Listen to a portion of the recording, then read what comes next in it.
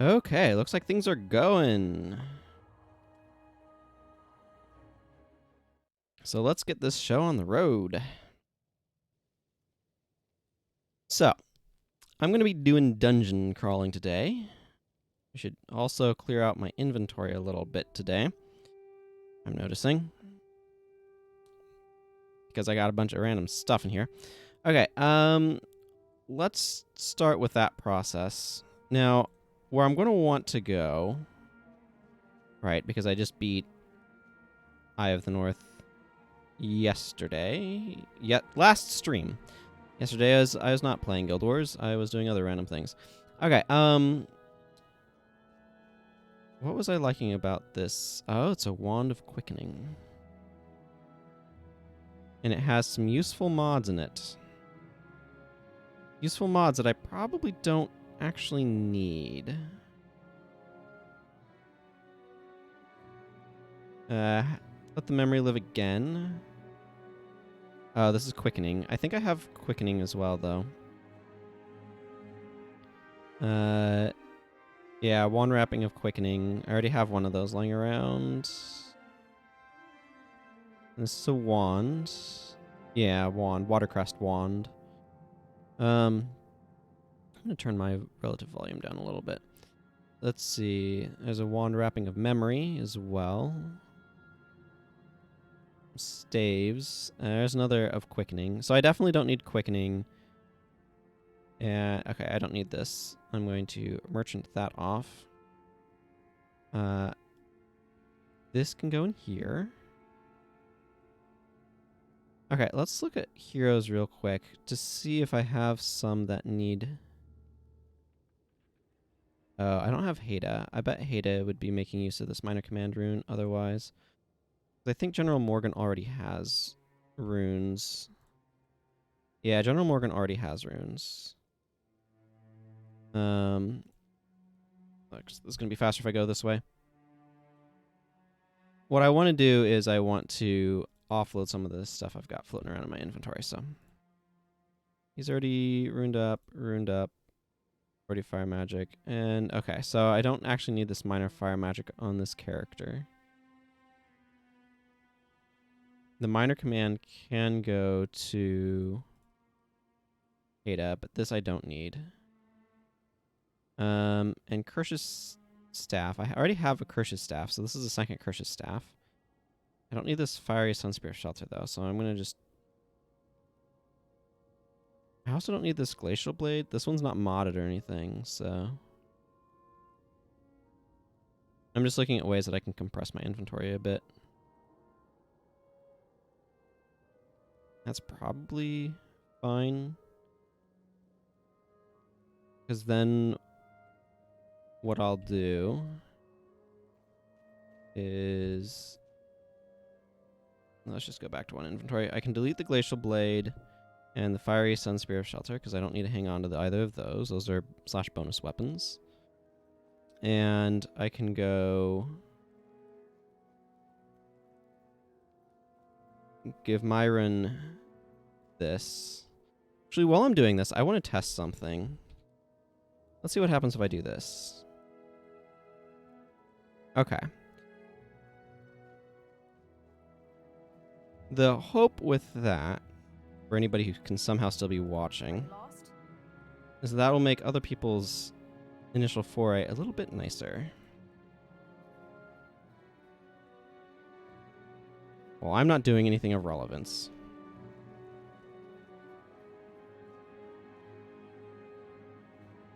How can I help you? Have that rune, please.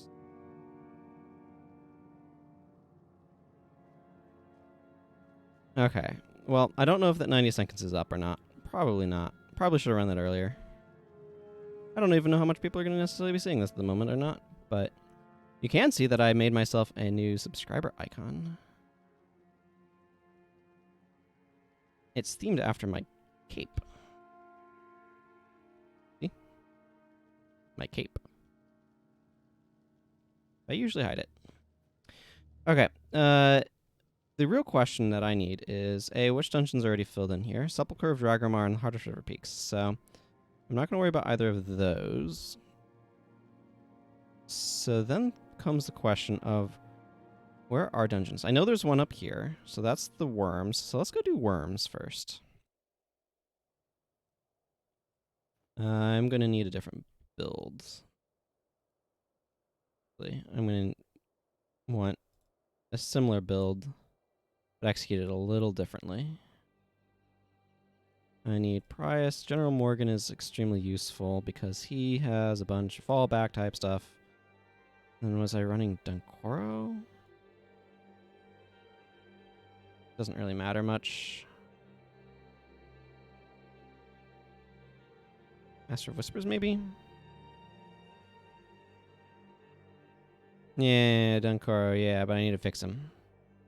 Okay, so step one is fixing everybody from the way that I made them messed up for the purposes of where we were going. Okay. Probably just Ritualist. I want to make that slot the Resurrection Signet. Death Pact Signet. That's the actual name.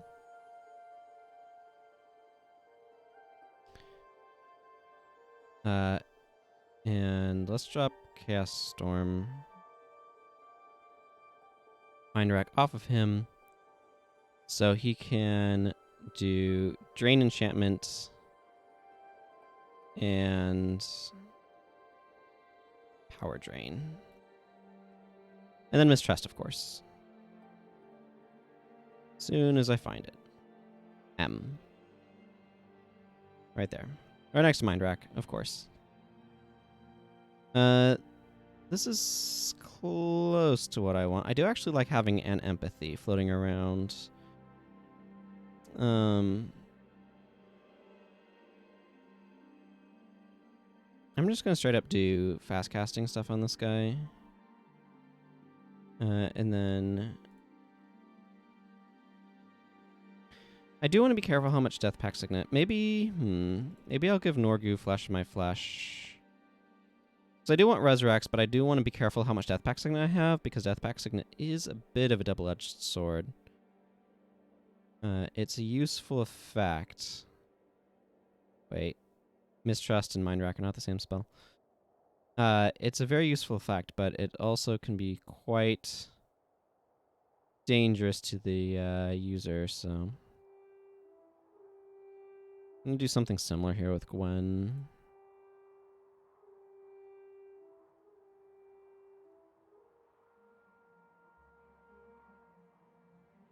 And Mistrust. I probably should do research on what this dungeon holds, but that's my feelings on that matter. Yep, this guy's fine. Excuse me. Find their weakness is useful.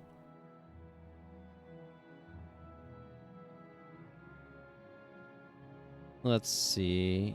He's super curses oriented, so maybe I want Olivia.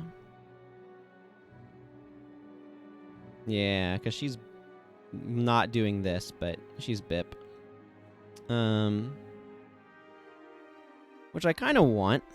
I also kind of want... In some dungeons, I might want more of a Ray of Judgment, but... Well, Signet of Lost Souls I might want as well. Let's do 13. 13's where I get +6 energy regen, so that's a very useful threshold.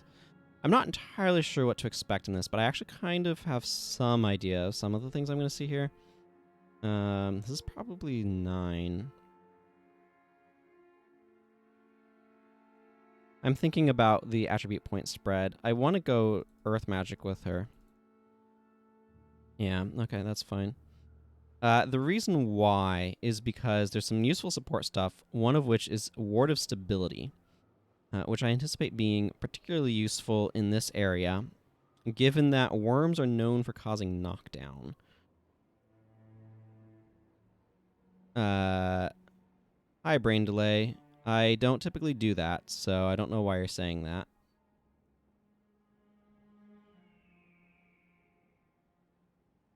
I like these spells. Okay, now I just need to figure out what I want to do with myself. Oh, yeah, and not have Ankoro wielding that for some reason. Actually, I know the reason why he's running that, but... What do I have going on for condition removal right now? Not much. Okay, so I definitely want to make condition removal a part of what he's doing.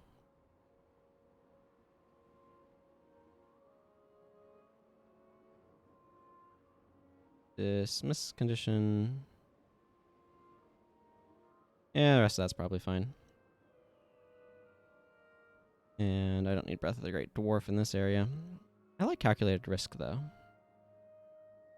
I don't need Conjure Nightmare. I definitely done some tweaking in this area for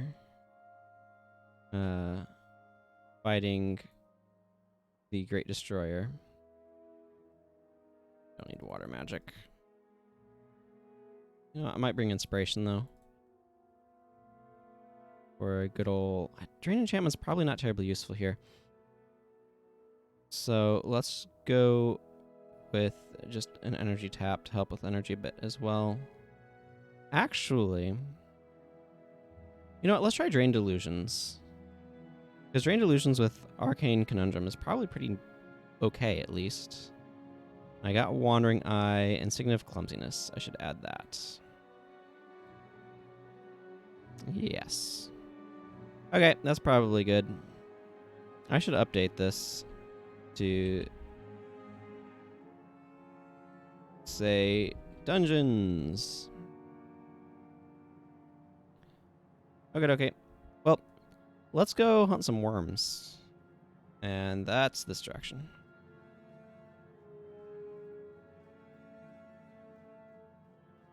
Because worms are this way. It's one of those things that's kind of awkward about dungeons, though, is because they don't take place in the region map of the region you're in. Things like Slayer of Worms don't do a whole lot of good for me. It's a little awkward, but here we are. How can I help you? Hey, Halfdan.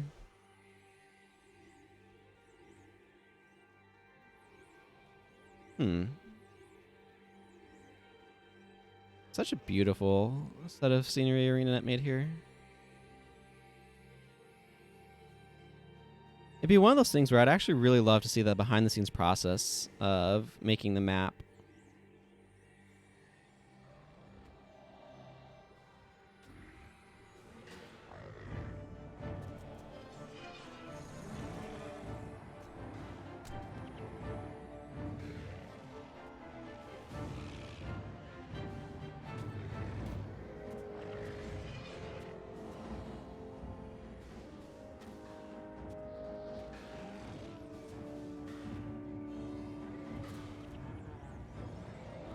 Because I imagine it was a really interesting process.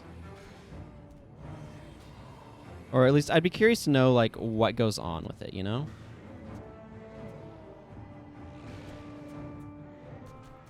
Why are these enemies taking slightly less damage than I'd expect?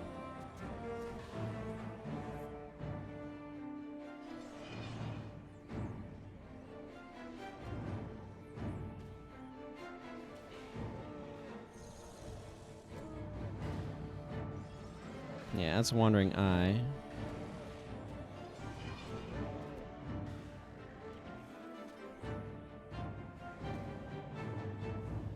I need to be better about applying calculated risk.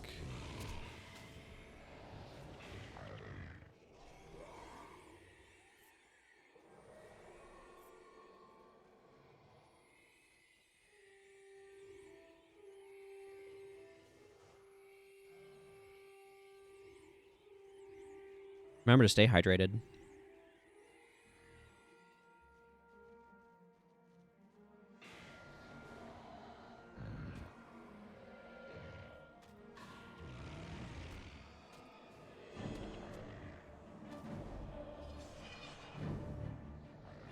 Well, that also works.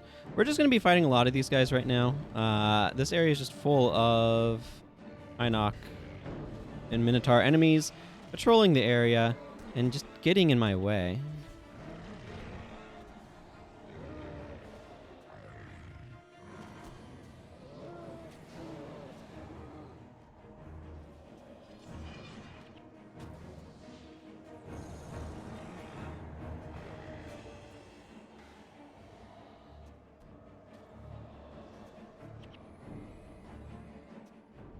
Great.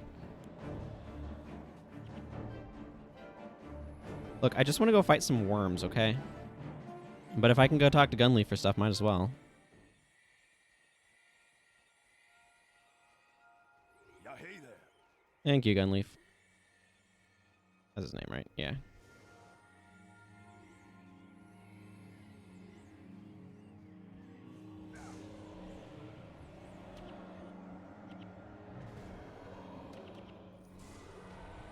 Well, these guys are dying quick.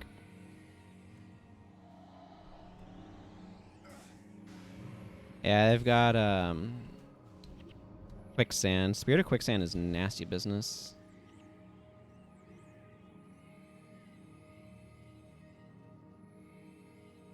Hmm. I might want like an insightful hail staff for Olivia if I'm really trying to go more that way with earth magic. I could theoretically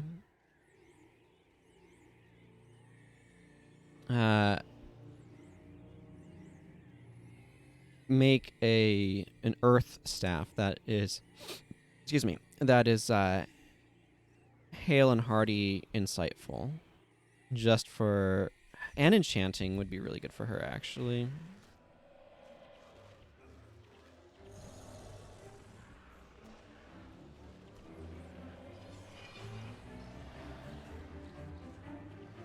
Right, I need to remember. Whoops. I need to remember that accumulated pain does damage regardless of. Yeah, I did not bring enough condition removal to deal with the Mandragore properly. Hail, Lowlander.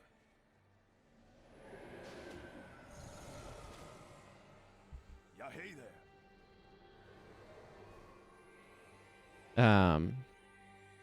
I have distracted myself. But yeah, I did not bring a strong enough condition removal to deal with the sort of junk that the Mandragores pump out.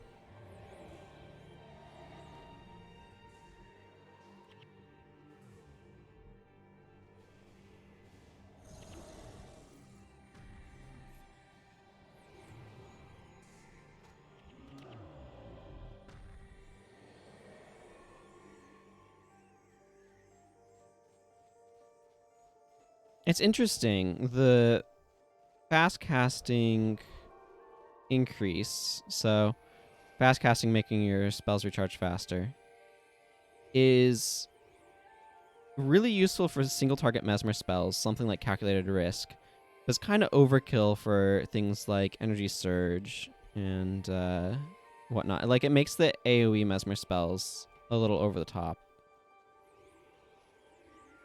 What I'm saying.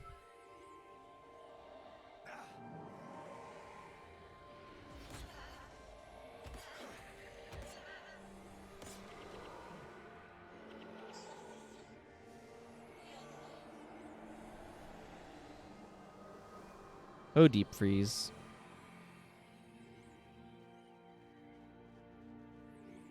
Hey, Frigard. Frigard. I'm not sure.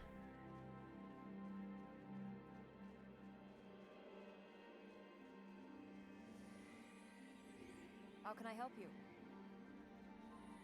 Okay, you have the dungeon Hail, quest. Lowlander. 10,000 experience, we were on a hunt, my brothers and I, when the ground shook and heaved beneath our feet. It was as if the earth itself became racked by a death rattle. I was tossed into the air and slammed against a mighty tree. When I awoke, the smell of blood was thick on my tongue. I found my brothers torn to pieces, a giant frost worm ripping the flesh from their bones. I could only watch, sick with horror, as the beast finished its meal and descended into its lair. I swore I would avenge my kin or join them. My destiny and my honor are linked to that creature, in life or death. Revenge is best served cold. Ice cold. Okay, let's go into Frostmaw's Burrow.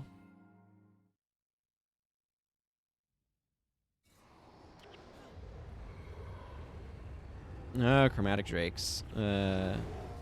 Well, these guys can be kind of nasty, but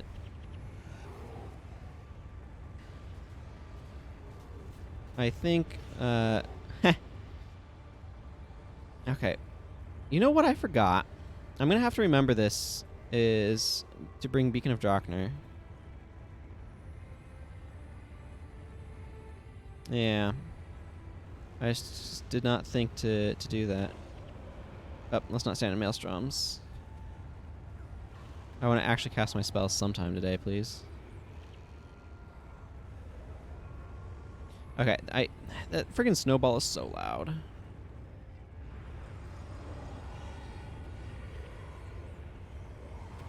Let me move.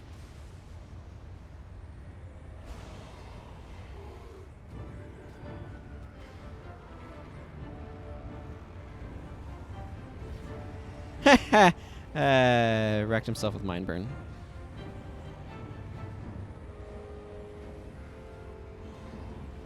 So do they use Worm Siege and not actually attacking? That seems to be the case. If so... Oh, nope, they do attack. They absolutely attack. Excellent. Okay, there's an inscribed stone over there. And the ceiling just fell on us.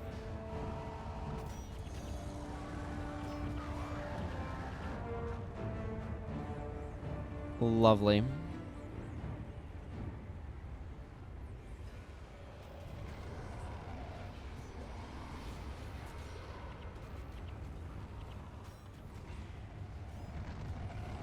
Oh, hi, worms.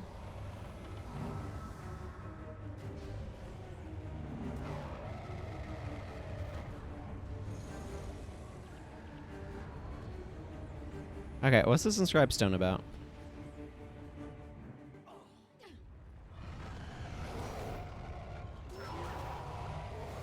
We got ourselves a proper frost worm.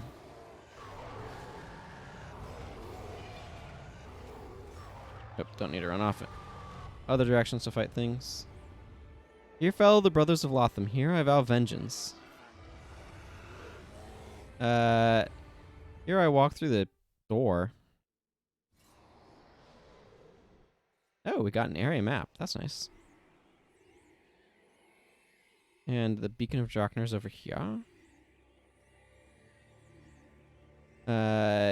Excellent. That'll help us gain some of that dwarf reputation point we're gonna need. Hello, Fastolf. What is your business? I've done what I came to do. Now may die honorably. Don't linger over my wounds. They really needed some sort of, like, downed wounded animation. That's one thing that Guild Wars 2 really has going for it, is the down state gives them a nice animation that they can put for, like, wounded characters. Because we have that problem with rank as well. Anyway, he says, don't linger over my wounds. Death comes for me, and I welcome its cold embrace. If you seek the ghastly worm, you must lure her from the mountains. Frostmaw and her children feed on the rats infesting this place. Use them to lure the worms out where you can kill them. Beware, that raging abomination has sent many hardy souls to their deaths. But you are determined, yes? May your passing be glorious and quick.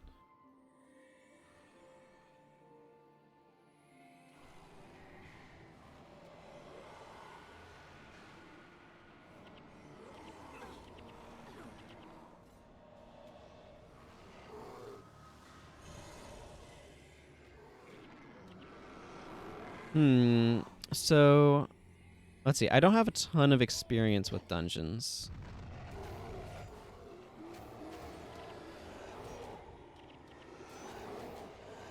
So I'm just kind of...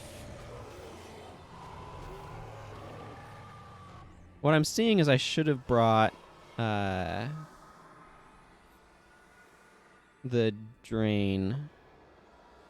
Okay, yeah, there's one more floor. That's what I was thinking. We don't have a ton of healing. In part, Livia is supporting us in a different way. The Earth Ward is supposed to help with a knockdown situation, although it doesn't seem to be doing as much for that as I would like.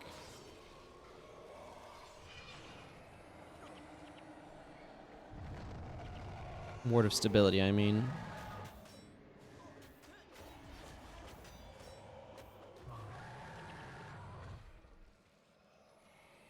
That's what I meant by Earth Ward.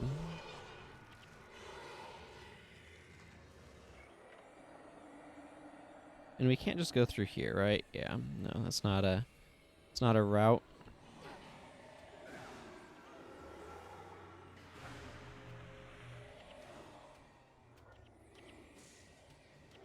Just a pile of elemental dust, eh?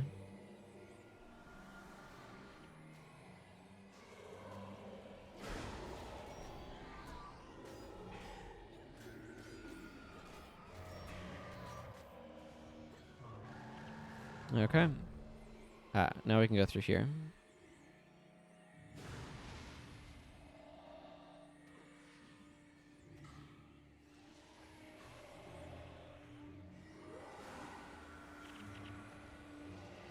It's surprising how much these enemies can fall prey to certain things.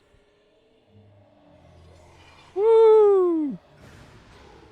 Pain Inverter is definitely doing its job. My goodness. Does this do more damage if you're moving? What?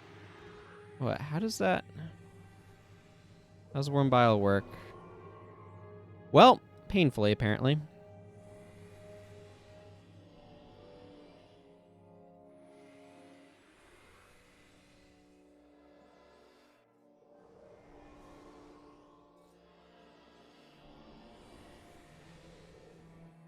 That was unfortunate. Okay, we don't have enough kills yet. That's fine.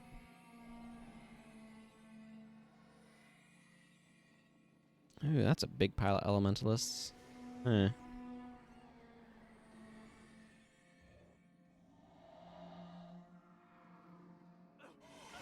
Oh, this is gonna be painful.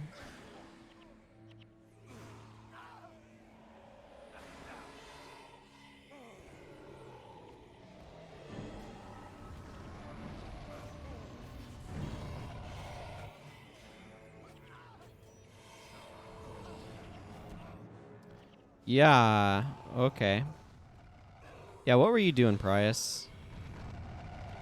Oh. Why did I leave you with frost armor?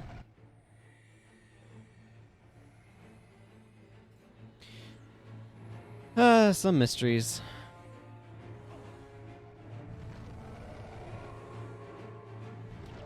Livia, this would be a great time to drop a Ward of Stability.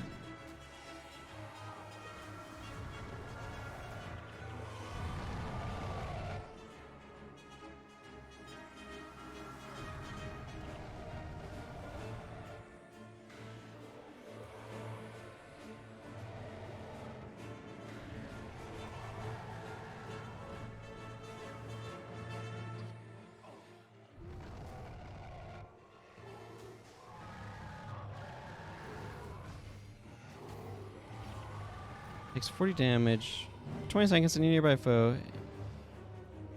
Oh, so we do damage to each other when we stand near each other. Oh boy, this is going ugly. Okay, so the predominant issue here is I did not bring Inspired Hex, and I 100%, 1000% should have. This is what I get for not doing more research on what enemies are going to be here and what's going to be facing us.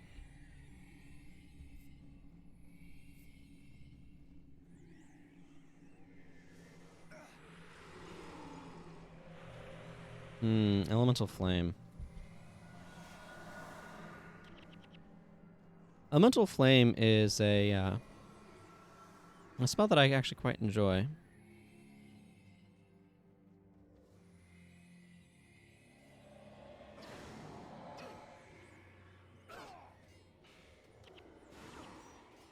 Yeah, Shelter's gonna get itself killed real fast.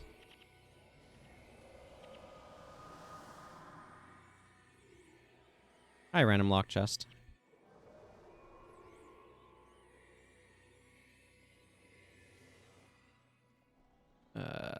Incubi. Okay.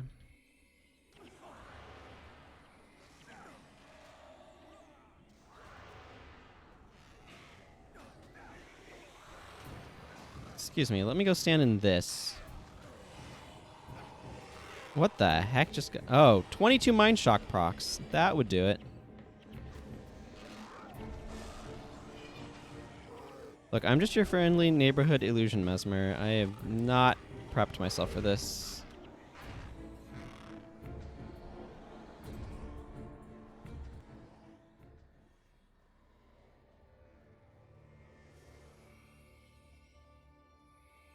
Okay, we got ourselves a door over that way that I'm going to want to go through. Need to take care of that siege worm. These Jotun are going to be here. I'm going to need to take care of them first. Well, let's just wait until some of these hexes wear off, shall we?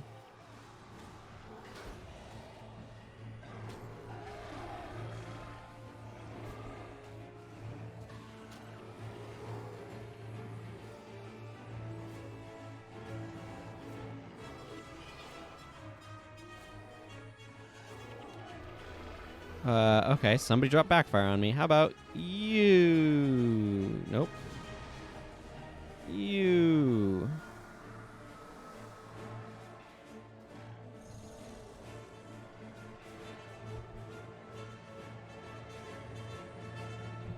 Well, the good news is, as long as we don't die, we're definitely going to get plenty of stuff.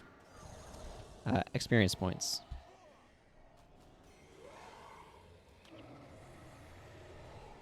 Oh, 100 gold coins. Got to pick those up. All right, so onto the third floor.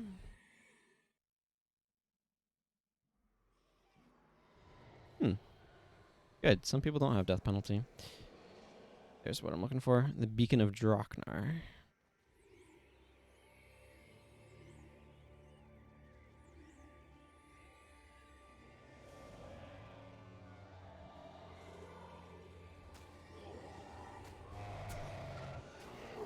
Hey, Frostworm. Hey, Frostworms.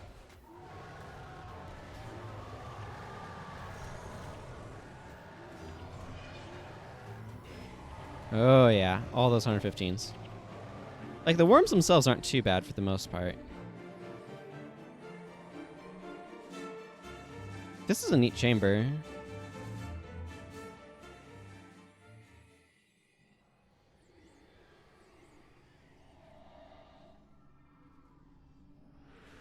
That imp needs to go down. Vow of Silence.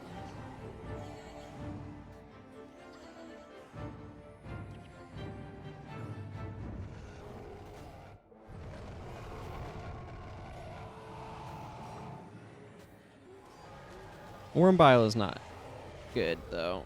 We need to avoid that.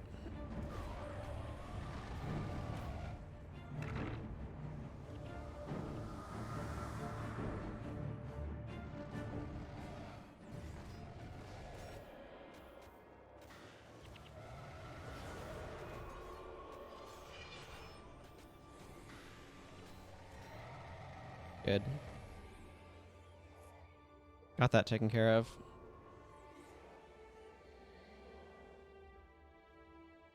Yeah, it didn't give us a free map down here. I definitely need to remember... I do have Light of Deldrimor, right? Yeah, okay. I need to remember to put Light of Deldrimor on my... Oh, 80. Do I have... Oh, I am Bold Delver now. Excellent, excellent.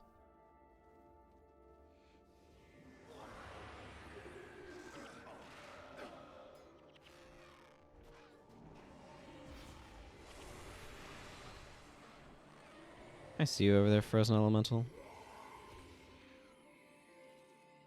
Ah, there's an area map over here. That's useful. I'm not sure exactly which way to go. I imagine I'm going to need this Dwarven powder keg station.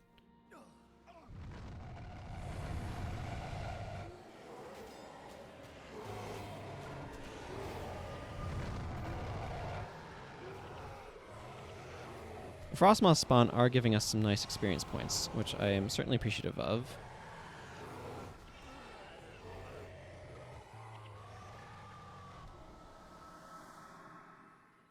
And some nice morale boosts. Experience points will help wear off some of this stuff. Okay, there's a level 4 to this dungeon. I don't know if I need this powder keg, but I'm grabbing it nonetheless.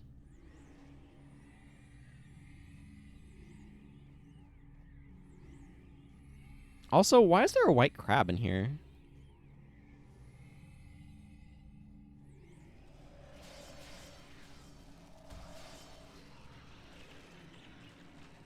Well, those evaporated quickly.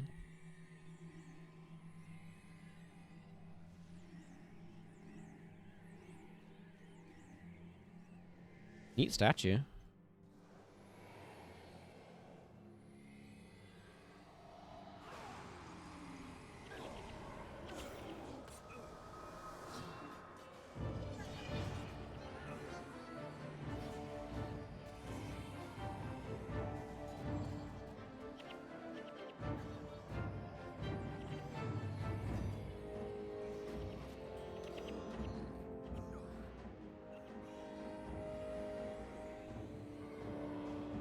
Stormcloud Incubi.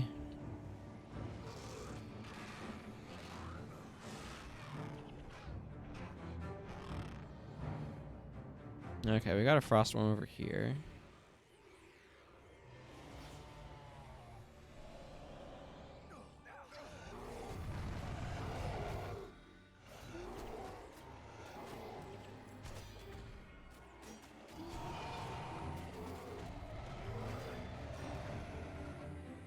Good. Okay.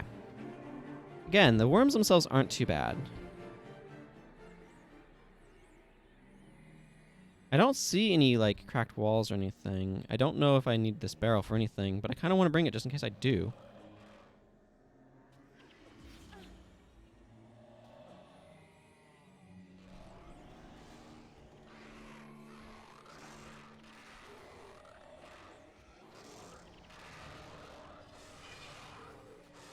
Eh, white crab's getting in on the action. Poor white crab. Don't know what it was thinking. I will definitely take a temporary plus 20 armor, though. That's quite useful. Let's go towards the worm.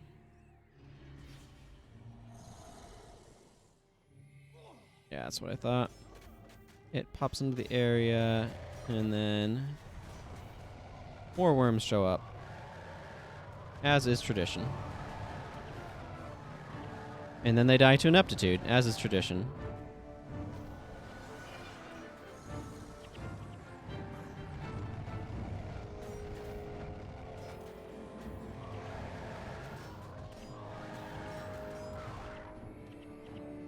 Excellent.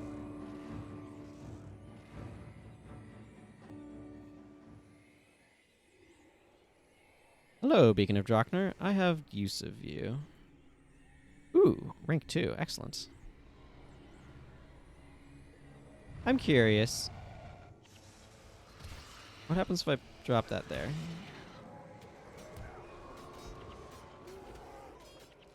Ooh, a map piece. That's useful.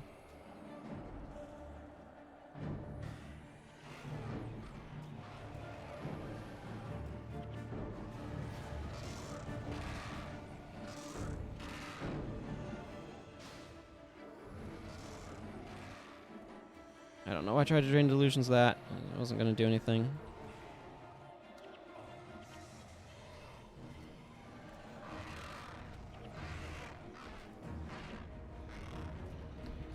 Excellent. More reputation points. Here's order stability. I want to stand in that.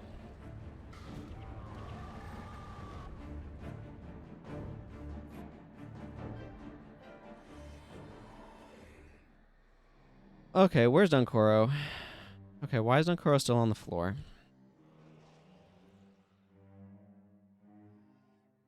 Ah, friggin'... Okay, I know why Dunkoro's still on the floor.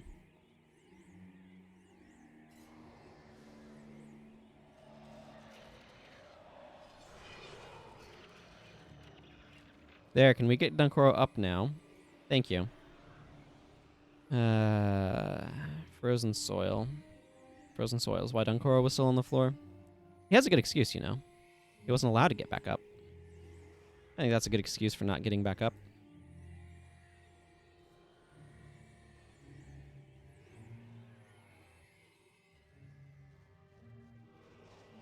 Ignore that blob of dudes. Yes. Ward against falling over. Most excellent.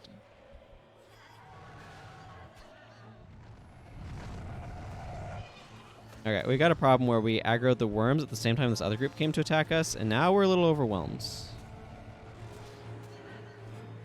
And I can't see anything.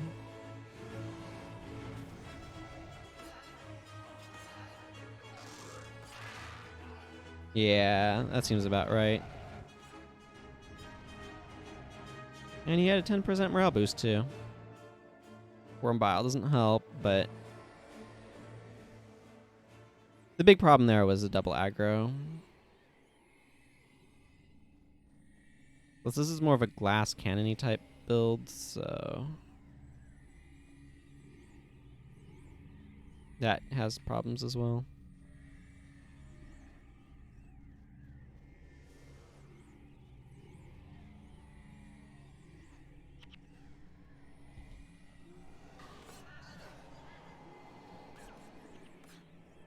Ooh. You enjoy the fruits of that, Maelstrom.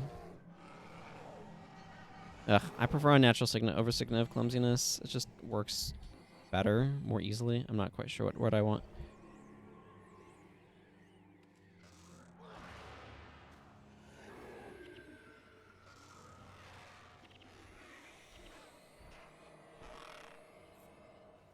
A big area to this dungeon, but I'm not here to like spelunk every corner of it. Okay, here comes the worms. Yep, she knows what's up. It's a word of stability time.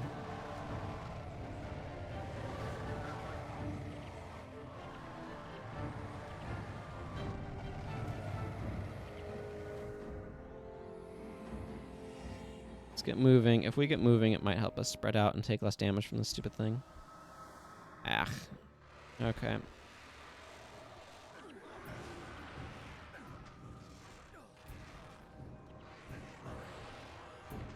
My goodness, Mind Shock spam.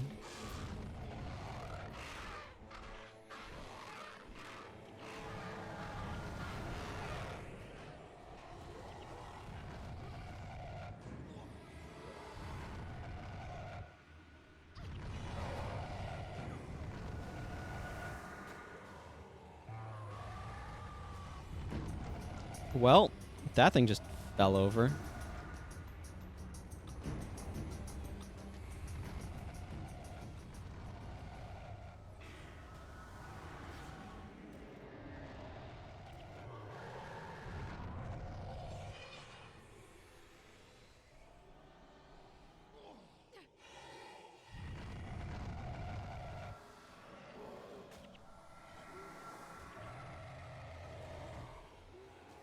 Frozen bile. What's the area effect on that?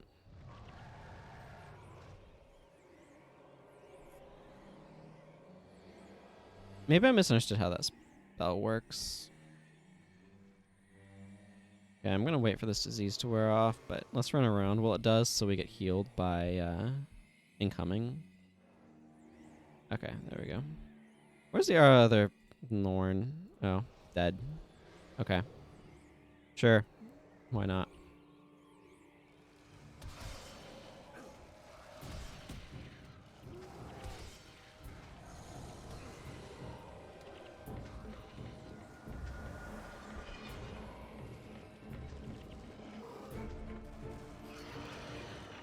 Oh, time attack, eh?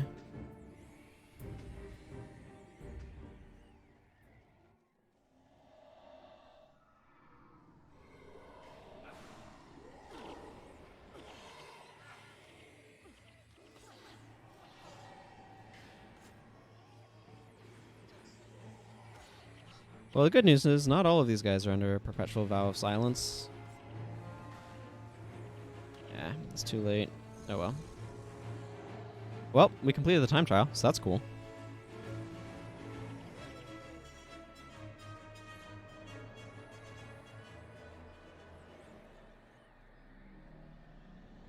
Okay, we just need to pick out some more worms. These Stormcloud Incubi need to go down first.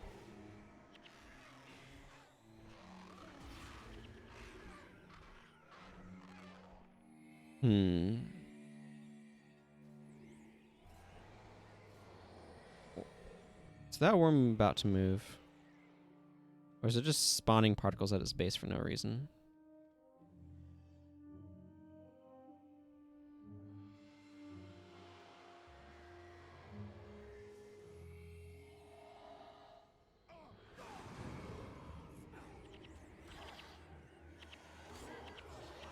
Why must they all be a type of wisp that... Okay, well...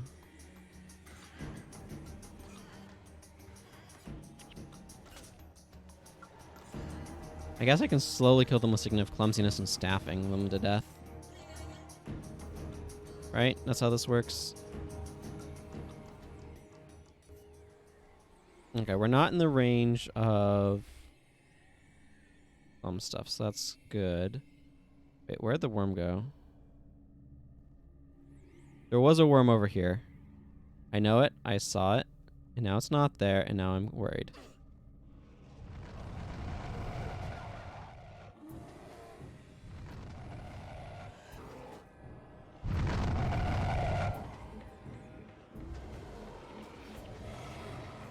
Well, the good news about worm bile is it kills them really fast. Take 4 damage each second.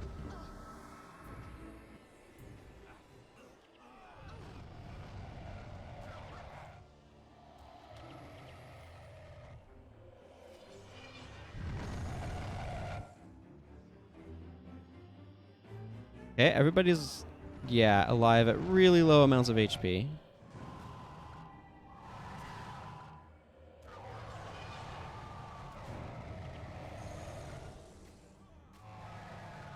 Hey, well of blood. That'll help.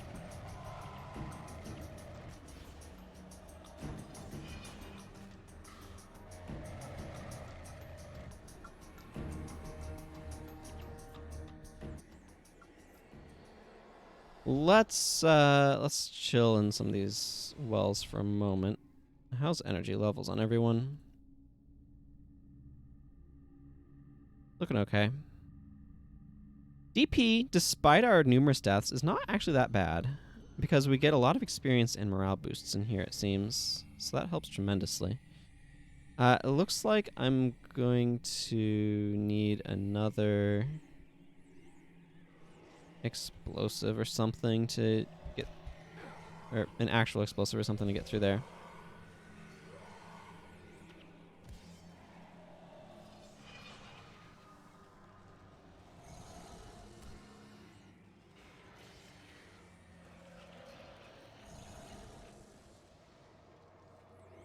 Unless for some reason killing these icy stalagmites works to open that. Okay. Well, I know where there's an explosive. All the way over here.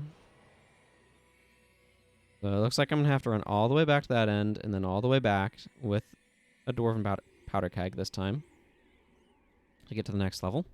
That's okay. Not my favorite thing, but it's okay. It'll be fine. I really wish I had brought Inspired Hex with me. That would have been a good move. But we'll get there. We'll get there.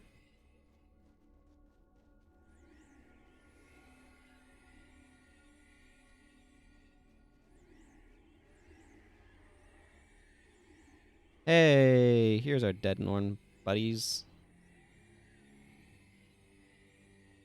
How you doing? Okay. It's moments like these that I'm really glad I have General Morgan along.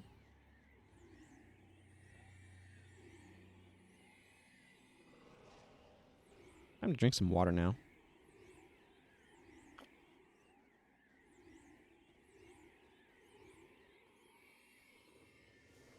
Hope everyone's having a good day. Enjoying themselves. I should try running a commercial break while I'm doing this running. So I'm going to see about doing that. Yeah. Still trying to remember these are a thing.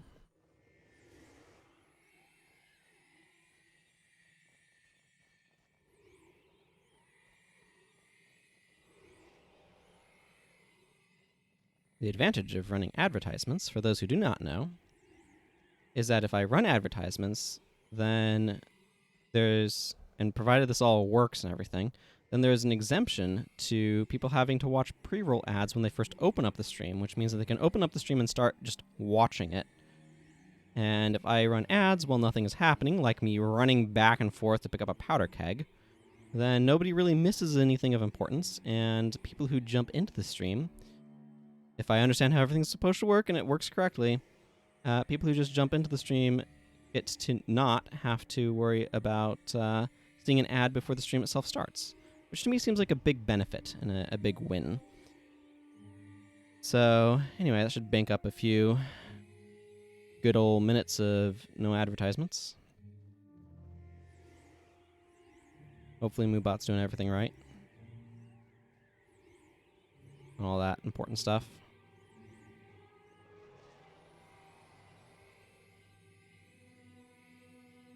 So yes, almost back. I don't know how long it takes to run back and forth here. But 90 seconds of ads seems probably reasonable. It's a minute and a half. Again, let me know, anybody who's watching, if it is highly disruptive to anything actually interesting happening. But I don't think anything interesting is happening while I'm running back to grab an explosive, so.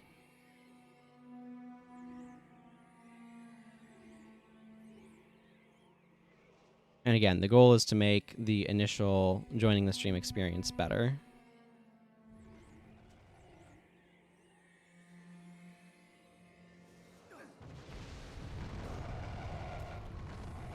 Nope.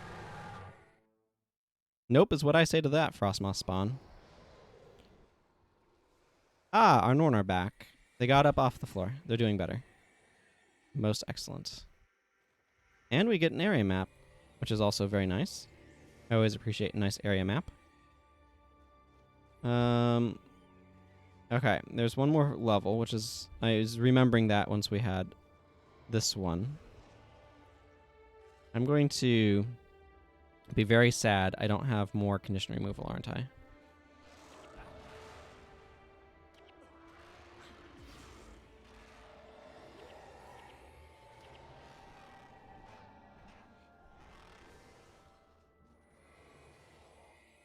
You know what? Maybe I don't have to fight the Mandragore.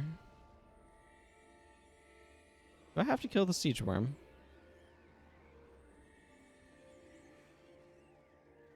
Destroy Frost Larva within the worm's lair to enrage Frost Motherkin's lair and force her to appear. Well, that's a pretty general set of instructions, isn't it?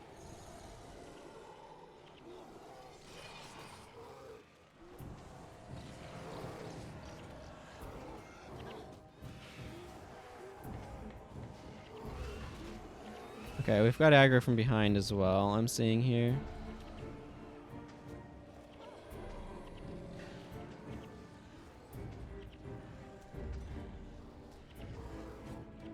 There's a QZ up, isn't there?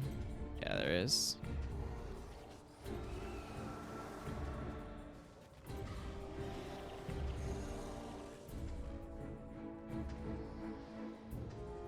Okay, that actually went fairly smoothly.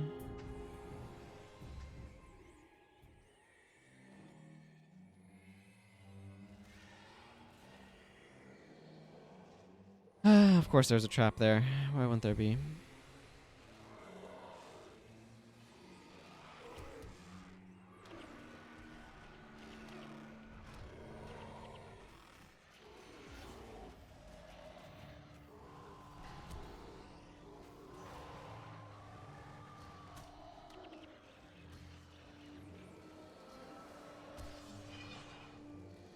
Alright.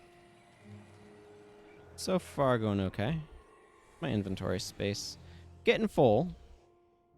Getting full. That's definitely a concern in these dungeons, is inventory getting too full.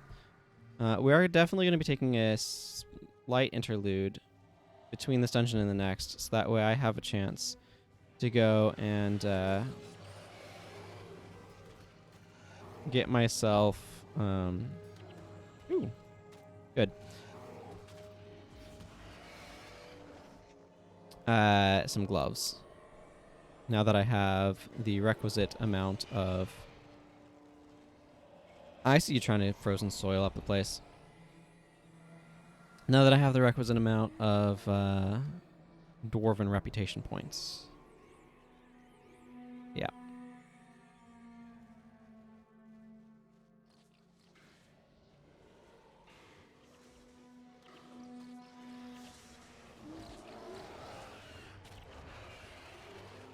Don't know why they wanted to be right back here, but I guess they did for some reason.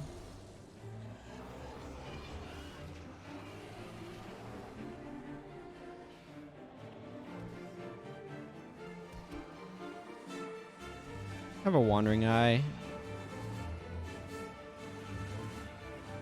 Ah, that's a frostworm.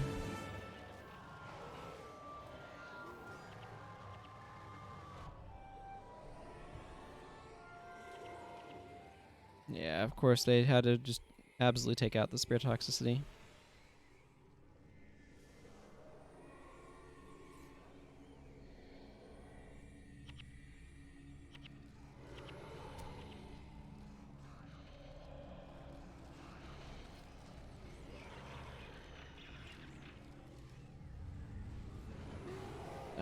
I think I heard worm noises.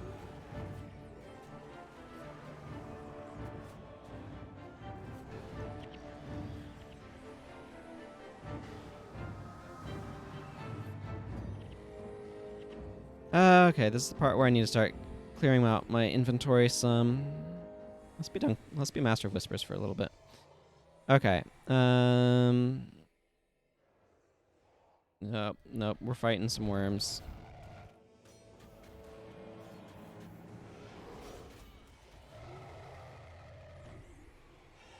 Cool. Let's take a moment to salvage some stuff. Okay.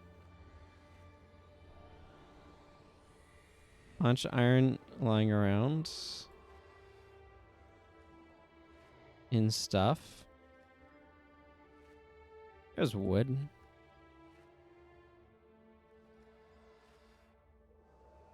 I can pick up this preserved red iris flower again. And start getting IDing on some things. Okay, let's just show me the money. Woo, that's a lot of stuff I don't care about. Uh-huh.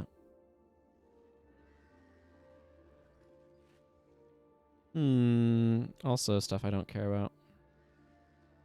Endurance? The heck? What? Sorry, my utter confusion here is that this staff doesn't make any sense. Health plus 40 while in a stance on a staff is... I did not even realize that was a mod, because being in a stance while wielding a staff is not typical gameplay. Not impossible, certainly, but not typical gameplay. And it also has a strength and honor inscription in it, which is not typically used on those sorts of weapons for reasons of that's not what you're doing. But, okay. Well, I've done what I was wanting to do, which was clear up inventory space. I'm going to salvage this hammer. Yeah, more iron. I'm going to need to make sure I have salvage kit on me.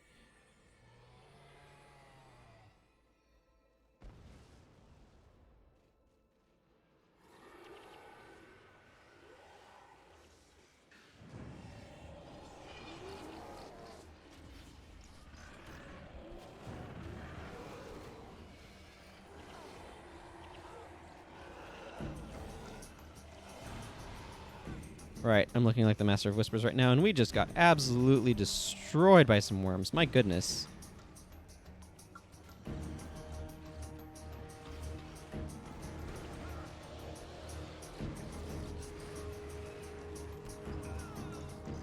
Mandragore's Charge. What does that... I know that knocks you down. And is like a Shadow Step with a knockdown attached to it. Oh man, we're so close to the next restaurant too. Oh well, I guess we're having a bit of a walk. It looks like our Norn buddies are going down too, pretty hard. Let's salvage some more things. Not that one though. That one's got show me the money going on. Okay, I don't care about any of those. Okay, that's bone. And that's bone as well. I don't really want to salvage those trophies because I kind of expect them to be A, either things that I get more of, or B, materials that I don't have. And thus, it doesn't really save space. Interesting that I'm still a Master of Whispers here.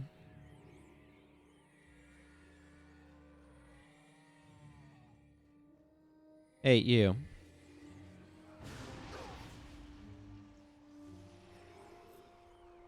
Yeah, kill yourself.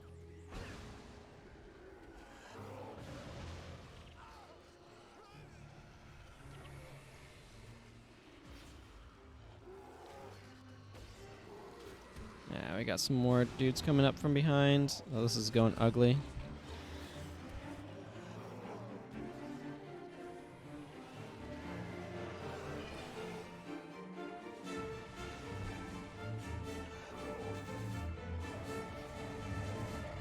Okay, got that guy down. That's the important part.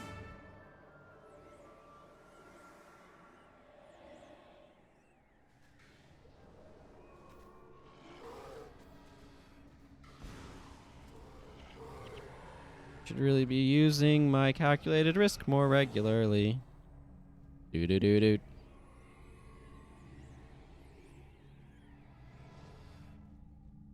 This probably didn't help. These guys over here are busy dropping stuff that makes our life difficult.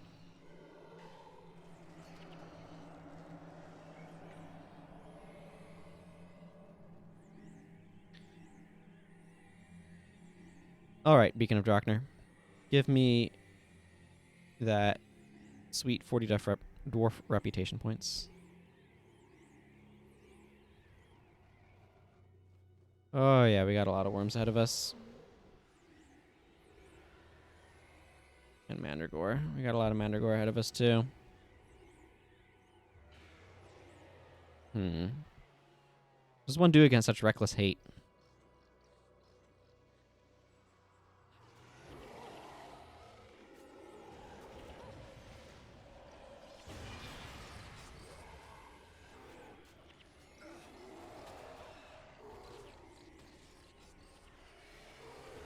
Jura.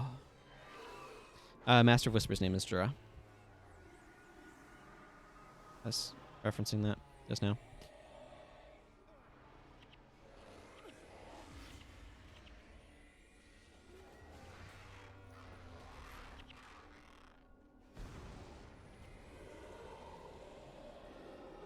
Hey, Norn buddies got back up. Don't know why they didn't before.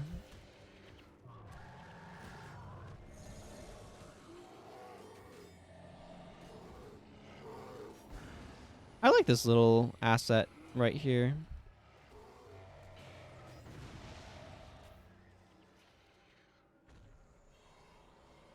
Where is this gold coins? Ah, down here. I was planning on going that direction, so that works out well.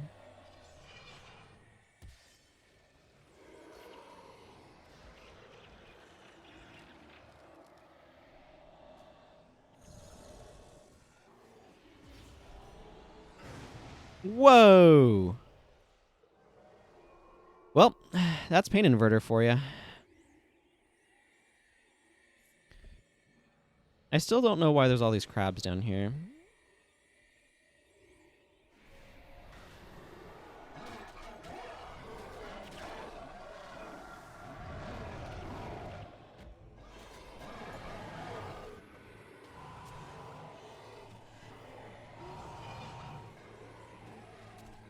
Yes, let's stay in this ward of stability.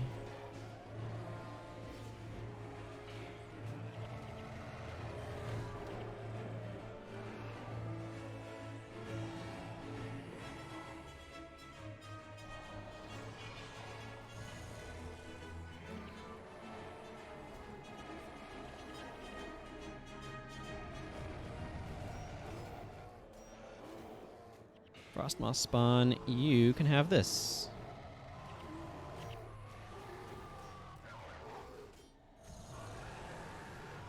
Again, like, the worms tend to die fairly quickly.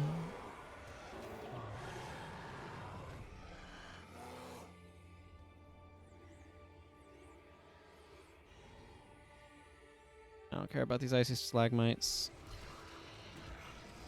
And there's so many bosses from the worms that are in this area that there's just not much death penalty that gets accumulated. This is a deep dungeon.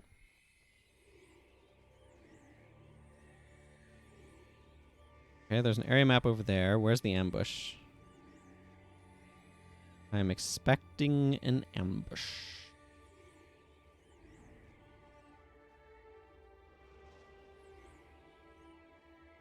Yeah. Yo, hey there.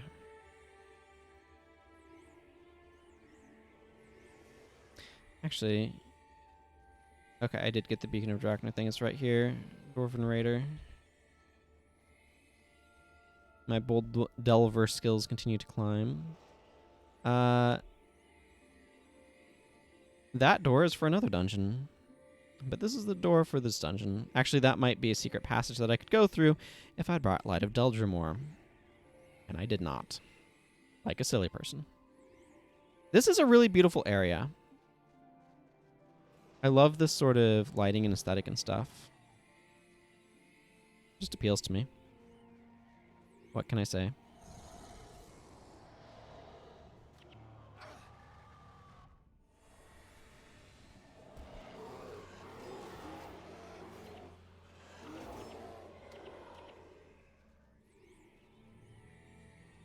Okay, we're going to try to slowly but surely aggro Frostmoth the Kinslayer.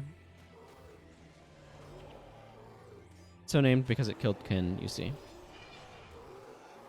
Not to be confused with Maw the Mountain Heart, which sometimes shows up in the sort of Draknar's Run region.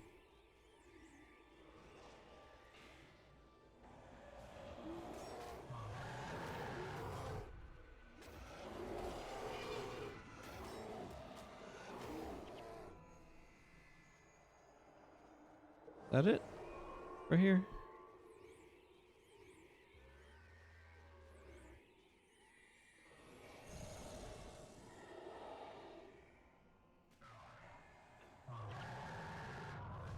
Dodge. Interesting.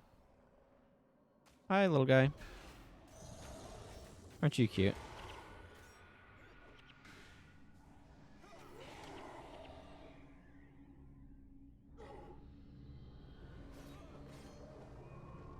Ward of Stability is really useful against worms because they have a lot of knockdown potential.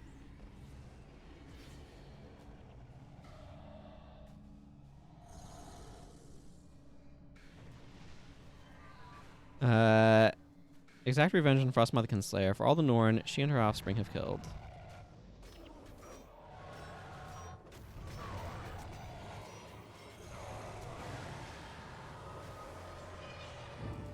Oh, this is gonna get ugly.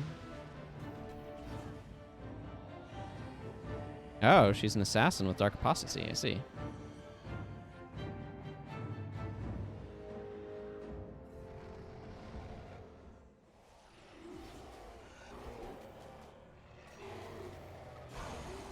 Woo!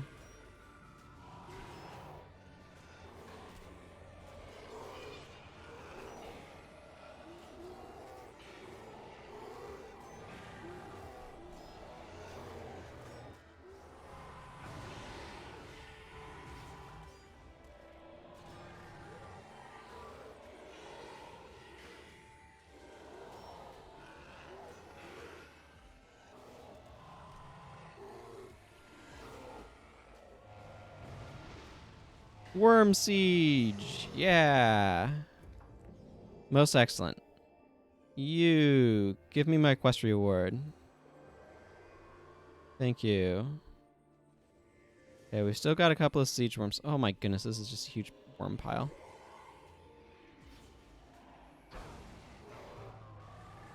Yeah, it's like doing a bunch of damage to everyone is a really good way of getting yourself just absolutely wrecked. Onyx gemstone and a lockpick.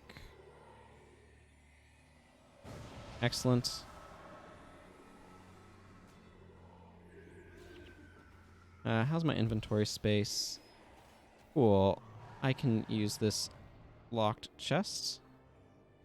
Spiked axe. Oh, I didn't get to keep the lockpick they gave me, but I did get a gold out of it. So that's kind of the best case scenario with the lockpick anyway. Well, no, the best case scenario is getting gold and keeping your lockpick. Let's be honest here. Okay, so that clears out that dungeon. It's now in my dungeon guide. Outside Frostmaw's burrows, a Norn storyteller once regaled listeners with tales of a great worm named Frostmaw that burrowed through the mountains. According to the tale, the worm could not be killed. Many great warriors had fallen while attempting to slay the beast. Frostmaw and its brood, it seems, were distant cousins to the sand, chaos, and desert worms. Ice worms have a thick blubber layer beneath their tough skin, which insulates them from the frigid temperatures of the Shiver Peaks.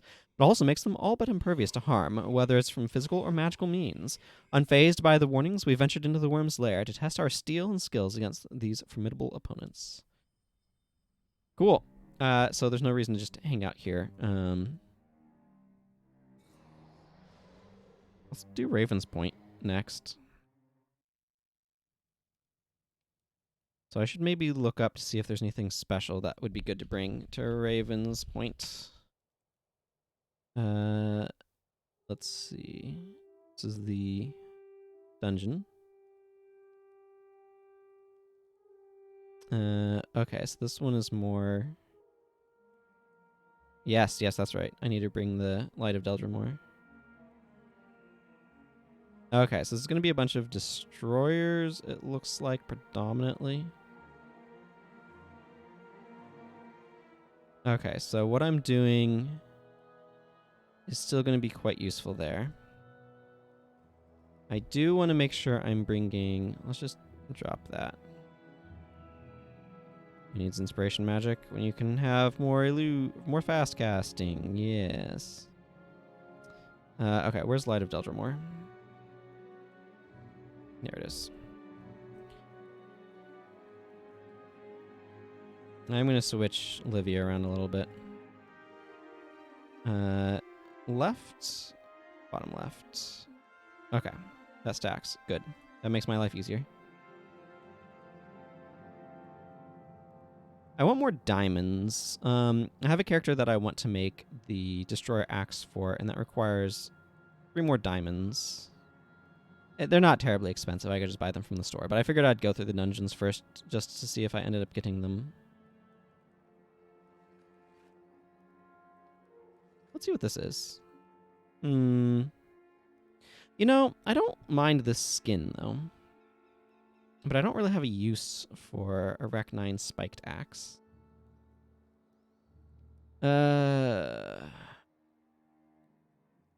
And stuffing it away somewhere in here isn't doing myself any favors, so I'm just going to merchant it, but it makes me a little sad. Okay, where is, speaking of merchanting, oh yes, that's right, I had another mission I needed to do as well. What is your business? My business is buying some more kits, because I seem to have used mine up. Oh my. Okay, you know what? Let's worry about that in a moment. Before I go running off that way, I need to remember that I wanted to visit the Central Transfer Chamber and get myself some fancy gloves. Where is my chest? Up. Yeah. Because a viewer kindly gave me some ectoplasm to turn into some very fancy gloves.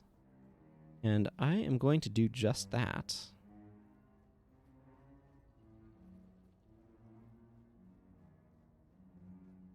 Gobrek, Stonefoot. We have business, you and I.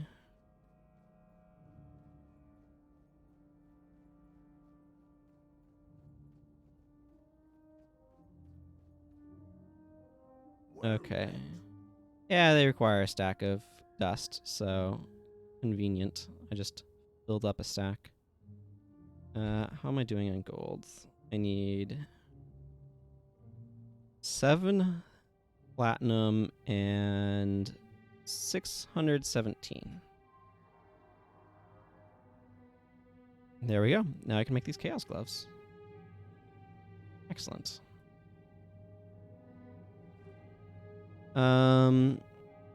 Let's get the stuff out of these gloves. Prodigy and minor fast casting. I'm hanging on to those gloves for the moment because they are infused and these ones are not. So if that becomes relevant, I want to have these around. But otherwise, I'm going to just be using these ones. How do these look purple? Ah, purple. Purple's a good color. What if I threw in some blue? Green. I don't know. I'm a big fan of purple, so we're going to go with the purple accents. Alrighty. Right, I needed to get more kits. So let's... I can just talk to Rockfist over here. Get stuff from him. That'll work. How goes it? It goes alright. Need to ID some of this stuff, though.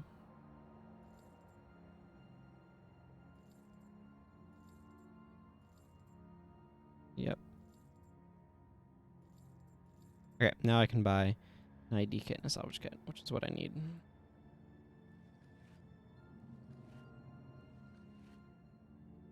Sometimes stuff goes up in value quite a lot, so...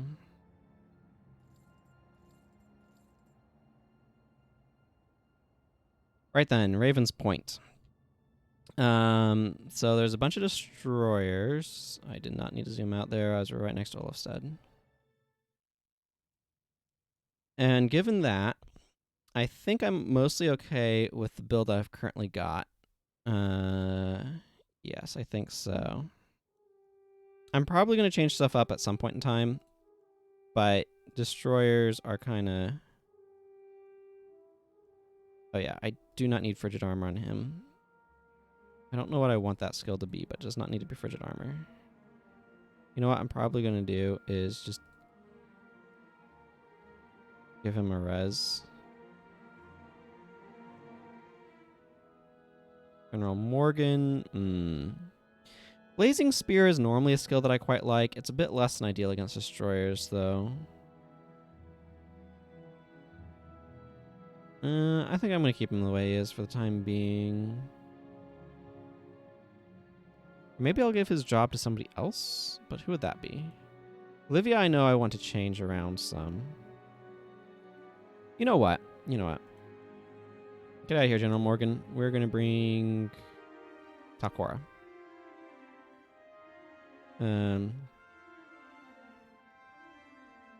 Is that what I want? You know what? Honestly, it'd probably be Zandra would be best. Then I could restoration with her. I don't know.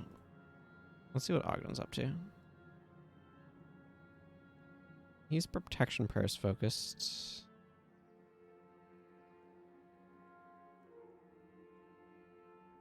Alternatively, I'm not bringing General Morgan.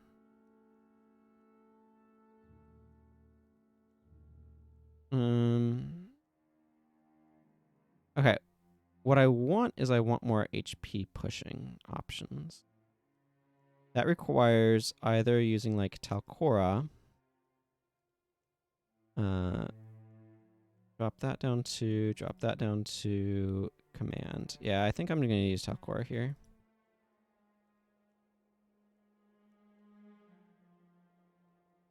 She doesn't need those. Give her Healing Breeze and Word of Healing. No, not Word of Healing. Can't give her Word of Healing. Jamie's gaze. That'll work. Because I want to have incoming fallback.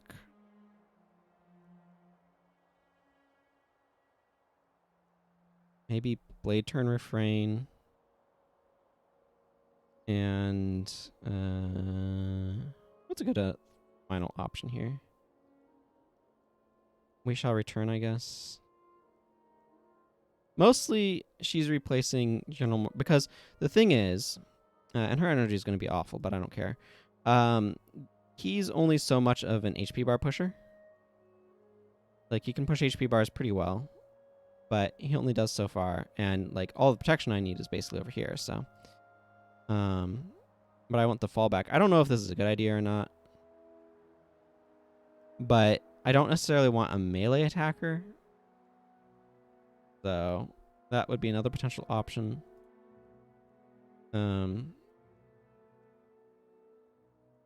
I like the earth stuff, but honestly, I want to give her some offensive, more offensive-y things. I don't know.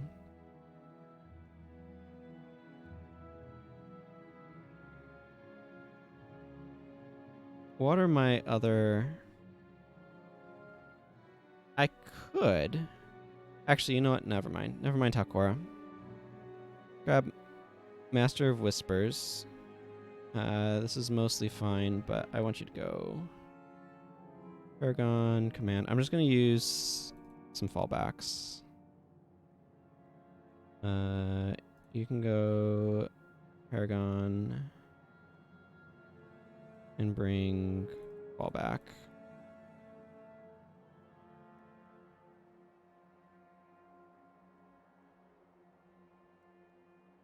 You can have a signet. Actually, you know what? You can have just straight up We Shall Return. Instead of Flesh on my Flesh, I'm going to drop Communing to Paragon, drop the Restoration, and give you fallback. That lets me take care of the increased movement speed across a few different characters. Soul Barbs is probably still okay.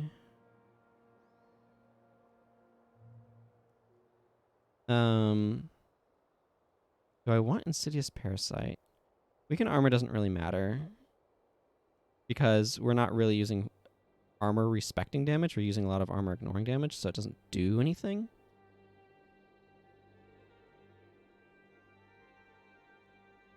Well of Darkness is one of those effects that strikes me as being okay. Let's use Price of Failure instead of Insidious Parasite. And Enfeebling Blood instead of Enfeeble. Some of this was calibrated for fighting the Great Destroyer, so... I like Spiteful Spirit. Do I want Soul Barbs still?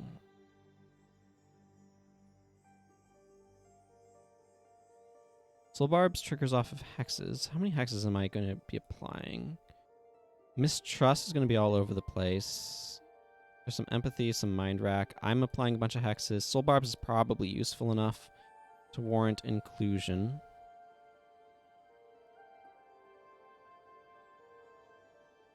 You know what I just realized? These characters are missing a lot of Cry of Frustration.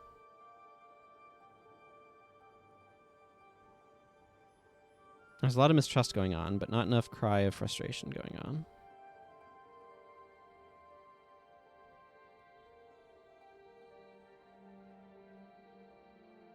I do like having Mind Rack. Let's drop Empathy off of him for Cry of Frustration. You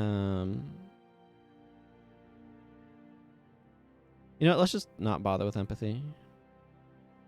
I have Spiteful Spirit and Price of Failure. Those kind of fulfill those roles well enough as far as I'm concerned.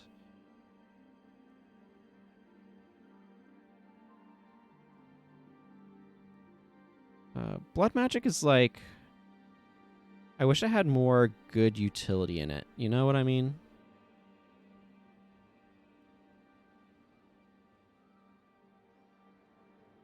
It feels like it lacks in that front, as it were. Give her Foul Feast. And Remedy Signet, that seems a little awkward, but... And then Hexbreaker Urea, actually, because I like having that available. She can wand things to build up adrenaline.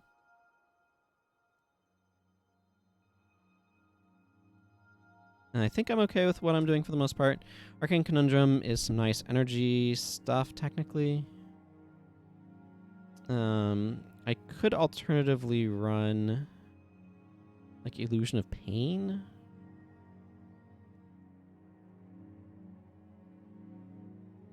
Target foe has a bunch of health degen. Frustration is also an option.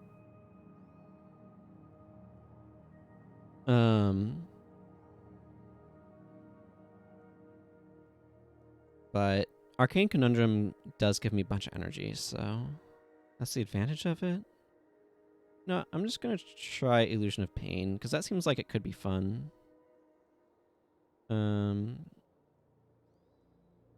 Yeah, okay, I like the rest of this pretty well. In particular, I want to be able to ineptitude their attackers, because if we're going to be fighting destroyers, they like their attackers. They like their physical attackers quite a lot. Okay. Glowing Hands is cool. Do I talk to... No, I do not. Olaf will give us Raven's Point, but not the Raven's Point we want.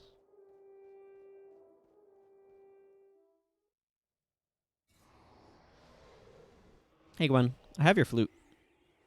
You helped me find it. It was very nice of you. We went to Ashford and everything. I think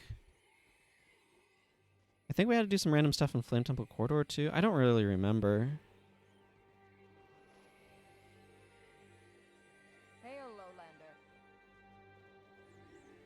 Okay, I believe we talked to Ulrun, Olaf's daughter.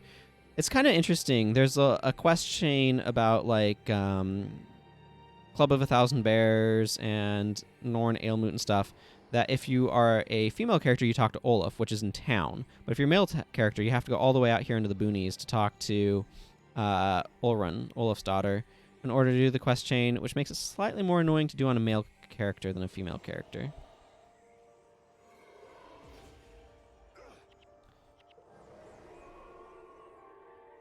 What do you know? A giant pile of health degen that kills the enemy before it ends is actually not bad.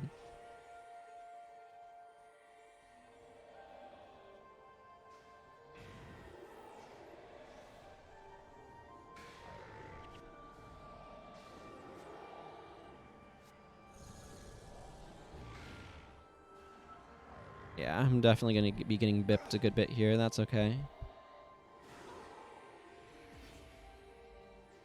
It's kind of the point.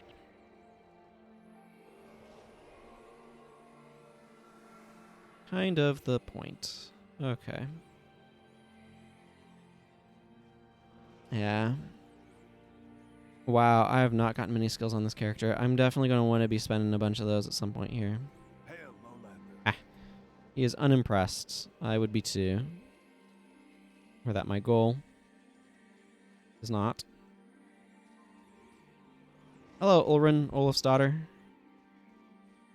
No, just Olaf's daughter. What is your business? I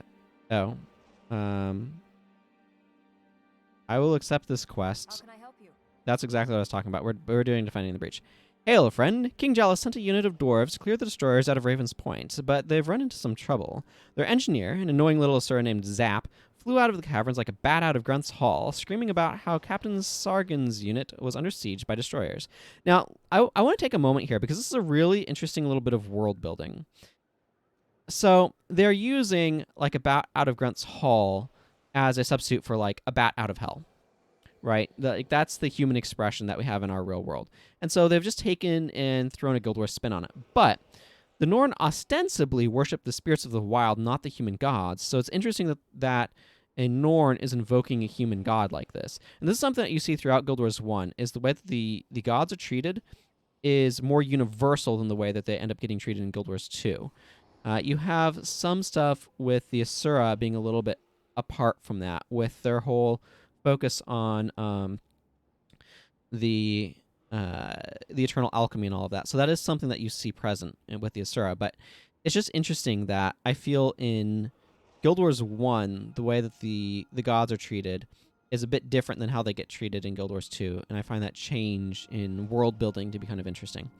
Anyway, screaming about how Captain Sargon's unit was under siege by destroyers. I knew sending little ones in to do big Norn work was no better than sending cows to slaughter, but dwarves can be quite stubborn. I can't leave my post, and my father's not, battle ready at the moment. Probably drunk. Could you lead Zap back to his unit, kill the destroyers, and rescue Captain Sargon's unit? The engineer's waiting just inside Raven's Point. The destroyer's good. Cows to slaughter bad. Got it. Now we actually have to walk inside, because that's how this works, but that's kind of what I was expecting. Steals 30 damage a second. That's actually quite a lot. Give me these daggers.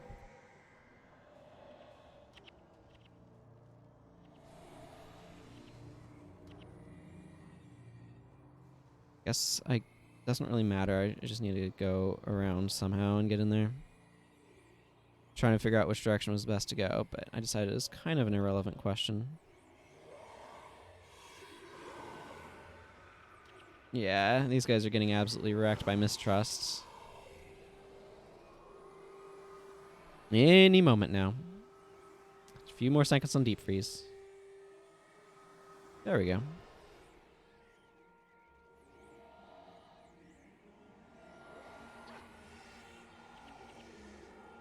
So in 8 seconds, this will deal 300 some odd damage. Hey, Engineer Zap. Actually, let's go talk to Staven Fjarsen. How can I help you?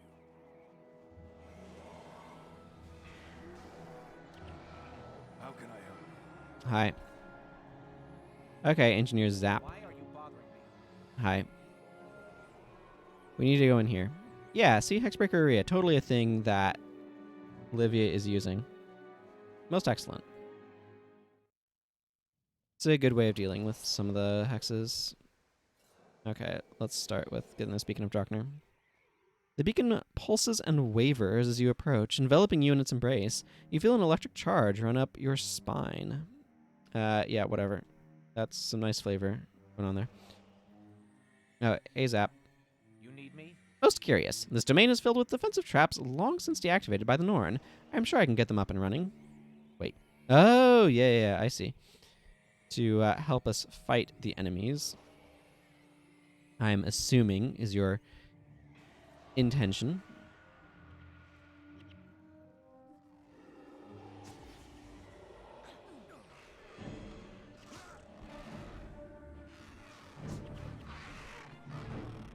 I missed Vitir. Ooh, a ball hammer. I know what I'm doing. Checking out this inscribed stone and salvaging these things that are probably both made out of steel. Closed by order of Olrin Olafdaughter, I will judge your worth in the open light of Ardra Fells. Yeah, so basically you're not allowed in here without talking to her.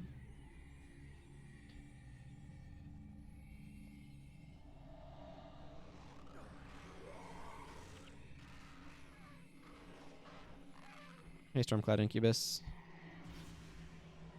Heh. Not getting that Mind Shock off, that's for sure.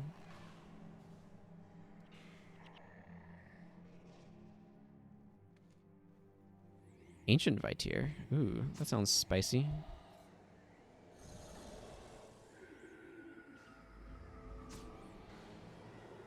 I did not see any pings, so not sure what to make of that.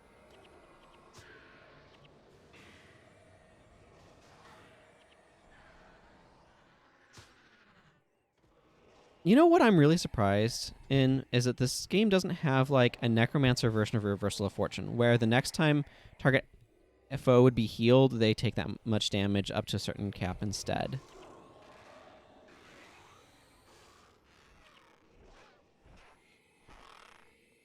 Oh, hi chest. Ah, I see. You are a challenge for me. Yes, it does. Okay, well, the Light of Deldramoor is not revealing much of anything. It should ping if there's something to see.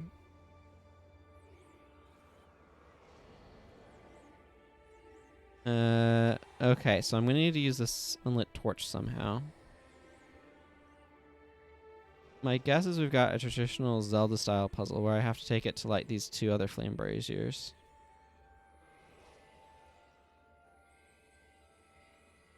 But I don't know if there's an order or anything. Nope. Doesn't seem to be the case. Hey, now it's a lit torch, though. That's cool. I don't know if I've ever done this dungeon.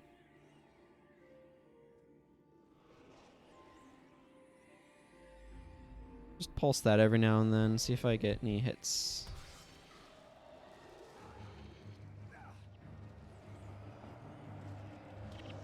Oh, yeah. Spirit of Winter I'm, like, useless against.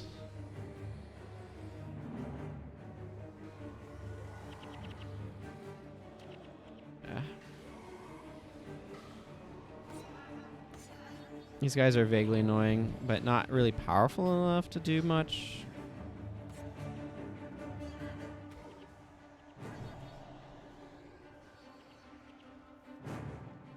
Illusion of Pain is sweet. It really stands to have less energy cost, but... Hey, anything over here? Hey, there's a ping over that way. Oh. Oh. The wall fell down. Hey, I found some destroyers. See, this is my problem with Signet of Clumsiness, is it doesn't... It's very easy to have it not do something.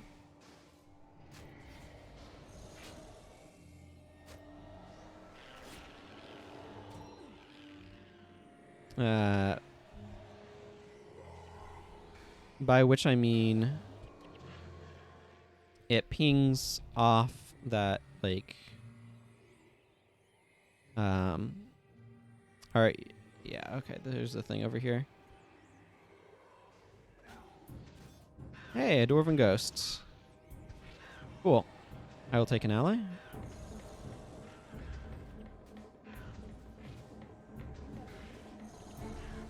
This guy can enjoy hitting himself in the face.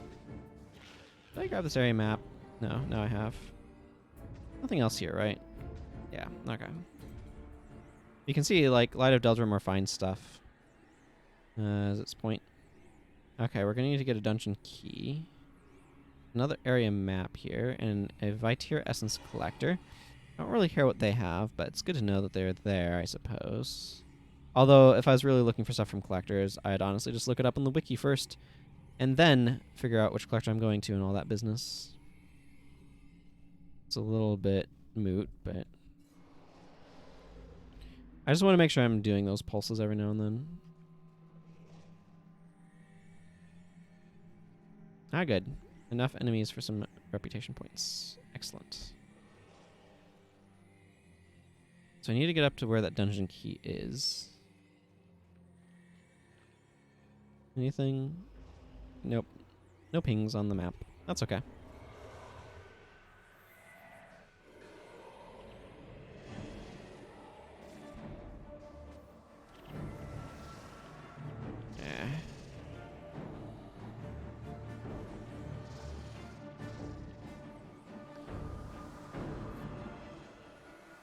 You can also find levers that open hidden doors and other goodies. Locked treasure chests and the like.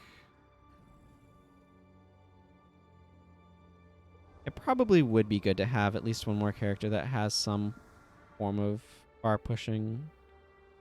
But that's really awkward with my current configuration to try to accomplish. I'd have to fundamentally change one of the characters, probably Master of Whispers, to something else, which is doable.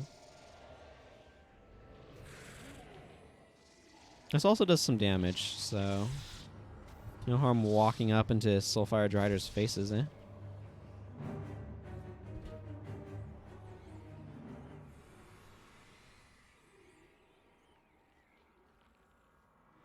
How do I even get around this map? I guess it continues on over this way. Looks like.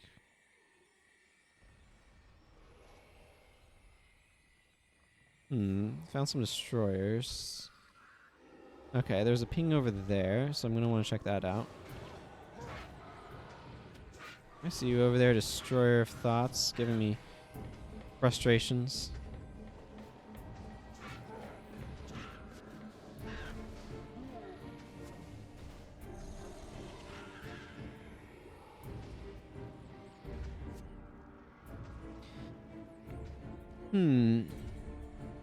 Now, this is an interesting question. If I wanted to use something other than calculated risk, which there, or rather than an aptitude, rather, because calculated risk does like 90% of what I want anyway. I wonder what would be a good choice of elite. I could do something like crippling anguish. That would actually probably be like, that'd be an okay choice. Okay, here's our spot. I'm gonna have to wait for that to finish recharging. I could also bring Symbols of Inspiration, and that could be a lot of fun. Yeah, that could be a lot of fun. Psychic Instability is good. Mantra of Recovery would be an option as excuse me, as well. Notably getting Pain Inverter on our faster recharge could be nice. Some of these other ones are less exciting. Let's reveal what this thing is. Yeah, I see his little hidden treasure. It had 37 gold in it. Now, what's critical about that is normally when you receive gold drops, like right here, your party shares 100 gold. So when my party shares 100 gold, that's 8 people sharing 100 gold. So each person gets approximately 12 gold, right? 12, 13. 12.5, but they don't do fractional gold. So myself, just receiving 37 gold is actually me getting more gold than a normal drop like that. Even though it sounds like a low amount, on a per individual basis, it's actually higher for me than I normally get. So just fun little bit of trivia there. Or mechanical explanation, I guess, maybe. Something else I could potentially do that I might have fun with is illusionary weaponry. I've been thinking about using that for a little while here. Okay, no pings. I might as well use that at a time when I'm going to be able to damage enemies with it, you know? Ow. Oh, goodness, no. No, no. No, no, no, no, no, no, no. Okay, let's take a moment to let Dunkoro heal everybody up. I did not realize that was an active trap. Dunkoro, you do have Heaven's Delight. Okay. I was worried for a second there. How do I have his attributes split? Yeah, that makes sense. Honestly, I might drop Dismiss Condition from him later for more healing prayers, just to make the thing that he's supposed to do better. I am not taking it all the proper route through this place. In my defense, I don't really do this dungeon, so I don't know the proper route. Cool, there's a thing over there. That'll be good.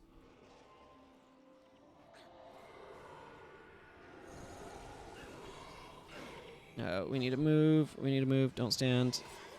Don't stand in ice imps. Maelstroms.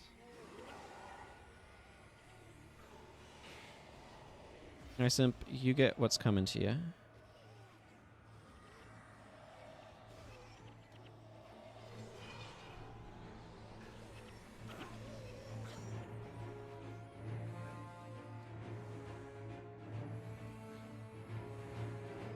Okay, that guy's just straight up dead. That works for me.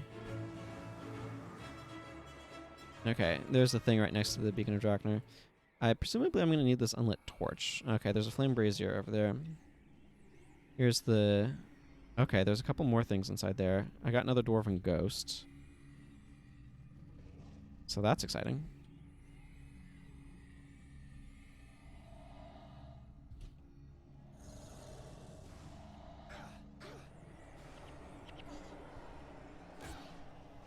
Of course it has.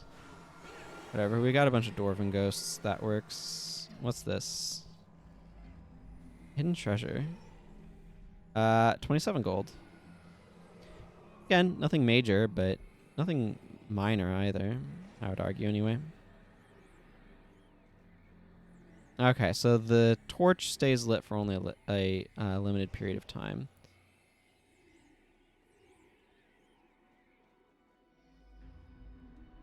Hidden treasure, 38 gold. What's this torch going? There's a skill right there that's indicating its goingness. Wait. Is there another flame brazier somewhere? I don't know what this thing's for then. Whatever. Get out of here, torch. Hang out on the floor.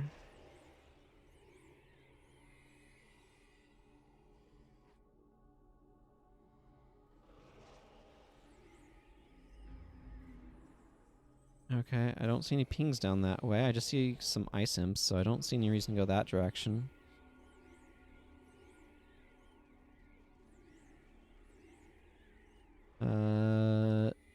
This way looks like it goes towards the door that I'm going to need a key to get through. Let's salvage some of this junk. Okay, well, we got a bunch of Vite here. To the surprise of not me. Okay, there's a couple of things down in the middle of this.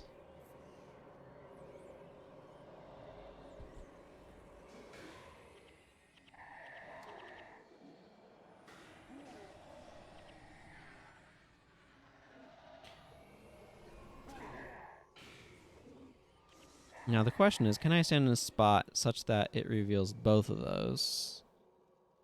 What's the AoE range on this? Any hidden objects in the area? Okay, that's pretty big. Okay, here's hidden treasure. Hidden treasure. They each had a little bit of gold, which is fine. Kind of what I expected.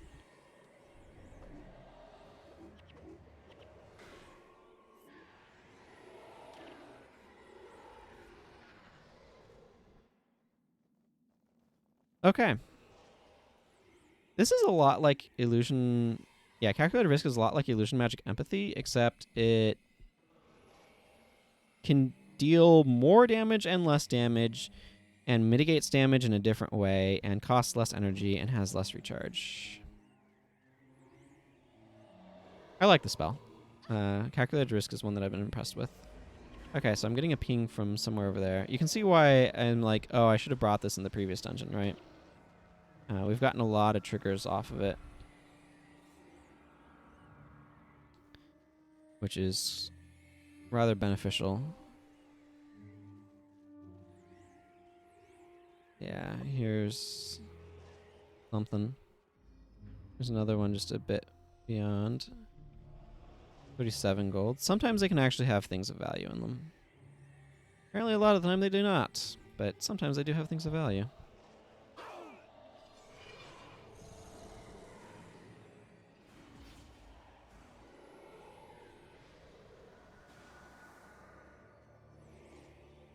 More dwarf reputation points. Okay. Killing that ancient Vitier has spawned a chest, so I'm going to want to make use of that. And somewhere over here, yeah, there it is.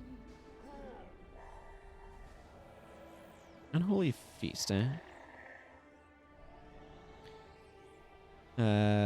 More gold. This chest has an unlit torch that I'm going to need to be making use of. It seems to be the primary mechanic in this stage of the dungeon, is lighting torches.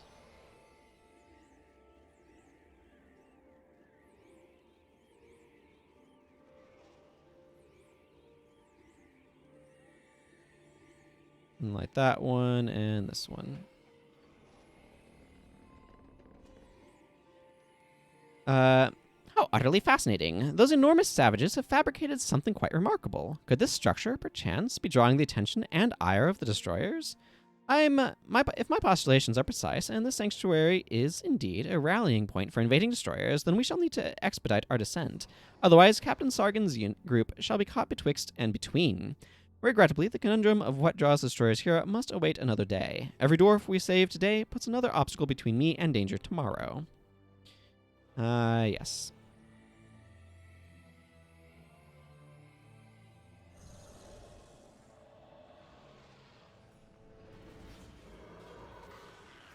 I'm gonna let this thing wreck itself.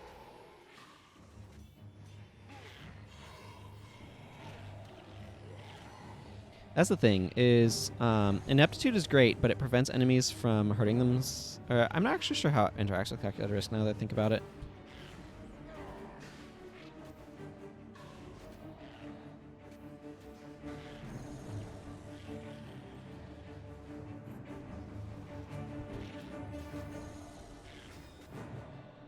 But I feel like if they miss themselves, they probably don't deal damage to themselves. But it's still really useful to inaptitude enemies, so I don't know. Here's the dungeon key, though. Anything in this room? No. Okay. Worth a check. Wait, what? Gwen? That's not how doors work, Gwen.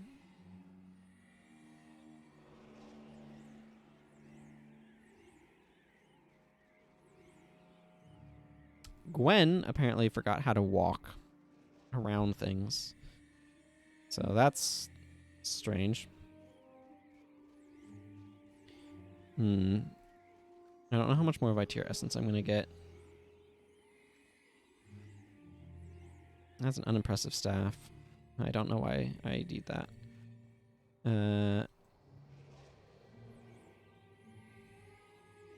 This dungeon has a very different pacing when it's a dungeon as opposed to... I'm going to wait here a moment because these are not going. Glad I waited here a moment. But this dungeon has a very different pacing when it's a dungeon versus when it's a mission. Because when it's a mission, it's like go, go, go, go, go, destroyers, destroyers, destroyers. Has a lot of energy, and this feels a lot more exploratory. I find that very different pacing interesting.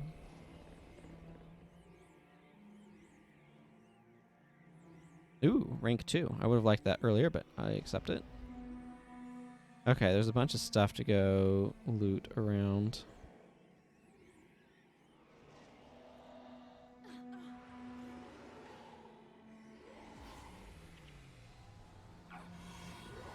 Well, that works.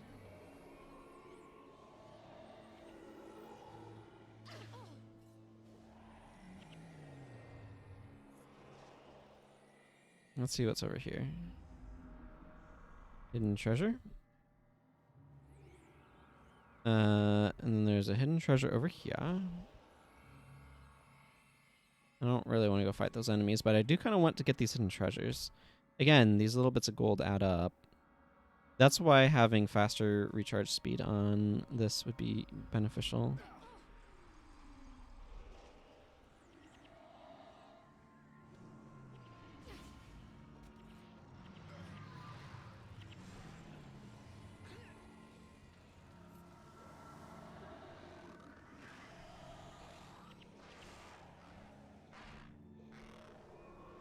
Okay.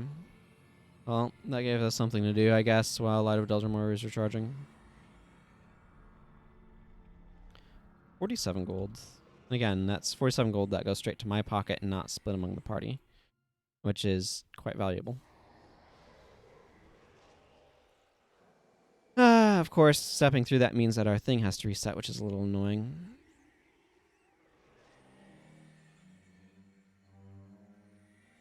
Okay, I don't have a map, so I'm just going to have to start exploring. Let's see if there's anything in the immediate vicinity. No.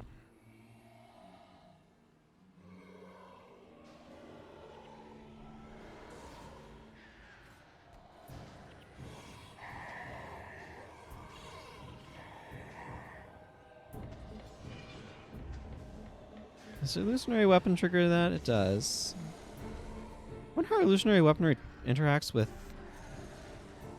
calculated risk as well. Hey, what do you know? There's more flame braziers over here.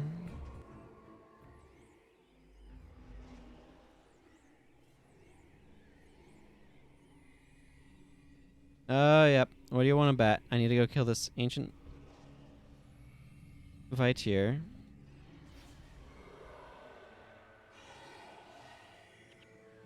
Well, that worked. Yep, and then chest poofs into existence over there. Then we will slowly make our way over here because we have deep freeze on us, and that's how we move with deep freeze on us, is slowly. Of course it has Vow of Silence. This is where I want my Signet of Disenchantment. Gorin.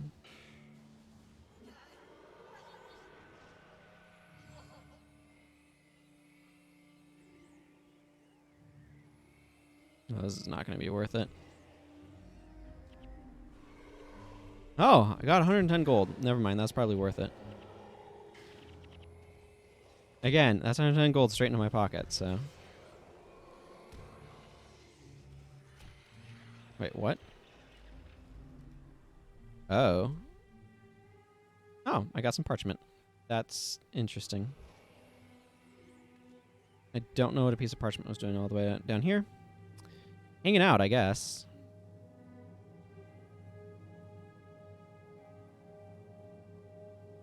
There we go. And 185 gold. Wow, this is a lucrative little spot. I don't think I'm going to continue on, though. I'm going to go open some, or light some torches.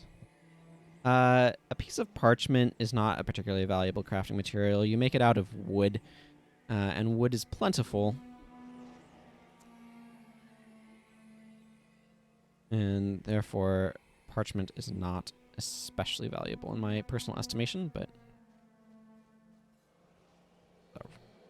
Right thud outside. You probably couldn't hear it, unless it shook my table enough that it went through the microphone. I am going to have to decide, because normally I stream on Wednesdays. Christmas is on a Wednesday this year, so I'm going to have to decide if I'm going to stream on Christmas or not. I'd be inclined towards not, for obvious holiday-related reasons, but also might be kind of fun, so I don't know. Let me know your thoughts on the matter, eh? Ow.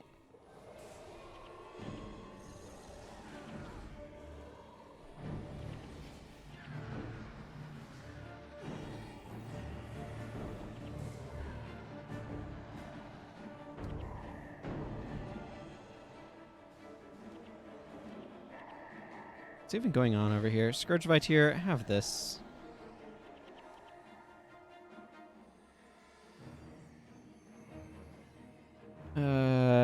Dredge. Some cool artwork. Am I gonna need... I don't even know where that what that flame brazier attaches to. Ceiling collapse. They freaking dropped the ceiling on us? That's rude.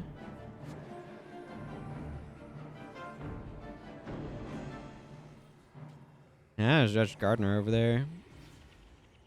If my time in factions has taught me anything, it's that they need to be dealt with. The Shiver Peaks are more of a natural habitat for the dredge, for anyone wondering.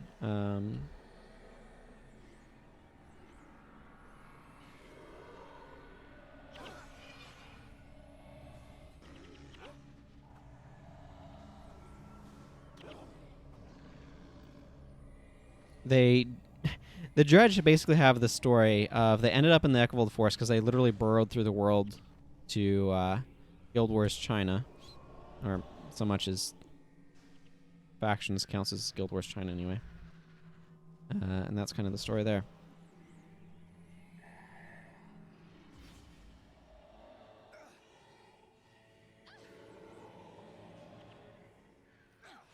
Yeah. That was me using Light of Delver more offensively. It's quite useful in that manner.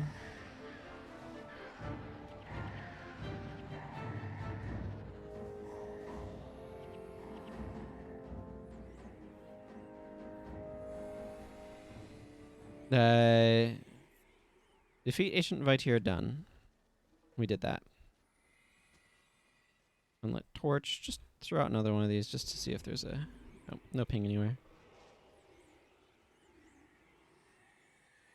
I actually quite like this skill for a point-blank area of effect. It's cheap and does reliable damage. I see you over there, Mr. Vitier. I don't think I don't. Wait, what? Where do I need to take this then?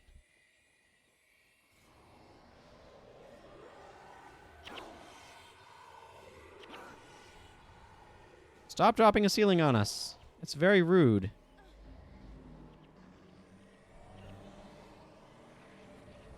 That's what I say anyway.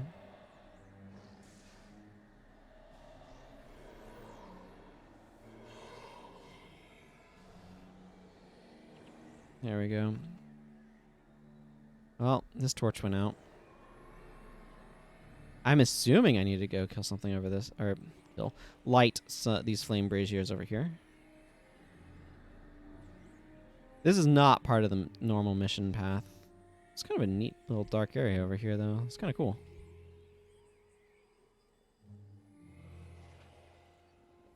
A passage has opened, yes. Ooh, and there's a thing up there. Cool. F3 was the button, not 3. But I wanted to push. Okay, it's over here. I do kind of wish this had a faster recharge, but I also understand that it would be kind of good with a faster recharge. Ow, ow, ow, ow, ow. Let's not stand in that, please.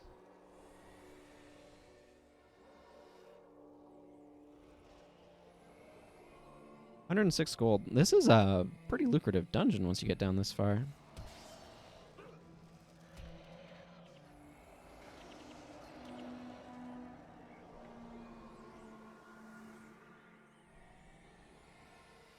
I admit, I've come to like having a bip.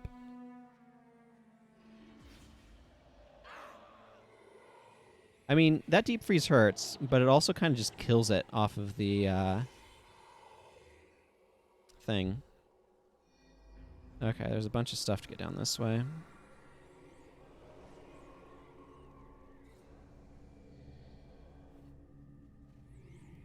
Ancient Invite here didn't drop anything, did it?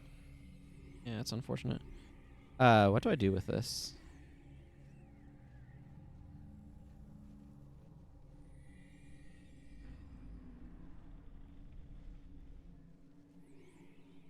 $106 gold. 119 gold. Okay, let's see what's going on. So this presumably could be moved in another interpretation of this map. Again, the dungeons in this game are designed such that 181, that was definitely worth waiting around for. They were designed such that a bunch of maps were repeated in terms of the basic lore plan, I guess, for lack of a better phrase. And then I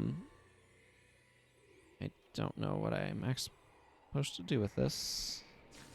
Oh, okay, I need to go light those. This is going to be quite the trip. Maybe my party can manage to not get themselves killed here. That would be great. Okay, they largely succeeded. Okay, we're going to need to clear out these driders.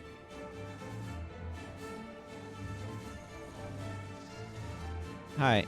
Behold.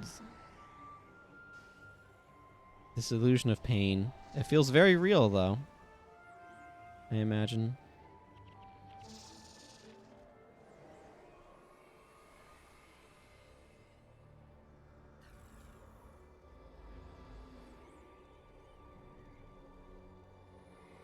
They really like to put hidden treasures in these frost vents, don't they?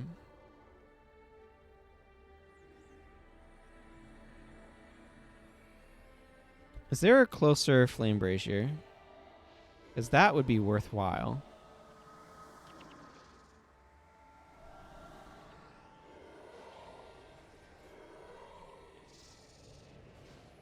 Eh.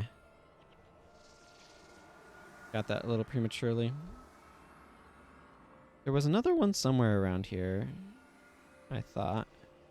I used that hoping to ping something, but it's already glowing if it's here, so it did not ping.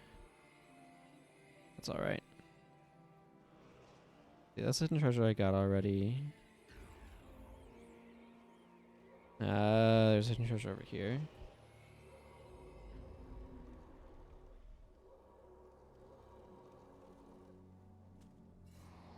Monstrous Fang. Nice. Okay, so...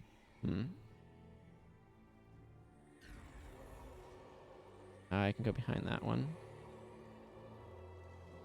I saw another glow over here.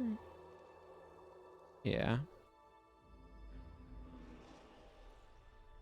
169 gold. Excellent.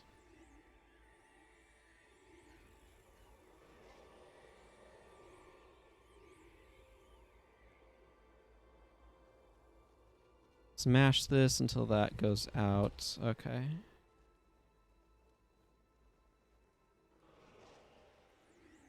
Hopefully that times things so I can kind of go around these. Yeah, and then that one you can go around the backside. My heroes realize that. That'd be great. I don't know if they do or not. And then light these flame braziers. Excellent. Well, that lures is a great moment to salvage this Vitir essence. And this dredge spalder. Some other random stuff. Okay, a bunch of this is not worth bothering with doing that too. Not the face. Oh, okay, I see what we're doing. I've not been paying close attention. We are going over here to get a key. Are those flame traps? And then over there is a door. 40 dwarf reputation points. Okay, here's another Reaper of Destruction.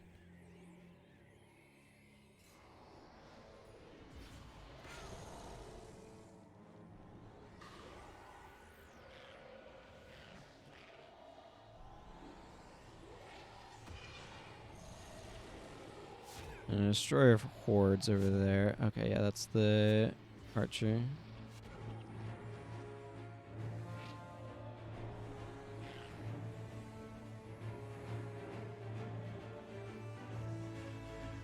Okay, no pings. That's what I wanted to check. There's the dungeon key. Now, there's a Beacon of Draknar over here. I don't think this actually has a path going anywhere, though. It might. I might actually... I should check that. Rank 2. Did I... Hang on. Did I talk to the Beacon of Draknar or not? That's something I want to go find out. Because if I did... Okay.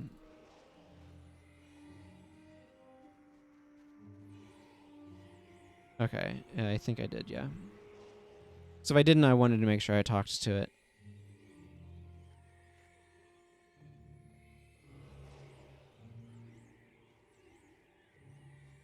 Okay, now the question that I have is, does this side... yeah, okay. I don't know what made that lower, but it lowered and hooked up. So what that means is I can now come over here and make use of this. Icy Slag might have this, please. Anything over here? No. But what that means is that by coming over this way, instead of having to go back up that, like, down that way and around, I can take this back, which is a little bit of a quicker approach back to this dungeon gate, which is where I ultimately need to go. I wonder how much platinum Light of Deldrimor will end up getting me in this dungeon. It's already gotten me quite a bit.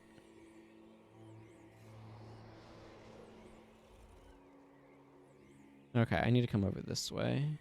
These destroyers are new spawns.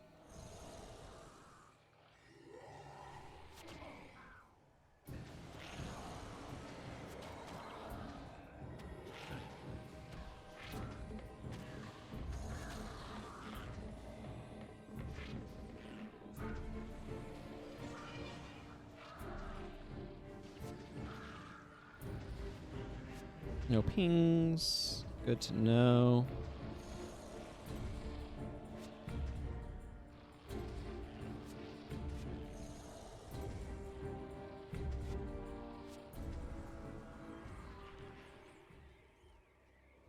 Okay. Theoretically, I need to go through there. Hang on. Okay, so a bunch of destroyers have spawned. That is not the button I was wanting.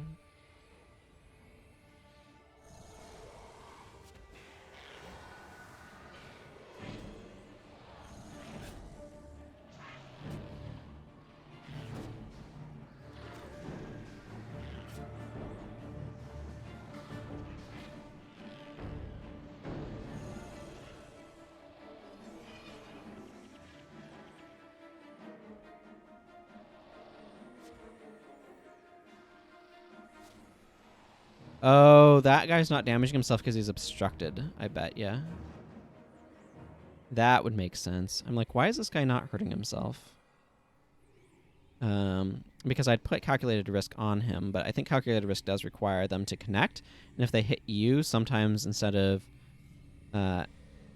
yeah, damage from the attack will be done to the foe instead. So ineptitude kind of counteracts the effectiveness of some of these things. That crab got absolutely destroyed. Now, I assume I'm going over to the skate over here, but...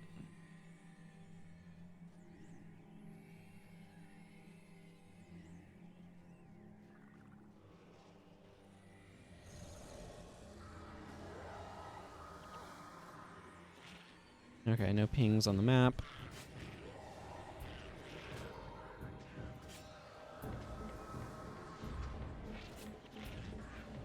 Yeah.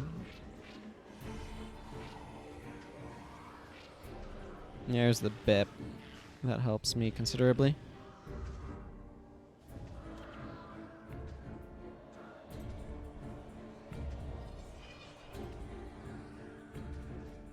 Let's see, this is 5 energy, yeah, okay. That's what I was thinking.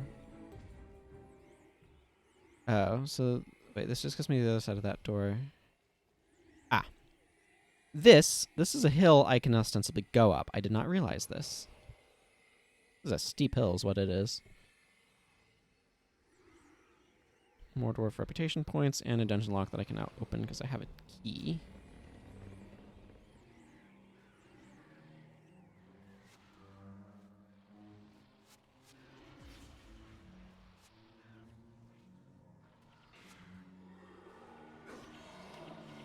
Yeah, good old mine burn wrecking itself.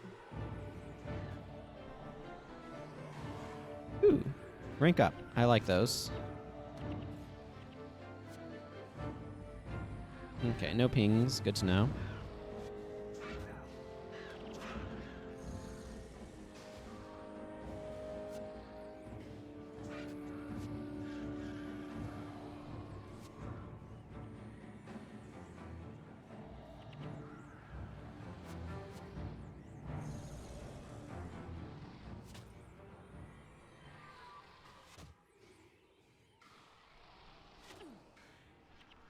Okay. Ooh, I got an FDS. That's neat. Wonder if it'll have an inscription slot. That'd be cool. How's my inventory doing in space? Getting a little tight.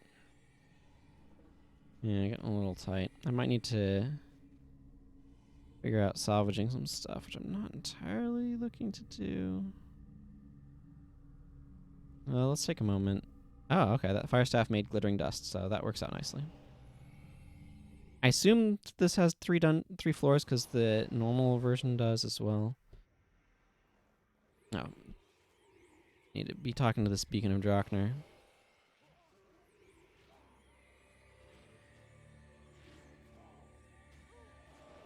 Can make these destroyer bones less effective by spamming some ineptitudes.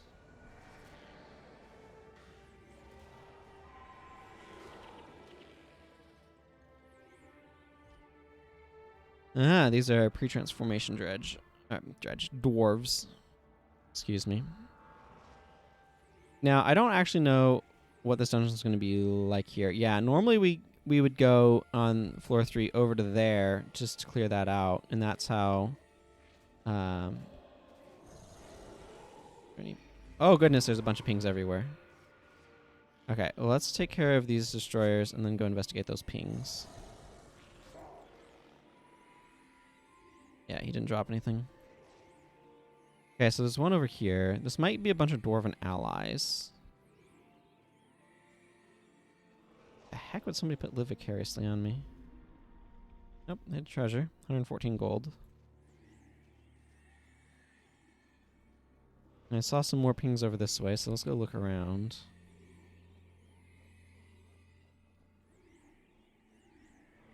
There's one in the snow.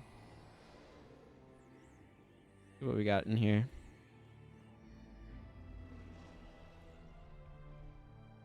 Earn 3 gold. There's another one over this way. Another 2 over this way.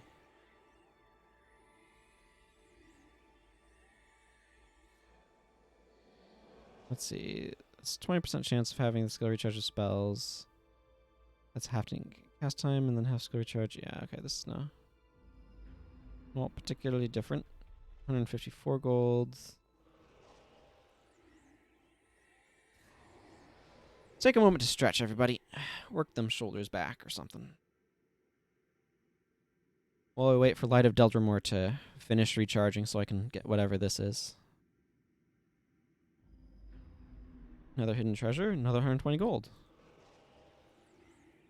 Again, this is gold that goes straight to my pocket, not split among the parties, so that makes it far more valuable than 120 gold coin drop. I saw you over here. You're about here-ish. Yeah. 182 gold. Excellent. Most excellent. Meritorious. The breach, at last. Now, fortify our defenses within tolerable parameters.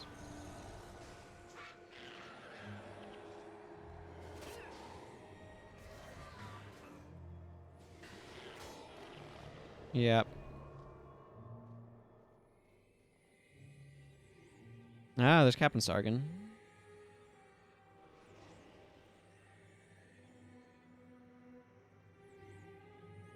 It's good to see a friendly face. There's a lot more destroyers than we were led to believe. We've been fighting night and, well, down here, more night.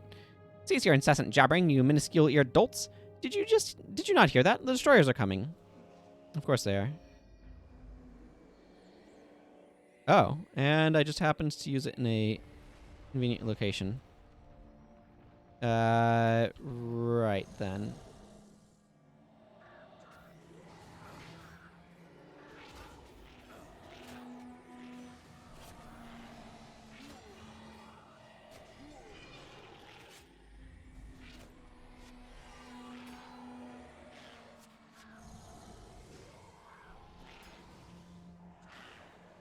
I think we were supposed to do this a little bit further back.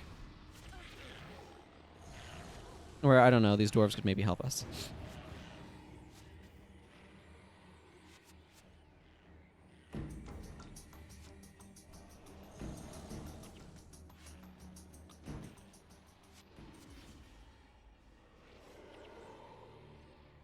Oh good, destroyer cores. I need those.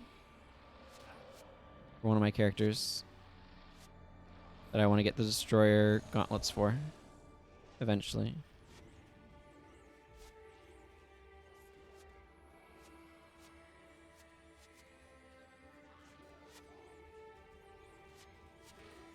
That one, and then this guy can get this.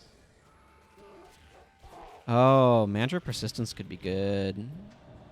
That's a skill I need to remember exists.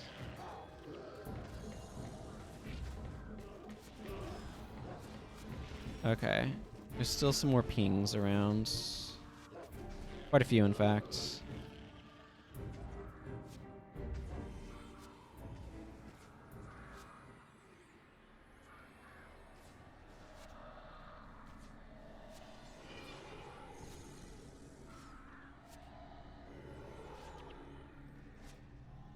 There's one over here somewhere. Oh, hello, Destroyer of Bones. I wanted to go hit up something over here-ish. Yeah, hidden treasure. Almost 200 gold. That's excellent.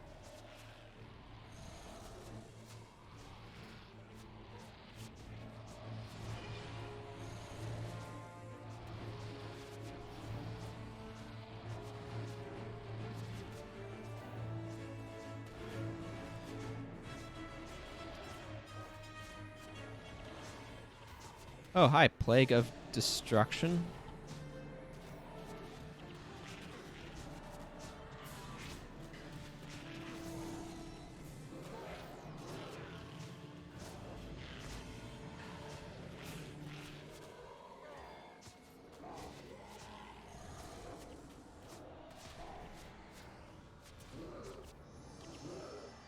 Defending the breach. That battle was well fought, by most anyway.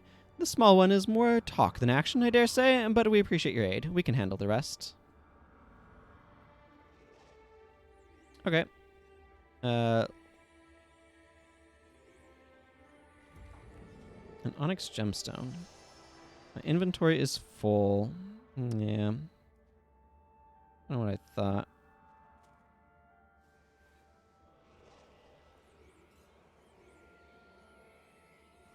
I take solace in the knowledge that my tribulations are coming to an end. For lesser beings, your performance was acceptable. Now, let us... Excellent? I have no idea what that's supposed to mean.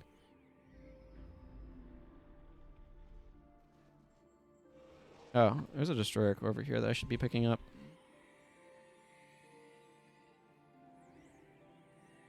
Who do I talk to for the reward of this quest? Ulrun Olafsdottir. Okay. I might let this timer run out then and explore a little bit.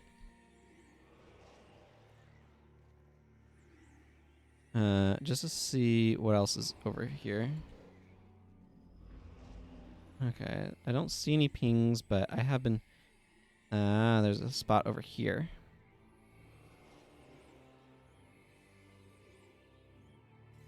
I got time. I can wait a few seconds for this to finish recharging, and then I want to go into the other area where the Isern Gate is. A dungeon map. Well, I'll leave that there, and perhaps I will get it when this timer finishes counting down. Let's go see what's over here. Yeah, this is just the area where the mission ended. Looks pretty much the same. Is there any... No pings in here. Or not immediate ones, anyway.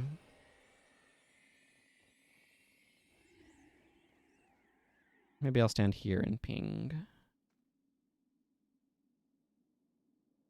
Eventually. Yep, looks like not. Well, cool.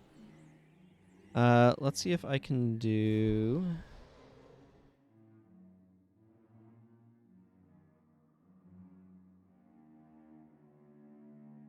Gonna go ahead and stretch a bit while commercials are running. There's not a whole lot to do but wait for the timer to run out.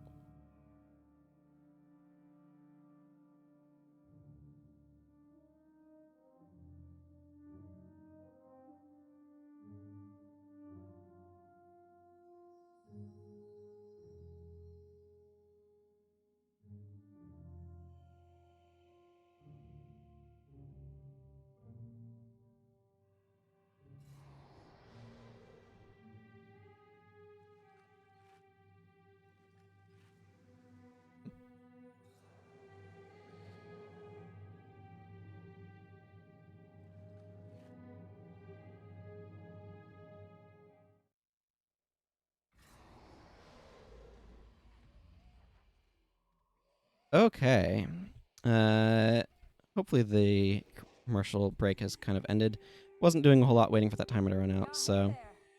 You've done well, friend. With luck and some strong dwarven arms, we'll be able to deal with these destroyers permanently.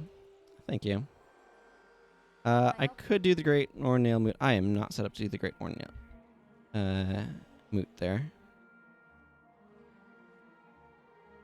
Okay, so there's some question of where should I head next?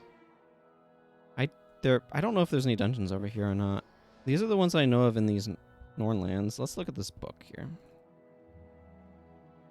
Raven's Point. Home of the Shrine of the Raven is protected by the family of our good friend Olaf.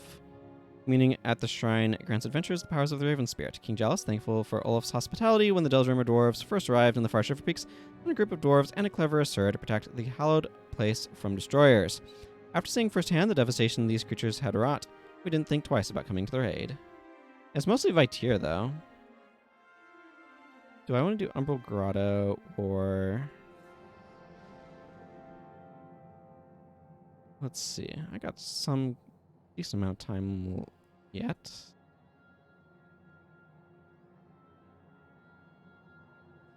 The Cathedral of Flames is over here. There's another dungeon right down here that maybe I want to go do.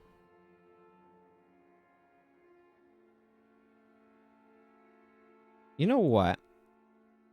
Let's go to the Eye of the North. And I'm going to look at dungeons. Yes.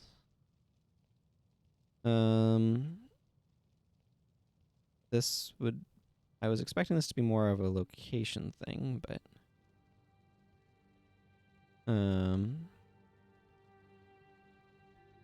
Yeah, okay, I did get the dungeon map. I was kind of thinking I would. Oh yeah, there's the Ula's lab. Honor's Irontoe's lair. Okay, yeah, I'll need to do Dwarven boxing. I'll save that for later, I think. Heart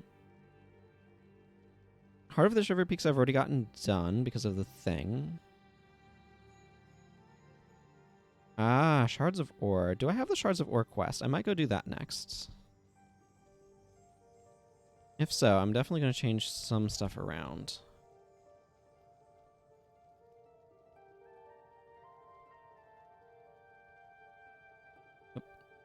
Dust here, Destroyer Course here, Iron Ingots here, Gemstone, Monstrous Fang.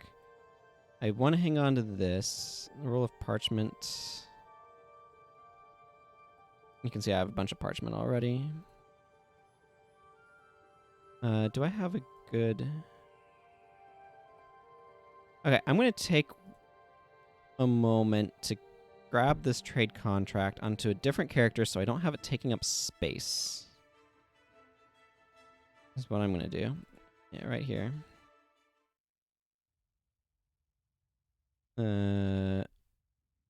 Yeah, because she's accumulating them. I can become a destroyer if I want to, or a Gwen. Those are nice options. There's the Shunlight chest. You can see she's accumulating trade contracts. She's also the character that I want the destroyer gloves on. Probably... I don't actually know who I want minor mysticism for at this point. I'm going to give it to her so it's also not taking up space. Oh, that clears that up. Back to our friend here.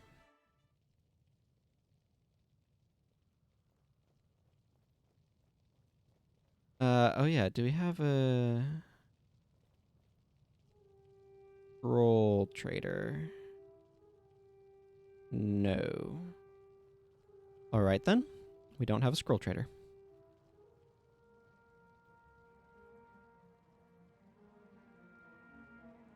I want to hang on to this FDS because it's a max damage FDS with an inscription slot, so that's really cool to me. Therefore, I want to hang on to it. The rest of this is stuff I'm just going to sell to the merchant. The issue is this scroll is not something I want to sell to the merchant, so...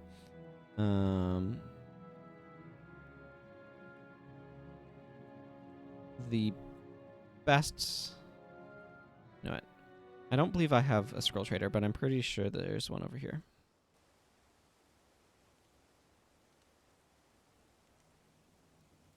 And then, do I have...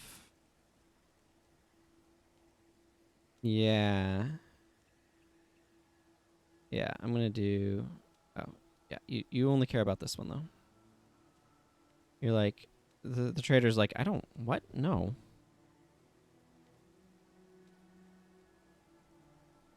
That's maybe not exact dialogue.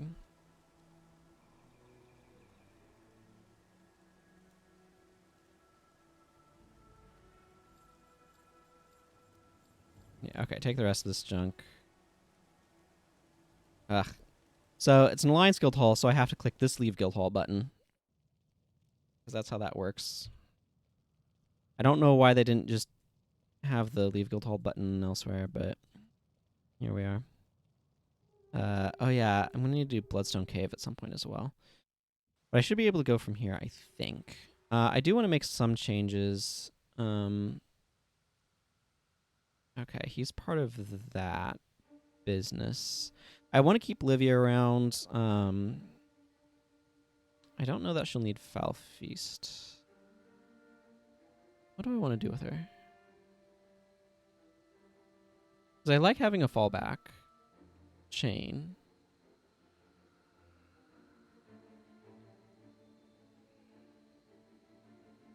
Yeah, I'm going to drop protection prayers from him, so I just strengthen his healing prayers. And I can change that to something else. I'll figure that out later. So my options here are...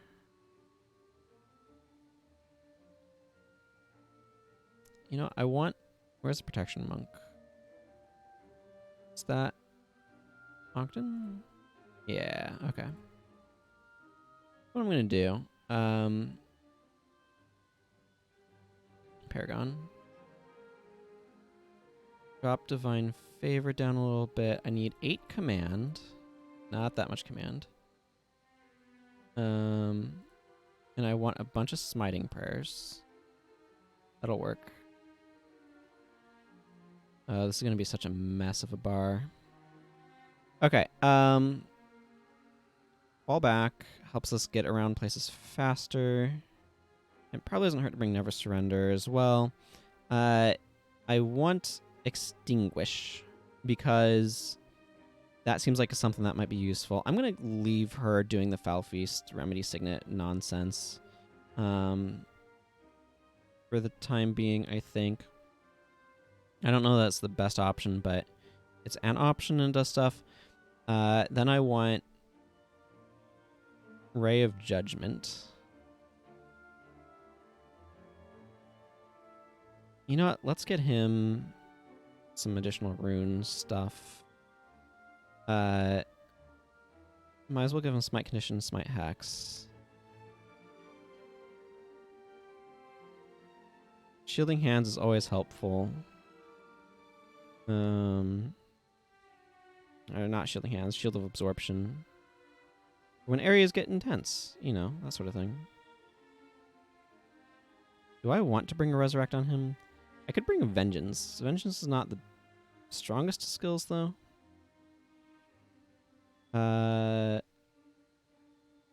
Divine Favor makes some of these a little bit better.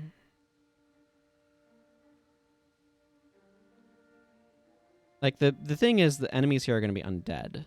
So, that's part of what is motivating this. You know, I'm going to throw on Mend Ailment as well. Because I'm expecting a lot of conditions. Mend Ailment heals for each additional condition on somebody, and I'm expecting a lot, so I feel like that might do a good bit. Or I could bring Shield Guardian instead. I feel like he's not too energy intensive. He has got slightly longer recharges on stuff, so... is there a rune trader in... Oh, there's a rare scroll trader here. That would have been nice to be aware of, but... Like, let's be honest, I'm not looking at that stuff. So let's go pick him up some sort of smiting rune. Major protection prayers. I might get a major smiting. I don't know. Monk. One smiting. Yeah, let's get a major smiting. You can sacrifice 70 HP. That's still less than a superior rune, so... How much are... Divine Favor? 500? That's not too bad. I don't think I'm going to grab one right now, though. Actually, they both could probably use Divine Favor. Sure. You know what? No, I am... Oh, I have friggin' 5... Ugh. Okay, yeah, let's just grab a couple Divine Favor runes here. Divine Favor Pants. And Divine Favor Pants. Okay, you're doing stuff. These guys all would need very expensive runes that I'm not buying right now. How much is Soul Reaping? If I wanted to give her a Soul Reaping rune... Ah. I'm not going to give her a Soul Reaping rune right now, then. Do I want to go for a Curse's Staff instead of this stuff? Except this stuff is... Okay. This is not a very good offhand. Yeah, I'm going to give her a Curse's Staff. I've got 2 on this character for some friggin' reason.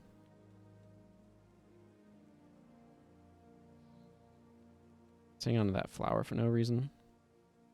Okay. Mission accomplished. Now he can smite stuff with the best of them.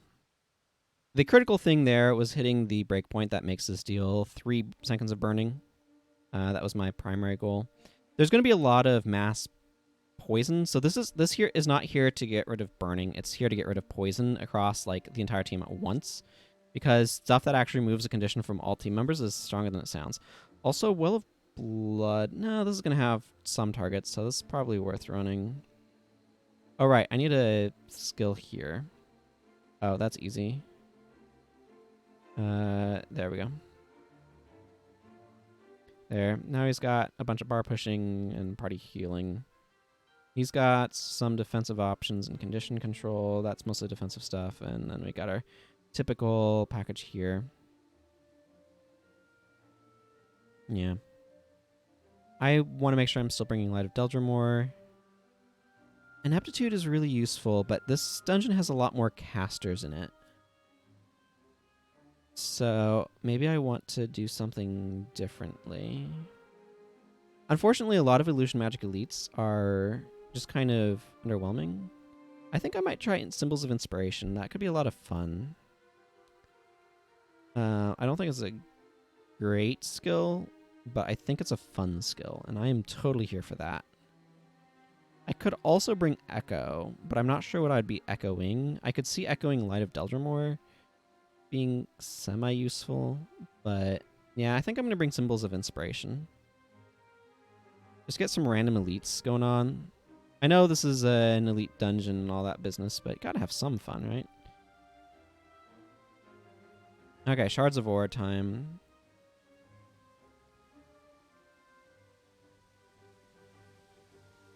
Hope everyone's having a good day. I'm having fun exploring dungeons that I really have not done much dungeon content. Actually, before I wander on, I have been finding this tricky to make full good use of. I have 1, 2. I get 1 more PvE only skill. Maybe I'm going to bring one of those. Cry of Pain, perhaps. Actually, yeah, maybe Signet of Corruption wouldn't be a bad idea. Don't really have AoE hexes going on in this party. But you know what? It's probably just fine as Necrosis. I think I'll do that instead of that Signet, because I was just having a real hard time timing things correctly with that Signet to make good use of it. I feel like that's one that's useful in the AI, but I'm just bad with.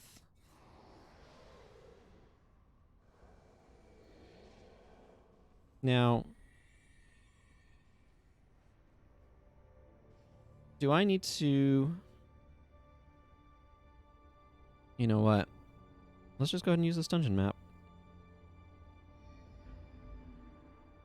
Ooh, we got some stuff over there. Okay, so I'm going to need to go get a dungeon key. There is an area map that I could have gotten earlier if I'd been going that direction. We also have a Dwarven Ghost that apparently I must have found. Okay, well, let's see how things go.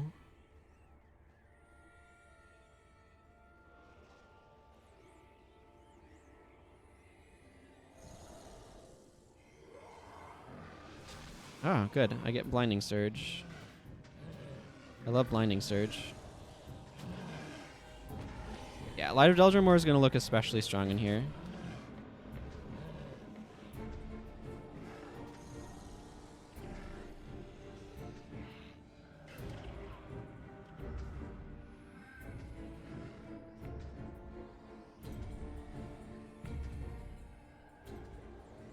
I'm not entirely sure what to expect from this dungeon. I don't know if I've ever done it, so... you... I'm finding myself very low on AoE spells. Not completely devoid of them, though. I do have this.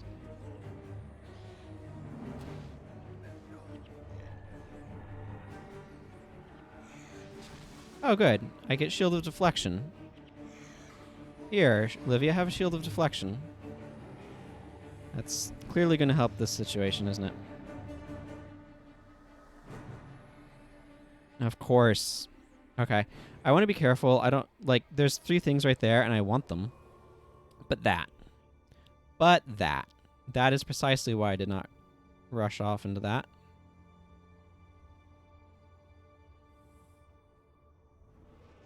I know that's what goes on in these places. Yes, I take what's hidden. I take what's hidden. Ouch, ouch, ouch, ouch, ouch. This is why I brought Extinguish. Is to help control some of this. And Dunkoro's being an idiot and standing in it. But whatever, what can I do? But wish he didn't. I'll move on with my life. Ooh. I get to Zealous Benediction, people. That's probably not going to be terribly useful. Okay, maybe I'll Zealous Benediction myself.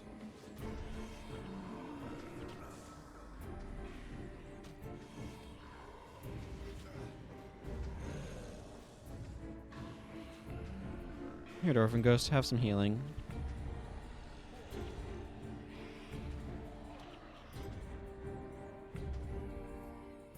So far, I've been able to grab Blinding Surge and Shield of Deflection and 1 enemy short. Okay, where's the... Okay, the key's over there, so I just need to kind of go around that way. Let's see what this Necromancer has. Oh, Virulence. That's exciting.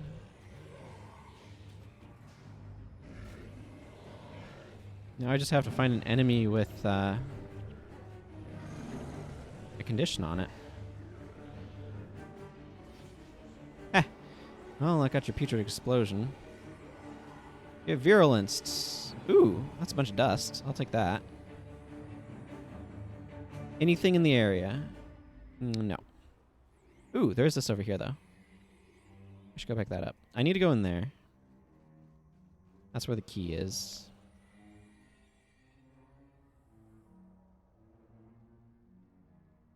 Let's see. Chained Clerics of Zealous Benediction. Let's grab this.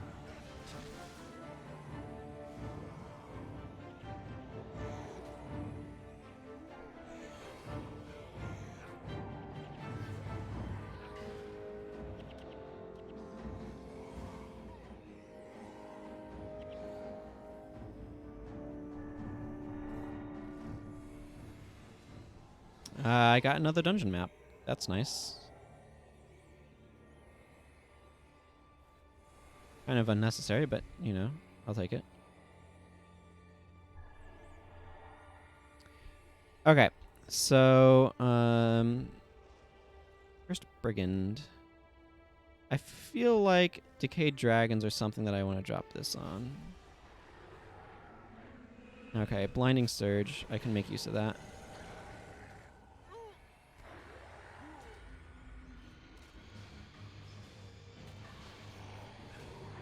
Oh, wow, that reverted quickly.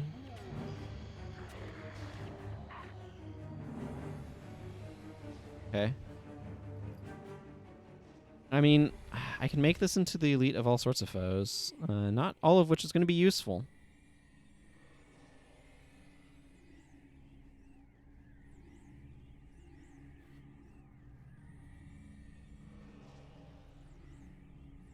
Okay, so it looks like I need to go a bit further than Gad's encampment. I'm not I don't think I've ever done this dungeon. So I'm not entirely sure the path through, but I do know the path through is after this stuff finishes spewing hideous death into the area. from artifact. And some robes. I'm getting a lot of dust out of this. That's pretty sweet.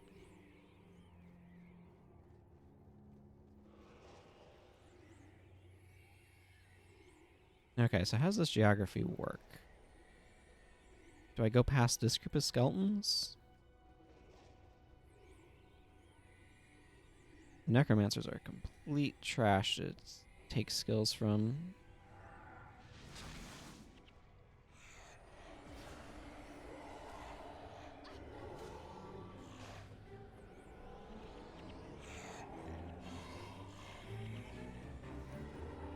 Dwarven Ghost Buddy, get healed. I mean, I'm using this at like 160 HP heal, so it's pretty good. What does the scrap of parchment say? I might have to go back to find the Journal of Chandra, Queen of Fools, crew member. Today we entered Arbor Bay. The crew is restless and I do not trust the first mate. Okay, so this door is locked. I need to go through there. Now, I have lost souls. I have the quest. But I think I need to go interact with the ghost over that way in order to be able to go in. So, yeah. Got a little bit of running to do, it would appear. Which is okay. Wait, I'm all... Ah, here's the path through. Got these things again. But given where they are in their cycle, I think they're probably going to be ending as we get up here. There we go. Don't need to get smitten by those, though. Beacon of Draknar, do you have anything for me? Or have I interacted with you already? Hey, rank 2. Most excellent.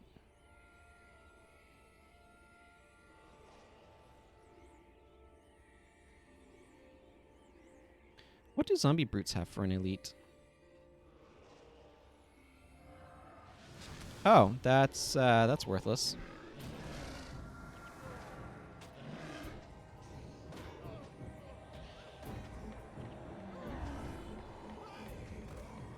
Okay, we've gotten slightly wrecked by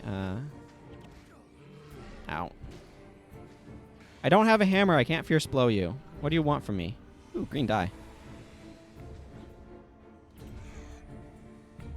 I did not use that close enough to an enemy for it to be useful.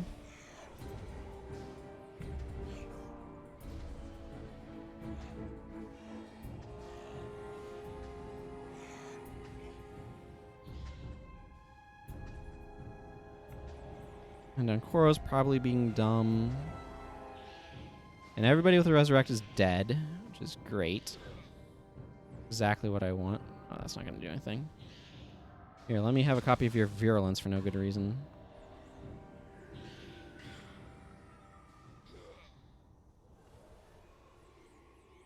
Cool. And Dunkoro, stop standing in that. Neither of these guys have Resurrects, and I don't have a Resurrect, so we're just going to push forward, see how far we can get before we run into problems. There's a locked chest. My brain, for some reason, saw that as a locked door, and I don't know why. I don't expect us to be able to get very far for what it's worth.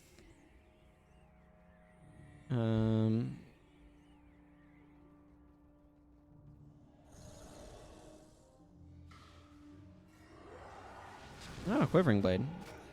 Decent skill. Decent skill. No pings on the map. These guys are not undead, by the way. They are axes.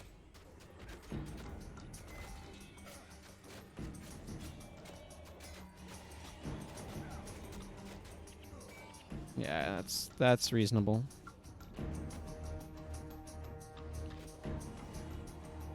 We are missing, like, most of our party, so...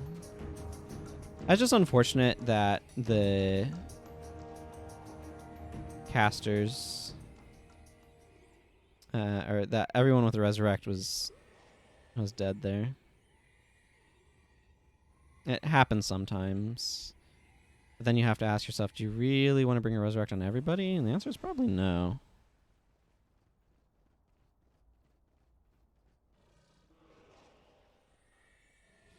I know it is for me.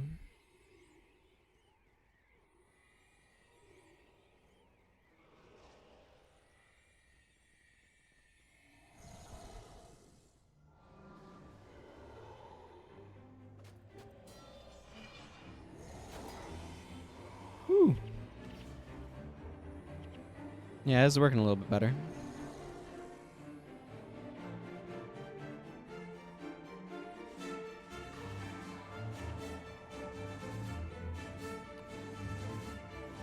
Working a lot better, actually.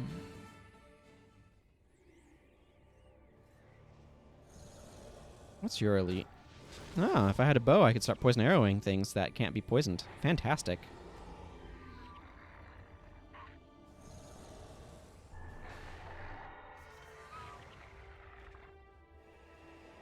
Yeah, we do a lot better job when we're the whole parties here. It's not a surprising statement by any means, but it's kind of was expected, actually.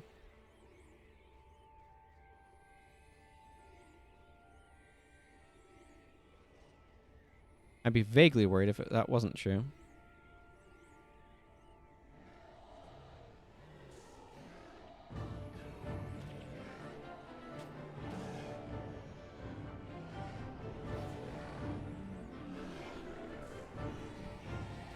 Can I please not stand here?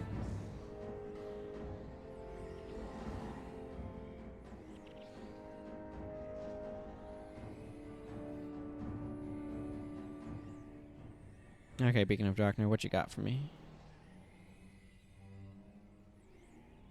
Do I need to go back out into Arbor Bay and go from like?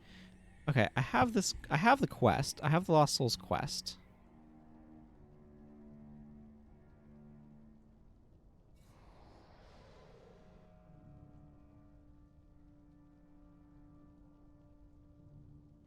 But I need the NPC with me, and she didn't spawn when I entered from here, so I think I need to go. Oh, this is annoying. How long have I been wandering this map? 13 minutes. I guess that's not the worst, but yeah, kind of wishing I'd brought a different elite. Psychic instability maybe would have been good. Shared burden wouldn't have been bad either.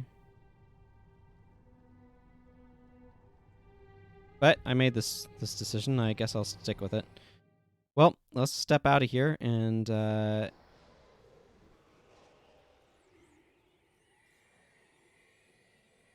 here's crew member Chandra. Like, this is the issue. I need her with me to be able to open the door. I didn't realize that, unfortunately, at the time, but I do. So here we are. Stuck grabbing her and coming back in so she can be with me. Yep, there she is. Now she's with me. Let's try to do this a little bit better, shall we?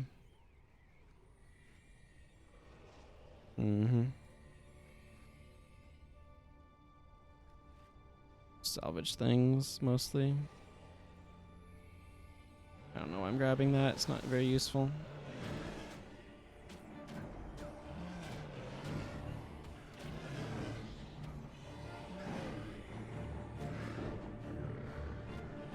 I guess it does mean I get a couple more chances to... I do want to eventually salvage these undead bones, but I might not just yet to preserve salvage charges because I'm probably going to get a bunch more. The thing is,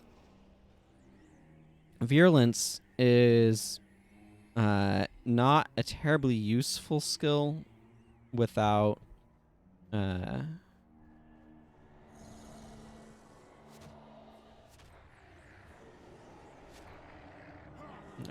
that's not the button I wanted. That's the button I wanted. Oh, they have Skullcrack. Fascinating.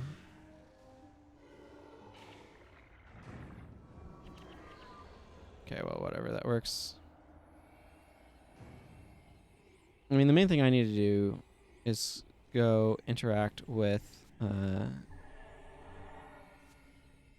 Okay, well, let's kill these things off.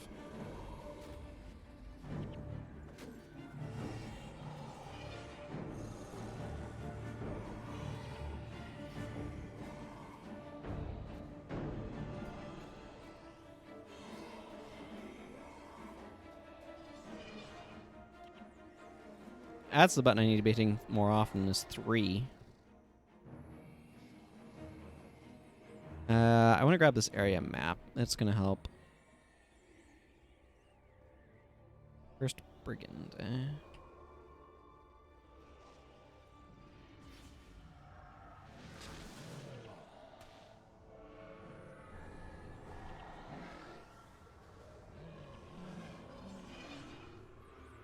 Yeah, more as I thought. More of the undead bones.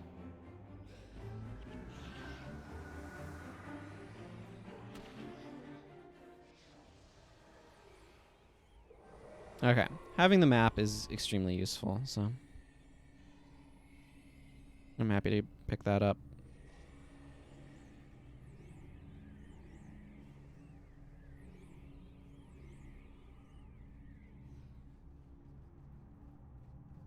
Alright, then let's curve down in this way.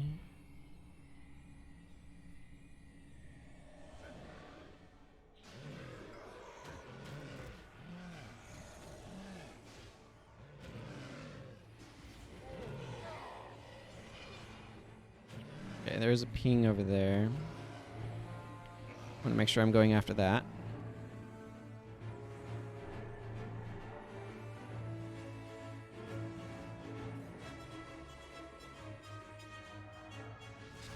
I'll take a shield of deflection.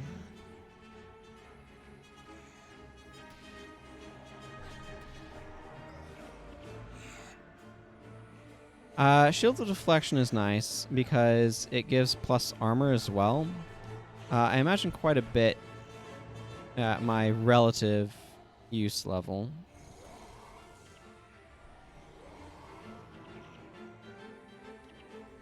Enemy with an actual condition on them. How peculiar.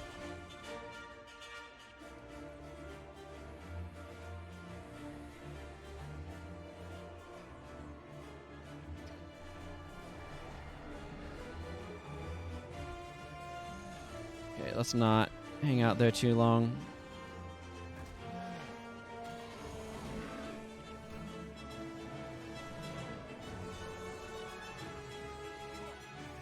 Hi, Skeleton Wizard.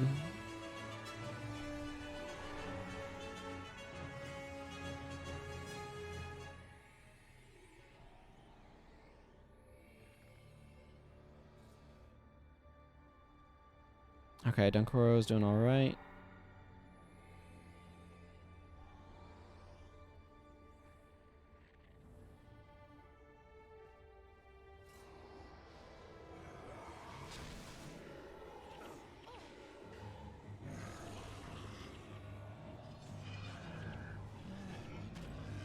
Yeah, there's that triple set of things. This spell needs... it just needs a little bit more to actually be a good one, though. Like, it's a really awkward... stat mix. Is really what it kind of comes down to. Let's hit up this Beacon of Draknar, just in case it gives me the... Yeah, that's exactly why I wanted to hit up then. If it gave me that, I wanted to be able to take advantage of it. Let's see what these DK dragons have. Oh. Interesting.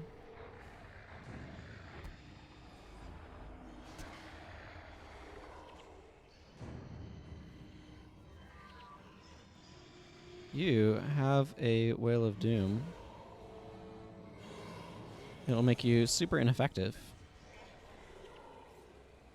Thank you for the dungeon key again. Whale of Doom sets all attributes to 0 for a few seconds, I think. Yeah, for a couple of seconds. Target foe can't do jack.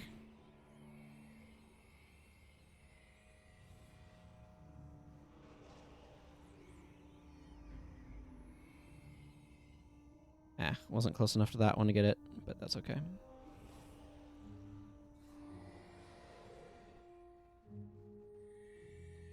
Let's step back a little bit. I want to activate that treasure chest and loot it before I worry about trying to fight that group of enemies.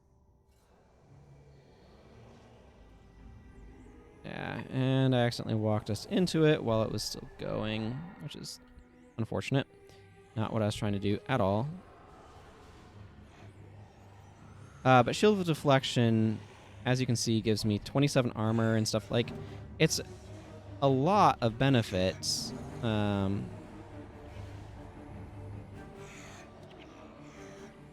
let's pull you all out this way. I don't want you standing in the poison. You don't need to be flagged now, but yeah, you don't need to be standing in the poison. Yeah, his thing ended. Okay, let's wait a second to let some of this process. Give me a chance to take care of some of this loot. Ooh, highly salvageable, eh? 37 iron ingots from that. That's pretty good. I have to ID those before I can salvage them. It doesn't let you salvage stuff that is IDable but un-ID'd. That's not quite what I wanted, but whatever.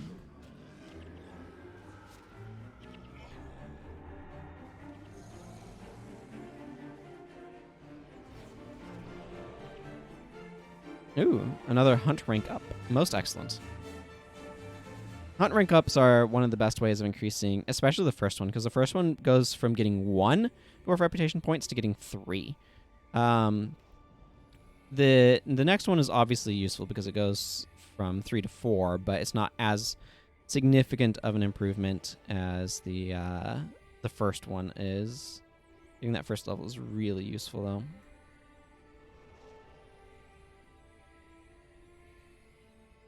Sure. I'll take 40 dwarf reputation points.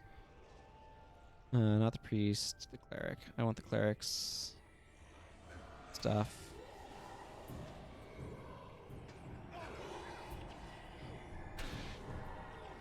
Ow.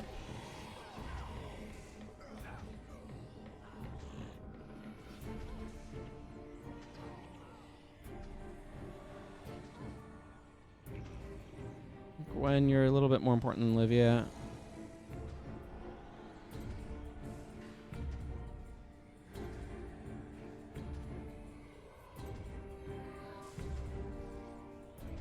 Your protective spirit doesn't help you much against this.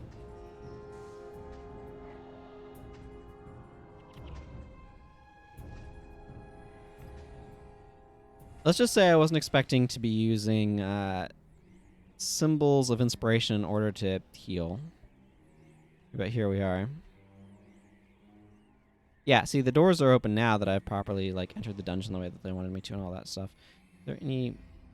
Yes, there are. There are a lot of pings along here, actually.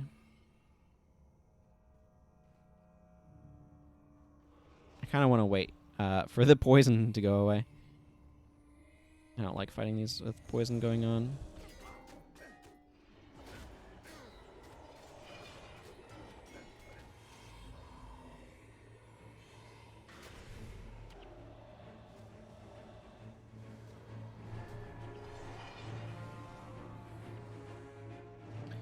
Okay, open these hidden treasures. This is going to be kind of annoying. I'm going to have to wait for the recharge in between here. Oh, that was a ghostly ally. That's kind of cool. Well, I mean, I have to wait for the poison trap anyway.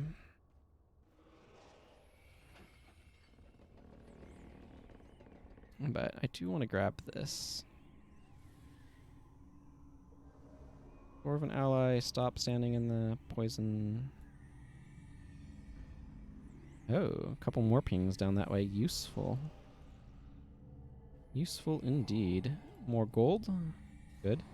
I like receiving gold rewards from those because they don't take up inventory slots, which become a problem in these dungeon situations, as has been seen already.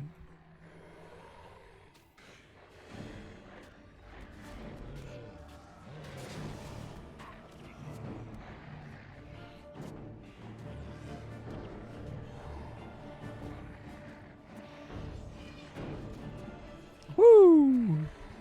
That was a lot of numbers.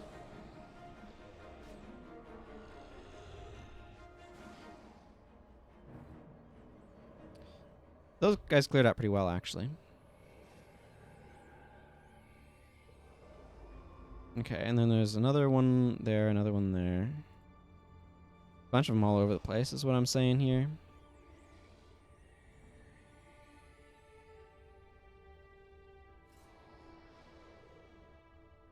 I wonder if there's going to be other enemies that I'm going to want as symbols of inspiration deeper down that are going to be interesting. These ones aren't quite as worth it. They're not entirely worthless, but I think I got a quick recharge on that one.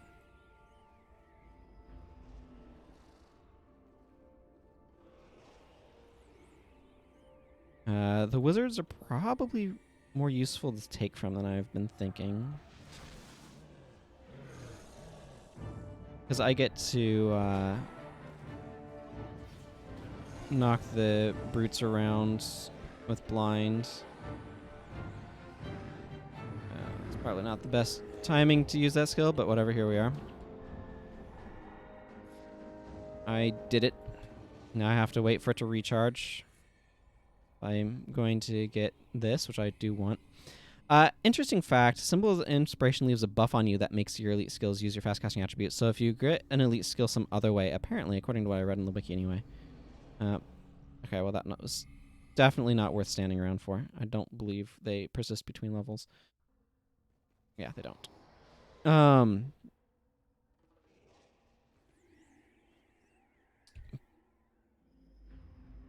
Okay, no pings. But it, like Arcane Mimicry or something like that. And this is a skill, not a spell, so that's interesting. I'm just kind of taking stock of the area. It will also use your fast casting attribute, so that's kind of an interesting one. I probably need to take out this Cursed Brigand, don't I?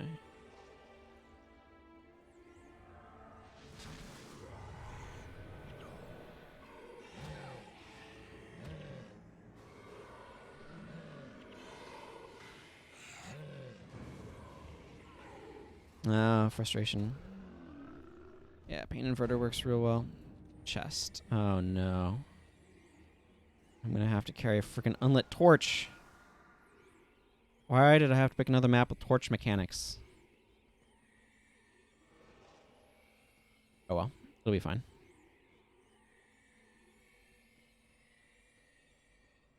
Okay, what do we got going on here? Shards of War level 3. We've got a key over there. Now, how do I get around? I guess I need to go this direction. No, this direction is a... Well, no. No, wait. Ah, I couldn't see this here because it's hidden in the crystals. Reminds me of Seath's Lair a little bit, as well as Glint's. These are two different games that I'm referring to. Referring to this game and Dark Souls.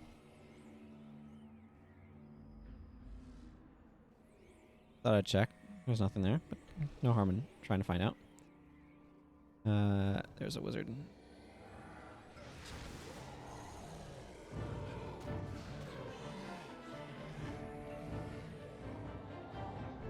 Glaive escaped with her ship, the Queen of Fools.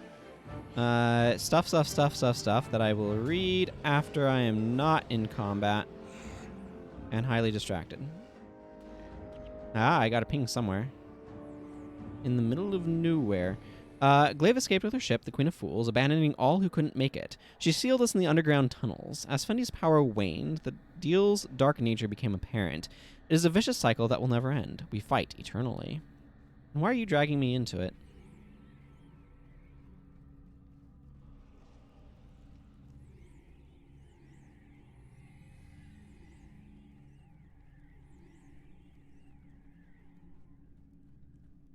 Is this a Dwarven ally? Holy shnikes, there's a lot of ping locations. Nope, but they are worth a heck of a lot more gold.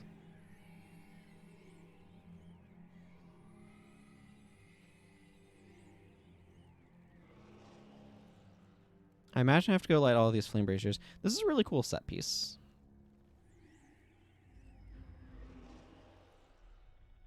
$120 gold. Yeah, the gold rewards are just significantly bigger on the deeper floors than they are on the higher ones. Which makes sense. You kind of expect that, I think. Or at least I do.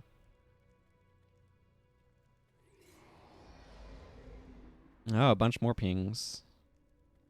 Over there.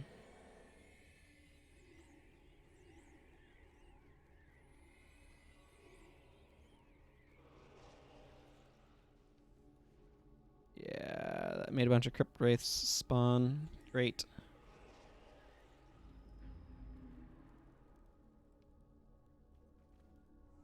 What do you got? Oh. Huh. Okay.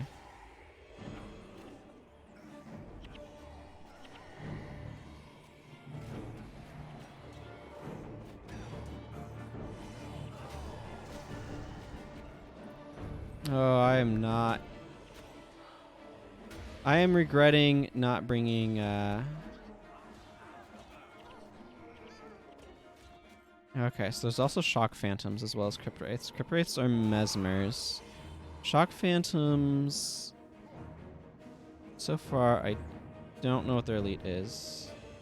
The good news is that very relatively quick deaths spared Dunkoro and Livia, it looked like. Kind of, maybe. Gwen doesn't have any death penalty. That's impressive.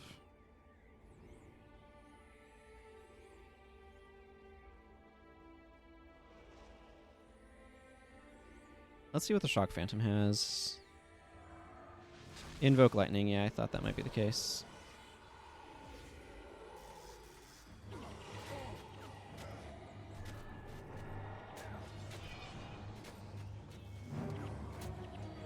Oh, goodness. Power leak.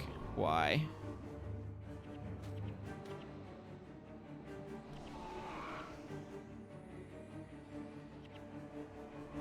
Yeah, thanks Rampage bonus. That's what I needed right now. Okay, I believe there was one more ping or two up this direction. Okay, Dwarven Ghost. I have answered the call of Dildramore. I eternally serve Draknar. Lead the way, hero. Okay, I believe I've opened all of the things. I don't know if I still need this. Or which way I'm going. I'm going that way. I've opened all these chests, right? Yeah. Well, I'm going to light this torch just in case I want it lit. Okay, I think I remember seeing a bunch of pings off this way. Oh, okay, there is still one in that room. But I don't think I need this. I'm going to leave this torch here. I'd rather use my staff. It gives me plus 10 armor and more energy and stuff. Okay, where was that other... Here it is. If it's another Dwarven ally, that's helpful. And if it's a chest, that's also helpful, so... Yeah, I will absolutely take a Dwarven ally. Hopefully I don't need any more of these things. Skeleton wizard, give me blinding thing. You know what? Just get that. Get that happened.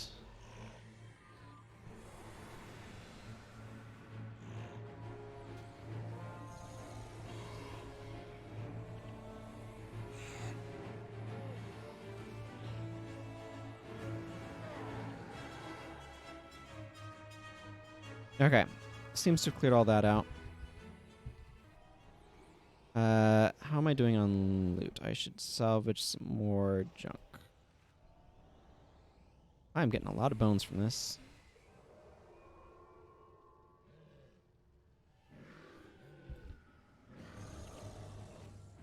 Give me that, please.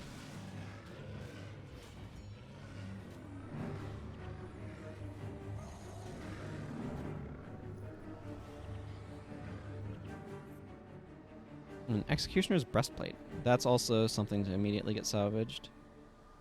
Both these are. Okay, now I believe... Yes, there were a ton of treasure chests in this room. Gonna be a dangerous room to try to pop them up in. I'm gonna take this a little bit slowly. It's maybe gonna be a little dull, but I want to avoid getting wrecked by that. So what I'm gonna do is once this next round of... Hey, thanks for the follow. Once this next round of gases ends... Let me through, please. I want to activate those and then loot these. Ow. Ow, ow, ow, ow, ow. And then, of course, Dunkoro's like, you know, the best thing I could do is just stand here in this. No, it's not, Dunkoro.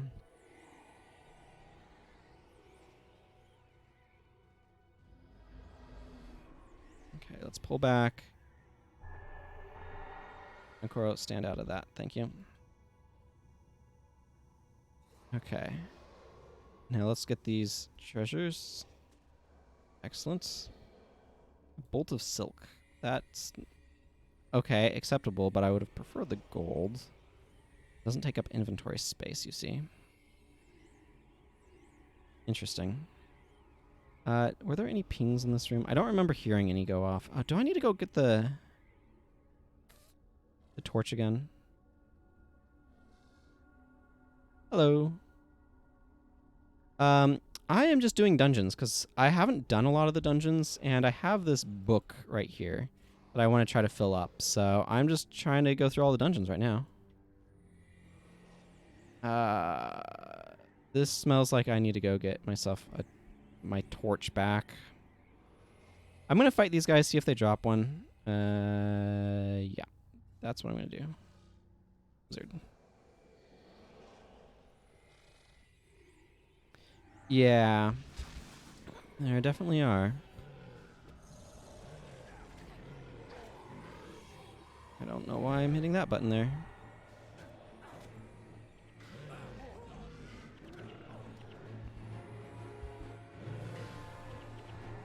Yeah, I imagine Slavers is going to be quite the challenge once I get to that. Yeah, I just haven't really done most of the dungeons, so... Looking forward to seeing what they do with them. It's a part of the game that I've criminally underexplored.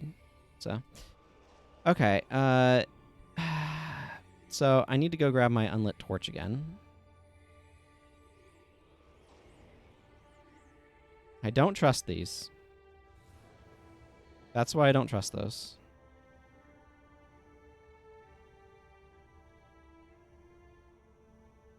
Any moment now. There we go. Now, there's the torch. Now I know, though. Drag this unlit torch from the very beginning of the map through the end of it.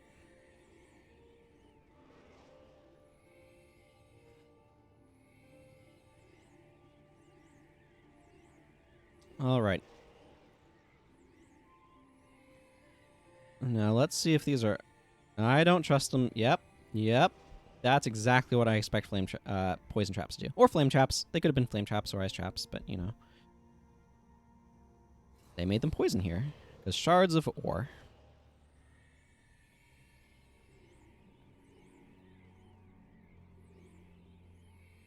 Alright. Time to go run around a room lighting torches. I assume is the purpose. That door... No, that's not a door. That's a wall. I don't know why I thought that was a door. I guess it looks kind of like a door. Wait, where are the braziers? Okay, over here. Okay, this will theoretically spawn the key. Then I can go back that way and open that. Or this might spawn an enemy that has the key, but yeah, I think it's going to be that one. A couple of illusionists.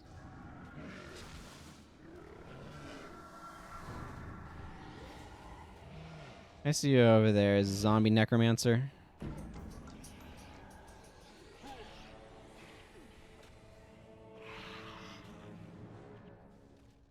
Oh, there's a cursed brigand.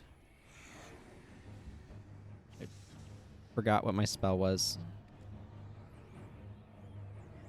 Okay, let's grab this torch just in case I need it, because I really don't want to have to run back to this room for it.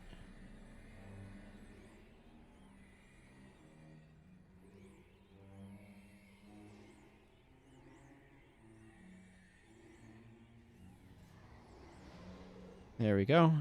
Wait for the poison. I'd rather come up to this right before the poison ends, so I can see that it ends, and then be able to run through without having to wait for it. But here we are. Yeah, this is one of my favorite games of all time. Magic the Gathering is the only game that has kind of competition. There are plenty of games that I have nostalgia for as well, but this one is easily my favorite. You know what? Let's grab the...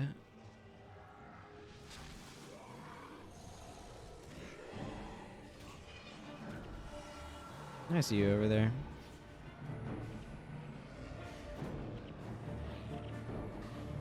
As I pretend to be Zell's benediction Mesmer?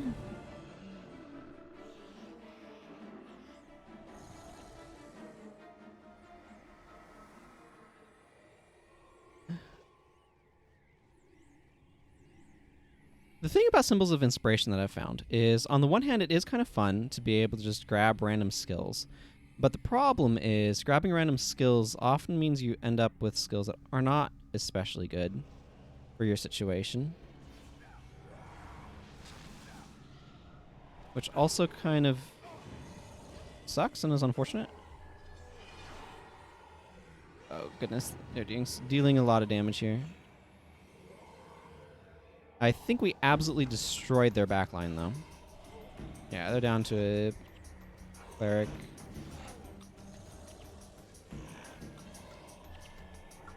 There, enjoy that.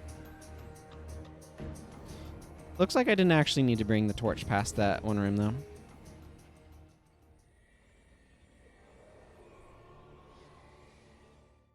Shards of Ore level 3. Is this the final level? I feel like this should be the final level, but I don't actually know. Oh, no. More Flame Brazier stuff. Okay, let's start with this group.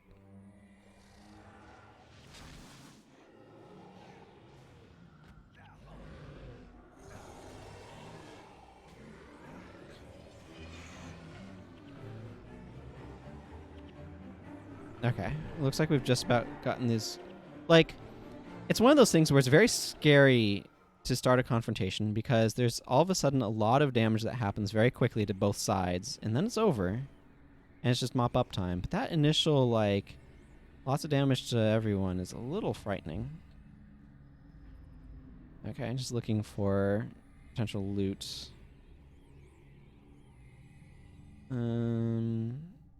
No wizards in that group. That's interesting. Grab a skill off the priest then. Good old Shield of Deflection.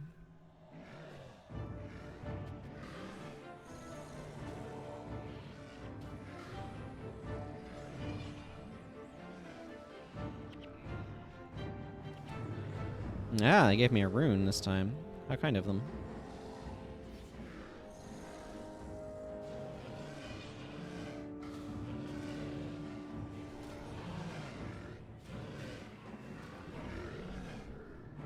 Stand in the ray of judgment. Wahahaha. That's a really awkward time to get the rampage bonus.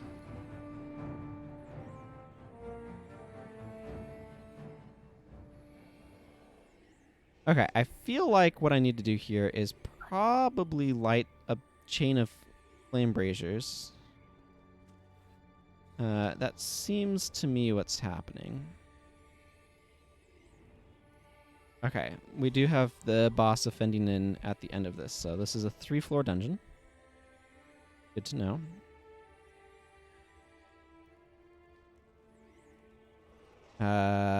Okay, this is probably... this is going to be one of those things where it's like, okay, now I have to clear out a bunch of enemies, and then I can... Whoa! Olivia, please. Okay, whatever, we're just going to walk past that.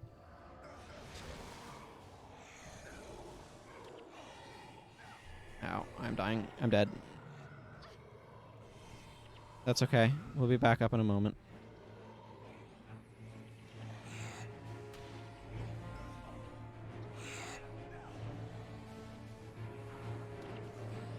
Heh, I just got wanded to death. That's funny.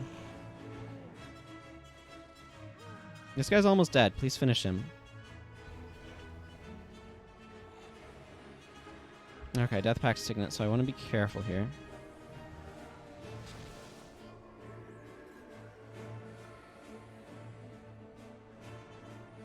You know what? I will come back for this torch after I clear this enormous group of enemies. This is one of those situations where I should wait for the patrols to split, isn't it? Probably. We're doing okay, though.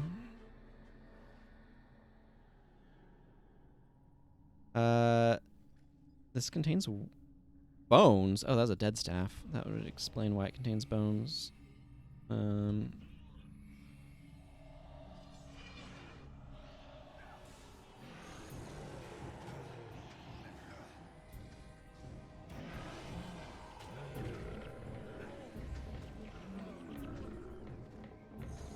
There we go. That's how it's supposed to go.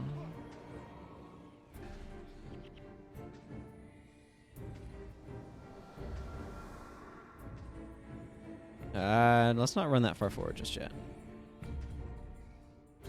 I'll grab those dirks in just a moment, but first, this group needs to go down.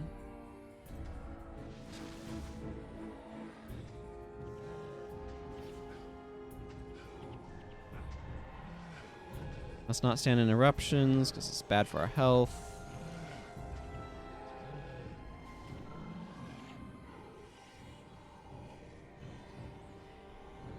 You keep giving us rampage bonuses.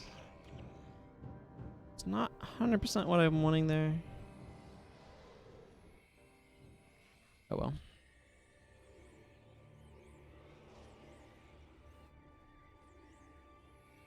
Let's go visit this flame brazier.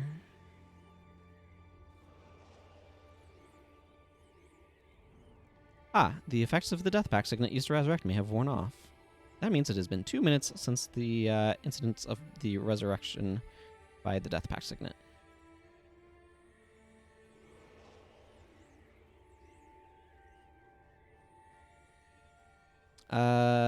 Okay, now I need to figure out where this goes next.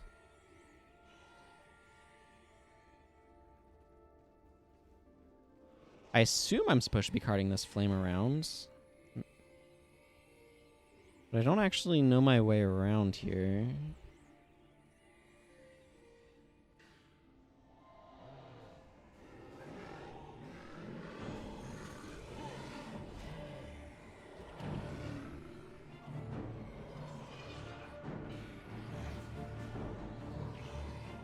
Heh. Yes, kill yourself with Aftershock.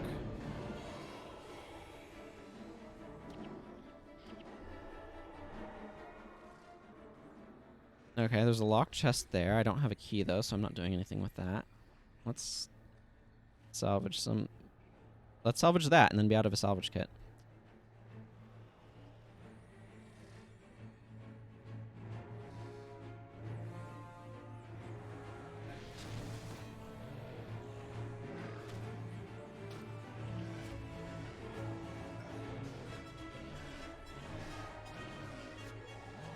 Light of Deldrimor. There we go.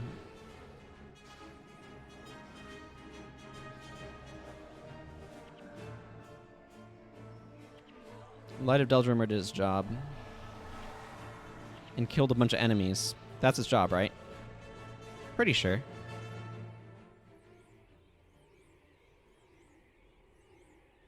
Okay, there's a flame brazier. Boy, that's a long trip. Good thing I have fallbacks. I'm assuming I needed to carry this all the way there. I guess I don't know that for sure. It's like, why else would it be here? Gotta do something at least, right? Please no pop-ups, please no pop-ups, please no pop-ups. Yeah, this is a pretty tight one. Or relatively speaking, anyway. Okay, nothing there.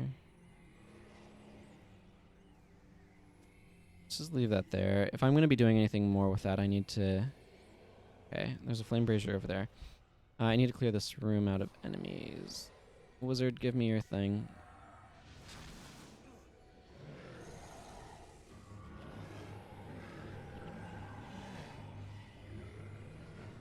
Well, that went really well. Anything in here? No.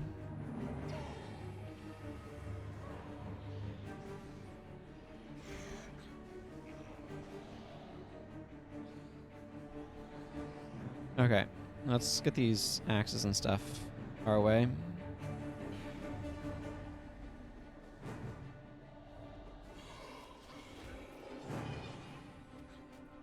And I need to remember I have Illusion of Pain, because it does a lot of damage very quickly.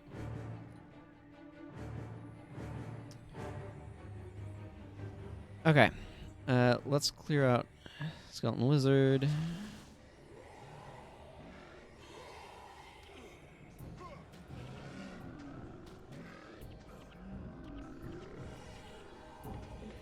I would not have expected, as someone who is not a melee attacker, to have gotten so much use out of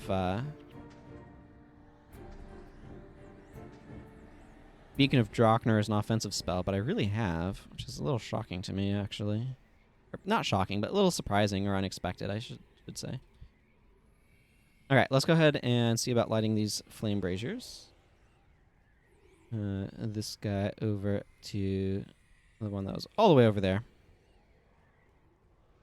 See what's going on with it.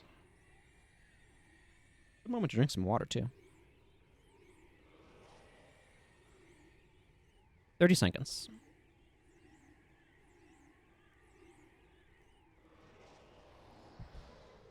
Okay, the next one doesn't look as far, but I might need to clear out enemies first. Some dwarf reputation points is exactly what I was looking for. Oh yeah, we fighting.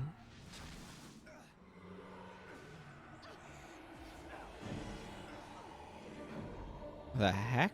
Oh, I put what's the pain inverter on it. That's what happens there.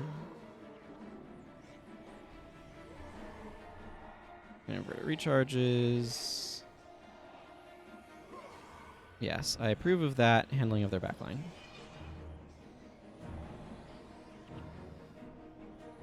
Okay, I think that should clear out all the enemies that are in the way of the next flame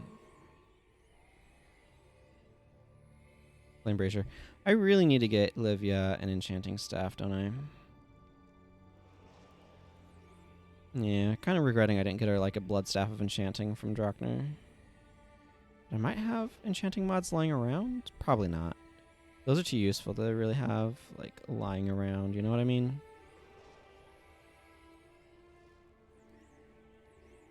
Most of the time you want enchantments to last longer. Not all of the time, though. There are exceptions. I'm going to leave this over here and then work on clearing out this hall.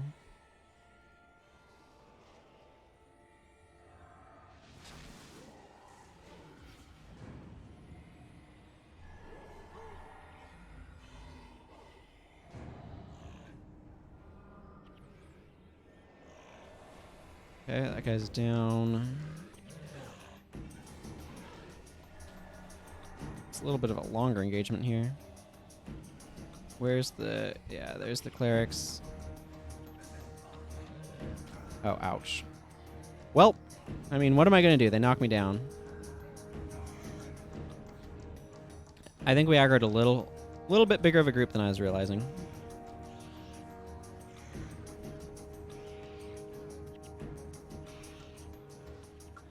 This cleric is going to need to go down. I think we're fairly... Yeah, there's just Beacon Drockner right over there, so it's not too big of a deal.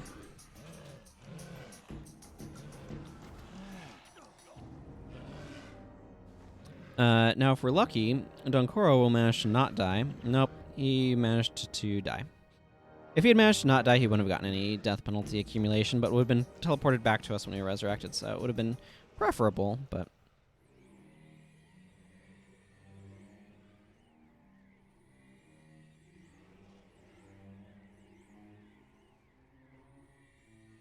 Some of the issue there appears to be the fact that we aggroed 2 groups, so that's great.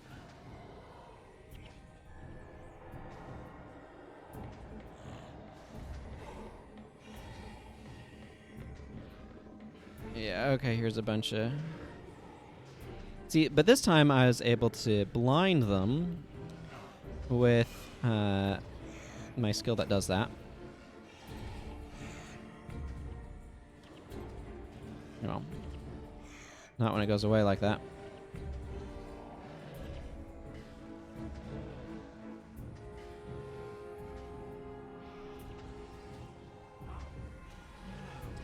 They have some form of removal that got rid of BIP. Ow. Ow. Final ow.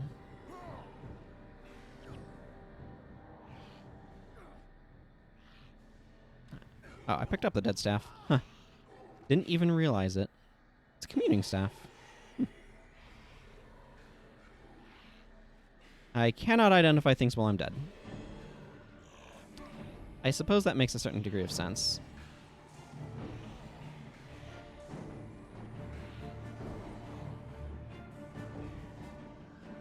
There we go. This priest needs to go down now.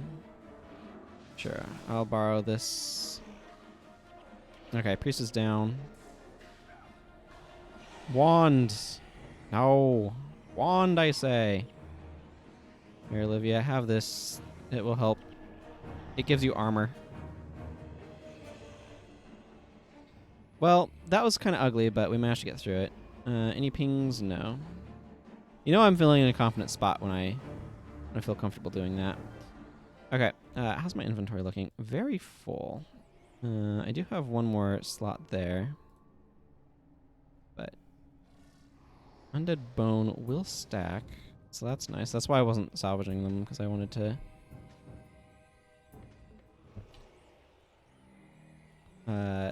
preserve salvage kit spots, and I knew I'd get a bunch of them.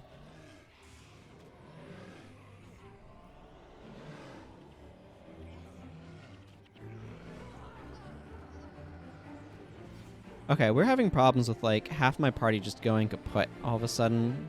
You know what? I bet it is I bet one person dies and like there's a chain of death pact signets or something. That's probably what's going on. That would make sense. Yeah, like right here's a death pact signet. Gwen has a death pact signet on her. Yeah, Dunkoro has a death pact signet on him. And then Livia. So, like, if Livia dies, how many other characters are taken down at once because of death pact signets? I bet that's what's going on.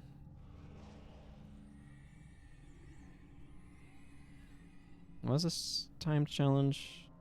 10 kills in the next 150 seconds, which is not an especially even amount of time.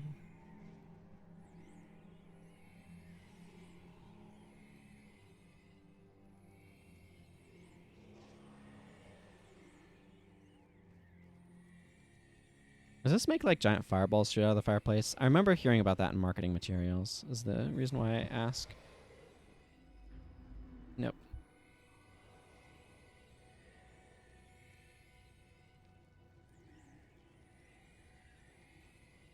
I don't trust that fireplace though.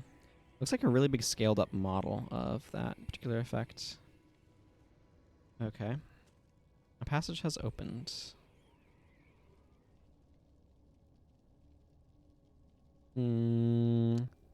Where's the brigand? Where's the brigand?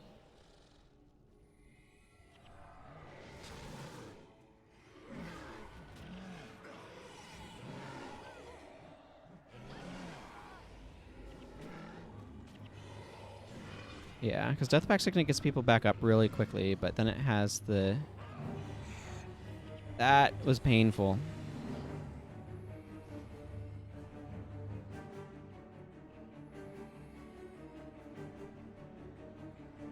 Yeah, and it's like, do I want to stand around waiting for Death Pact Signet?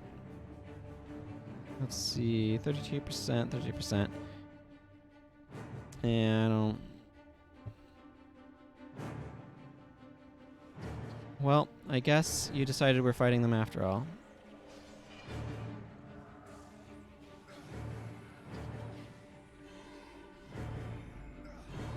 Not exactly what I was looking to do, but what can I say? The fight will go on.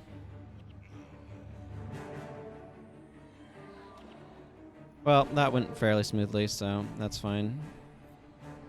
I guess, for certain definitions of fine. I have no idea if I need to do anything with this torch still. Or if I'm just kind of approaching the final stretches and I don't need to do anything more with this torch. So I'm going to kind of carry it along for the moment. Just out of deep-seated uncertainty.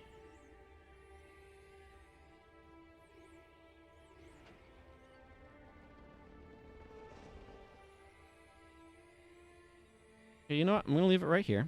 If I need it. Okay, there's a bunch of stuff in this room up here, so that's useful to be aware of. Let's not rush into that.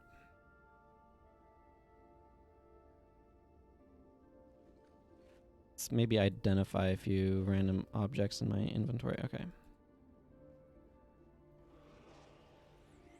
Okay, let's...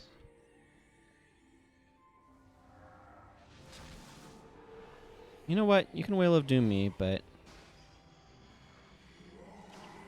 Okay, that's his hidden treasure.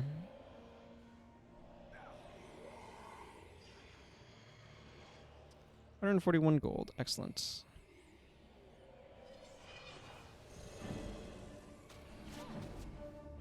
I appreciate the undead bone. That's very useful.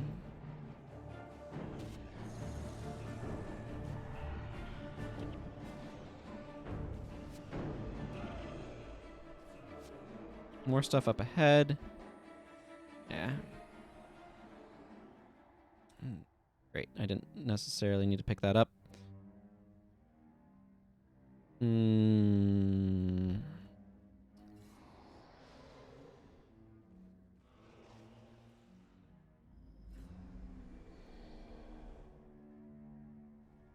$119 gold. Yeah, I'm pretty sure we don't need the torch at least at this point. Like, this has a decently wide area of effect, but still, I need to be close enough to activate these, so fortunately it's a little bit of a first square. Cool. I'll be able to get it when the timer runs out. Or at least I should, provided the battle doesn't go too long.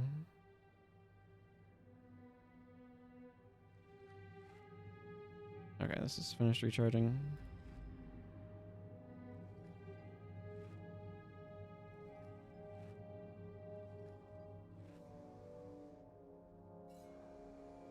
Let's see what's going on with this dead staff. Ooh, that's a bunch of stuff. Okay, well, whatever. Let's pick up this first square. Stuff is axe. I will get... Hey, thank you for the follow. Now, which direction do I actually go? Oh, this is a bridge. My inability to recognize geography never ceases to amaze me. All right, let's step back. This trap is going to go off. Norgu, thank you.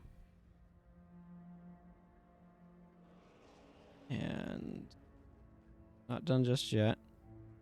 This is one of those spots where I wish I was a warrior, so like heroes would stand behind me instead of in front of me. Great, what dropped? A bolt of Damask. Cool, that gets to sit there on the floor until the dungeon ends. Game, stop lagging. That makes me uncomfortable. Okay, so now I need to take out Nindi Fen. I don't know what mechanics... Okay.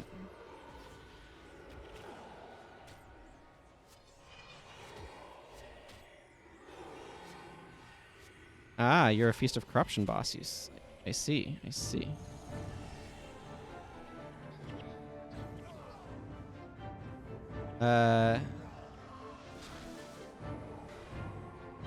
Cool.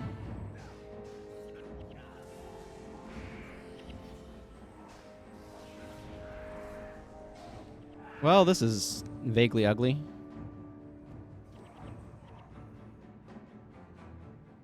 We actually did a really good job of clearing that out overall, given my lack of knowing what to expect. Wish the Resurrection Shrine was a little bit closer, though. I'm going to run a short commercial break while I run back. Help prevent pre-rolls.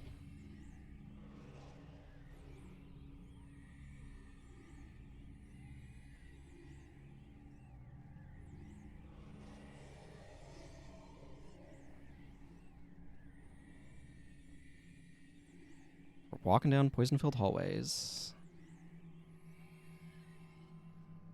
Please stop poison-filling this hallway. Thank you. I feel like I remember the Cephas Axe skin being a major skin at one point in time. Hopefully that 30-second ad break is wrapping up now. Just like those flame traps, just wrapped up.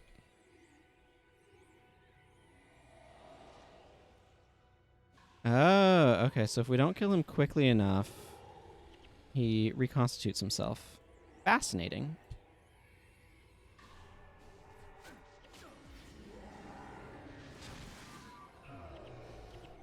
Yeah, get Feast of Corruption did. I don't feel like by himself he's going to be a big problem, but if he always brings that giant pile of spawns with him, that might be an issue.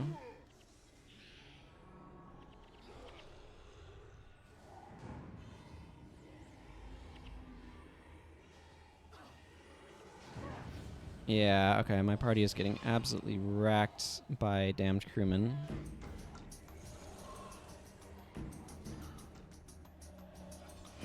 So we're going to need to take out these crewmen. There we go. Now, it's Spirit of Pain and Destruction, that's fine. Okay, and then he reverts and spawns... Ooh, this is nasty. Yeah, this is real nasty.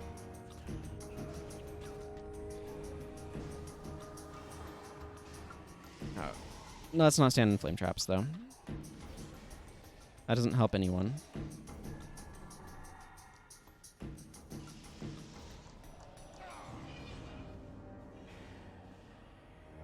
Okay. Bending Nin dies, spawns a bunch of damned crewmen. We make a bunch of spirits happen. Let's Light of Deldrimmer this business up. I feel like this is a great place to accidentally... Okay.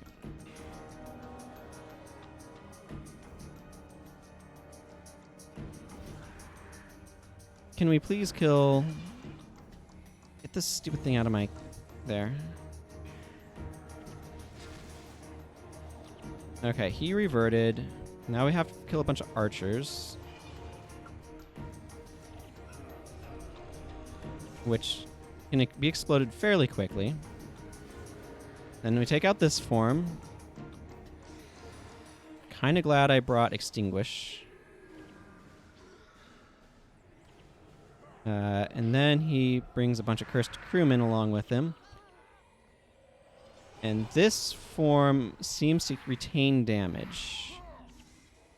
Seems to. Either that or else we just pile on the damage real fast. Yeah.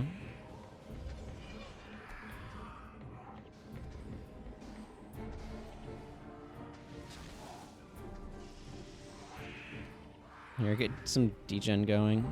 Yeah, this guy has way too much health for this not to be a cyclical pattern. We might have to run back here a couple of times, too. This is a heck of a crowded space.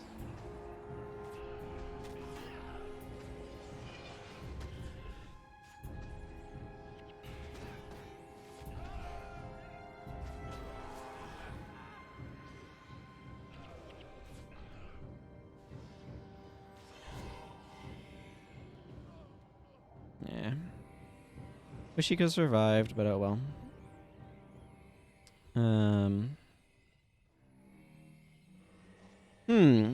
The issue here is that this is beginning to take long enough that loot is going to disassociate itself with me. which is not exactly desirable. I don't really have a purpose for this red iris flower.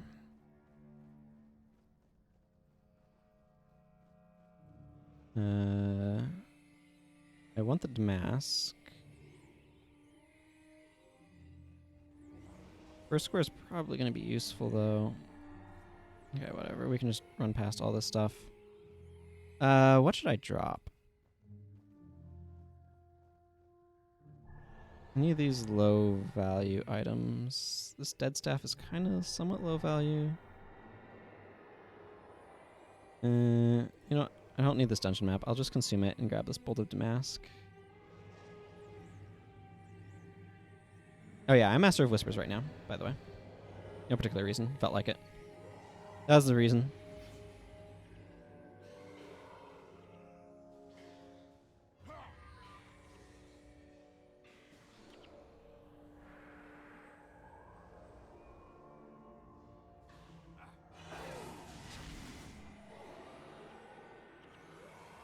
Here's an interesting question. Does he get hurt by flame traps? Woo, boy, he gets hurt by friggin' pain inverter. Tell you what. But who doesn't, you know? Yeah, this guy has a ton of HP. You're supposed to cycle this multiple times.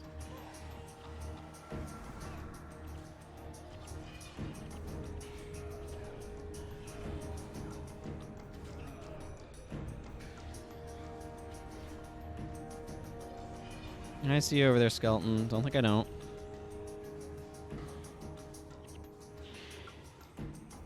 Move my heroes over this way. I don't want them to be standing in the flame trap.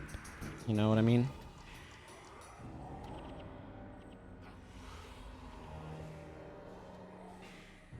There you go. Give me that.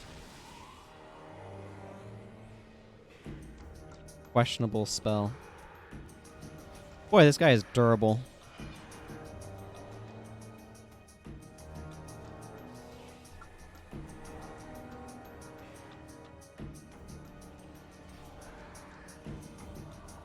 Oh, that's Clamor of Souls, not the good one. No, not the less bad one, not Consume Spell. Clamor of Souls is a very underwhelming spell. In my personal opinion, anyway.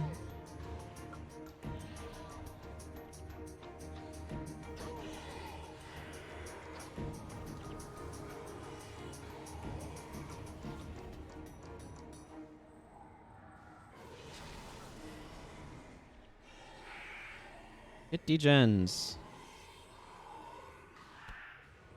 Holy crap. The sheer number of enemies you kill in this makes this ludicrously good for dwarven reputation points, though. Let me tell you.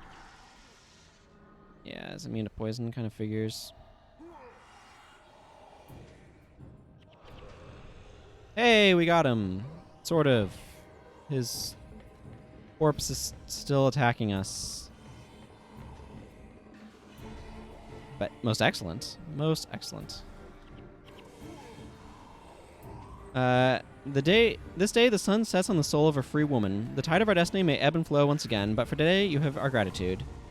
Thank you. Okay, but can the boss be dead now?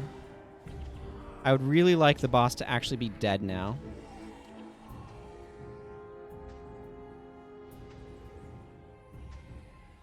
That took entirely too many extra cycles. But that's okay. We'll grab Fendi's chest. Ooh, a Grim Scythe. That sounds cool. Of course, my inventory is full, but I don't need this preserved iris flower, so let's dump it. And grab a sweet scythe. Okay, I think everything else here is stuff that's not especially important to me. Fendi Ninja respawned. I think that it bugged out because we killed him just as he transformed. That's kind of funny. Okay, but that should have that in our book. Yeah, Shards of Ore. An ancient ghost recounted a haunting tale of piracy and betrayal. Following her defeat during the Second Great Corsair War, the Corsair leader Lady Glaive sailed the tattered remnants of her fleet north to the Tarnished Coast. There, she parlayed a deal with King Zorn of Or, father to King Reza, to gain amnesty for her forces within the caverns we now call the Shards of Or. Unbeknownst to Lady Glaive, one of her own lieutenants, a young corsair named Fendi, made his own deal with the king's advisor. Fendi betrayed his leader and his crew. Glaive escaped, but most of the crew were slain. Their spirits remained enslaved by the betrayals of the past. Soon afterward, the dark pact Fendi made with the advisor showed its true nature. Fendi joined the ranks of the undead, forced for all eternity to draw his power from the souls of those trapped with him. Interesting. Okay, well, let's go ahead and... Yeah, Shards of War is right there. Let's do the Bloodstone Caves next, but I'm going to need to take a bit of a break. Because I have been enjoying water. So let's go ahead and drop off a few things. A lot of things. We got a lot of loot, is what I'm saying. Wow, there was a lot of bones there. Okay. So I got an extra stack of bones and an extra stack of iron. Accumulated from that. So that's going to help refill my coffers. Tell you what. I need to go do this processing at the guild hall. There's too much stuff here. So, do I care about... I have a bunch of hail. And I don't care about... of restoration magic. I don't need a communing staff of restoration magic. Yeah, I think that's just going to get merchanted. So here's what I'm going to do. Is I'm going to step away for a moment to take a quick break, and then when we come back, I will clear out my inventory. So I will be back just shortly. One moment.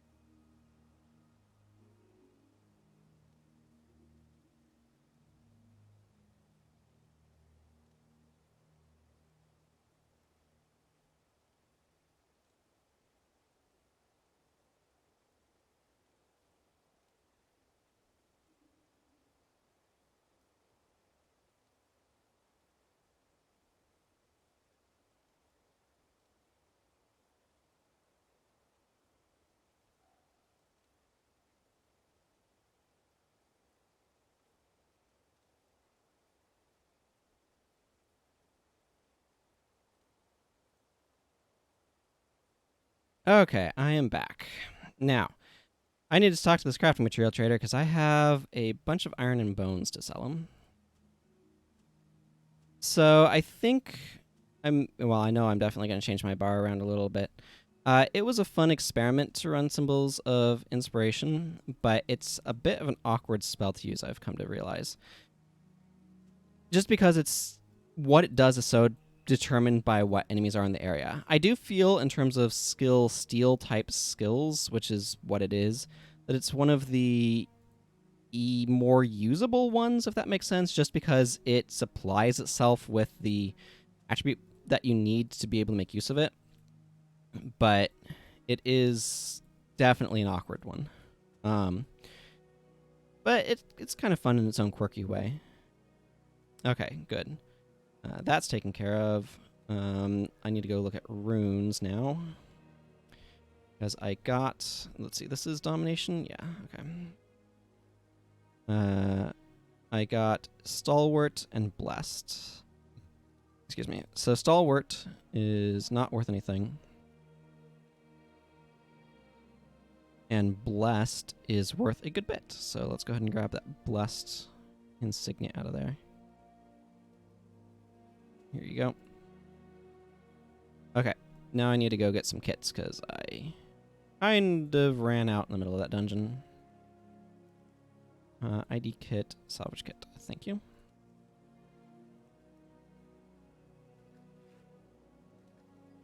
Salvage all of these. And these undead bones as well. We saw bone sells for a decent amount per, so I want to get all of the bone out of that. Let's see what this scythe is. Okay, it wants to be modified. I might hang on to it, though, for the time being. You can see what the skin is and all that. I don't need anything off of this staff. So that's going to be merchant food. Let's get some of this stuff put away.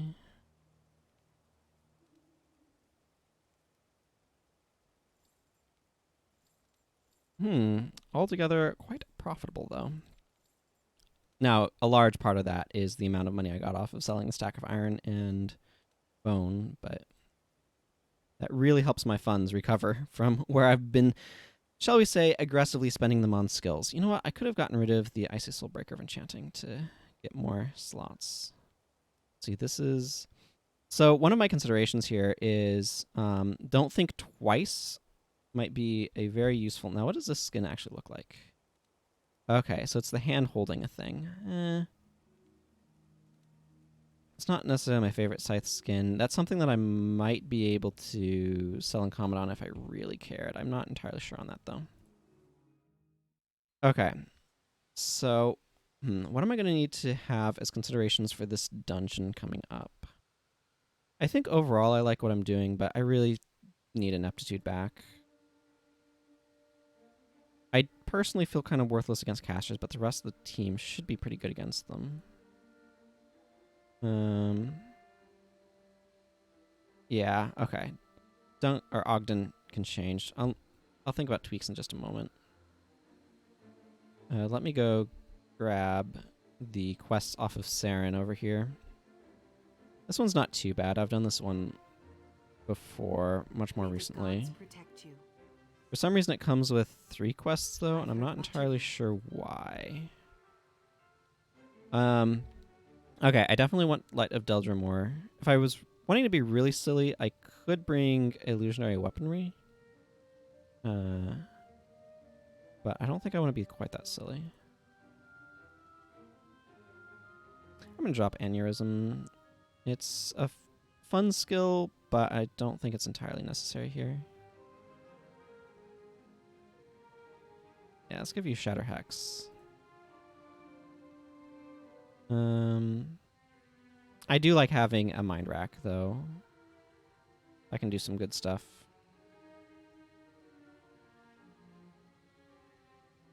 Let's see. You don't have Cry Frustration, but you are running Power Drain.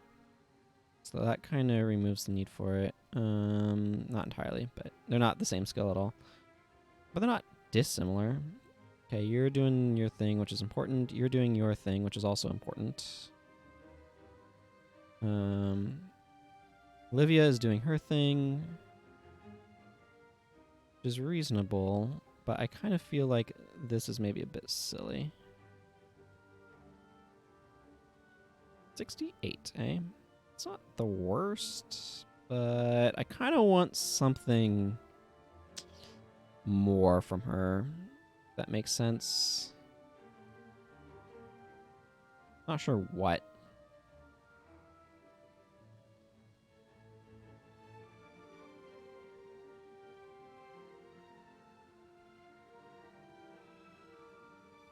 The real issue here is she's part of this chain. She could be using some interesting stuff from her secondary aside from that. So I might drop that.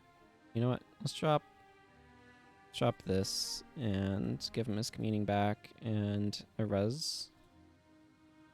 I want flesh of my flesh, though. I'm going to kick Ogden and bring back General Morgan.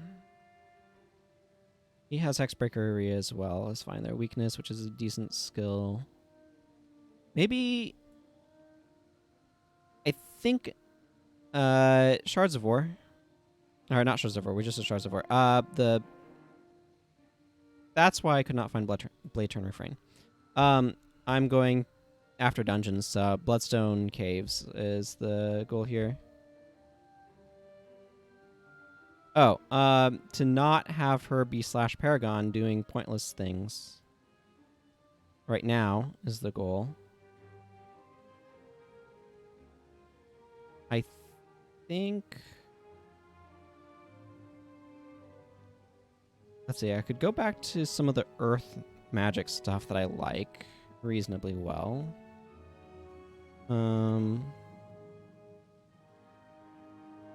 That seems the most reasonable.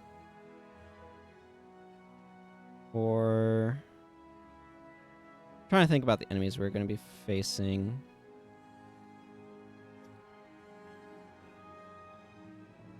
Yeah, I think I'm going to do that. Not fire, earth.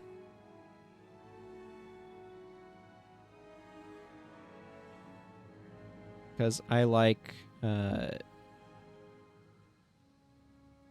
these two and Obsidian Flame.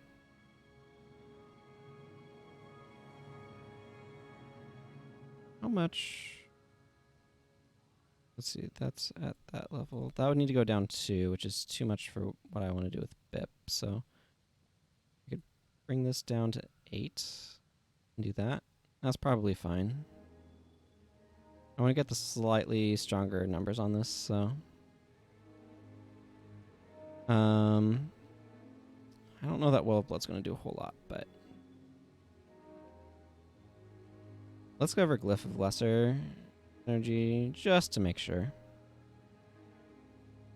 Second of Lustles is an alternative option. But this gains 20 energy every 30 seconds, and this is 6 energy... now I need to calculate LCM. Which I don't want to do. So this is 8 seconds, it's 30 seconds, so this is roughly... I can do this not quite 4 times. So that's... Yeah, this is probably actually a little bit more energy than that. In that sort of time scale. I don't know. Trying to roughly calculate it. Plus that doesn't have an initial investment, so I need to remember that. Yeah, that one's going to be better than...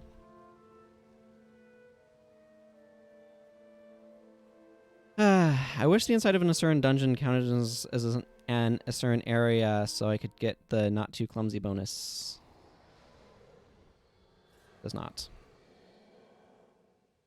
How are you doing, Ravager? Oh, great. Another booker. Do you know if there's any inherent value to the Grim Scythe skin? I mean, I don't know if you know those sorts of things or not, but for some reason I assume you would. I don't know what that says about my impression of you or not. Do I have any... I was just wondering if what the current bounty was and if it was for anything that was down in the swamp. Okay. I, too, am not as... What the heck was that?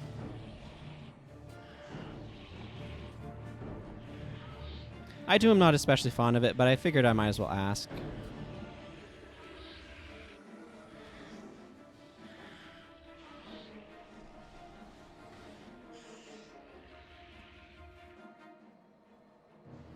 what I would like is a fiery and a shocking scythe snaths. Snaths? I don't know how to pronounce that word. But I assume they're a thing, but I've mostly seen like ebon and of course icy. But scythes drop from a lesser percentage of the game than other weapons do, which complicates things. This is the weird part where you don't talk to the inscription stone, you just walk up to the thing. It glows. And then gets all energy and opens, and you can walk right through it because it doesn't actually have a collision box. Fun.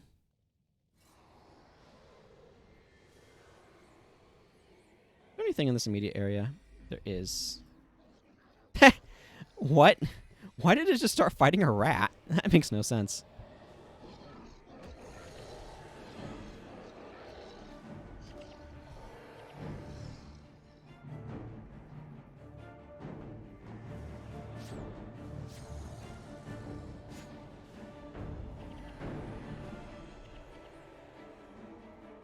$45 gold. Most excellent.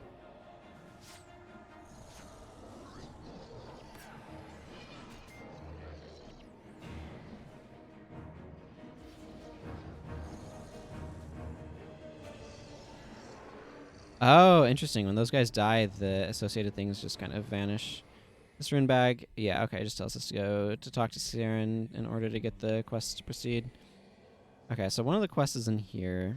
There's an area map. There's also a Light of Deldrimer thing over here.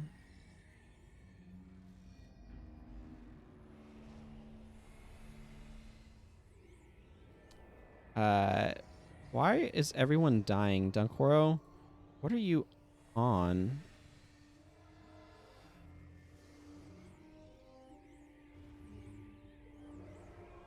Okay, part of it is I went from having a bunch of condition control to having, like, no condition control.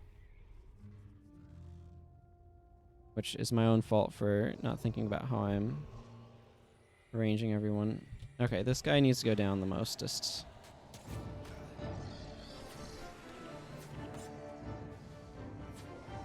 So at least some of his spawns vanish when he dies.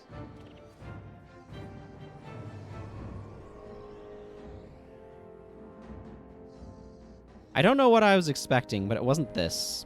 Okay. Looks like this is mostly just a path for hidden treasure. Yeah, there's no other ones that are pinging right now anyway. Was this? Whenever a creature dies, it heals all the nearby creatures for 20 health. That's not especially important, but okay.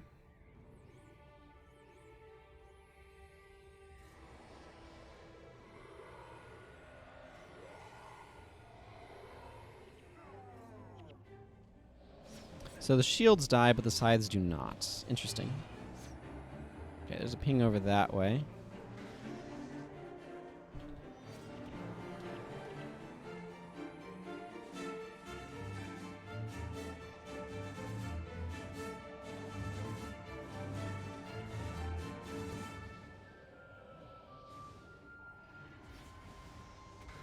Yeah, I'm really liking having an aptitude on my bar again.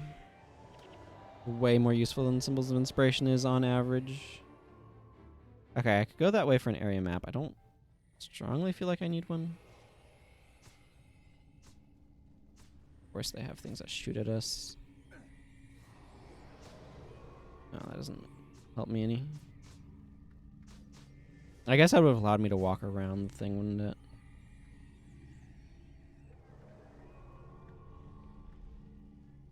Hi. Oh, you're random Asura. Okay. While hexed gear. Oh, 15 over 50 daggers, though. It's potentially useful for someone. Not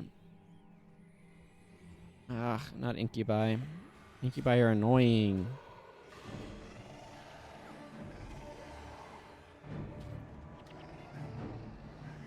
I like to use Soul Running Shriek. Oh, goodness. Good thing they don't know how to auto-attack. apparently. That would be annoying.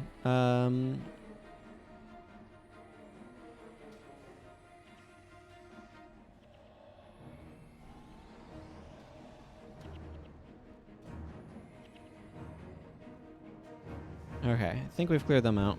That's good.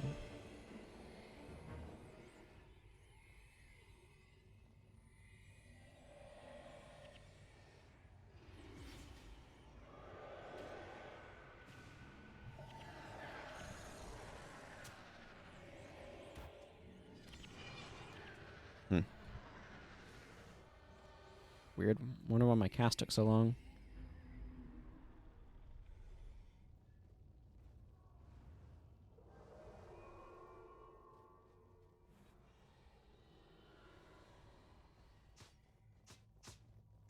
I don't feel like I've been taking the optimal route through here.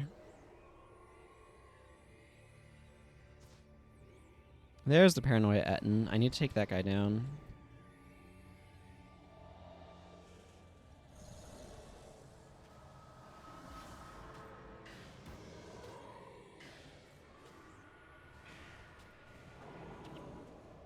For one thing, he drops a dungeon key, and for another, he drops this Shimmering Essence, which is a quest item.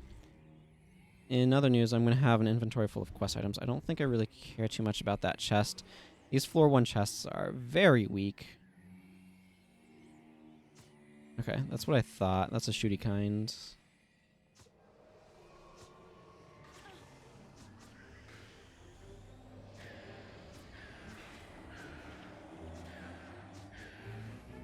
Okay, there's a thing in there. I want to go investigate that. And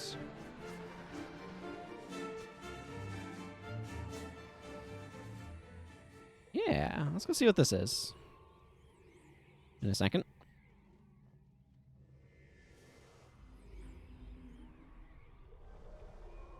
$39 gold.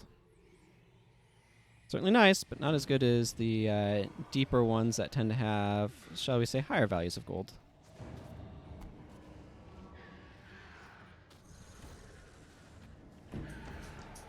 Significantly higher.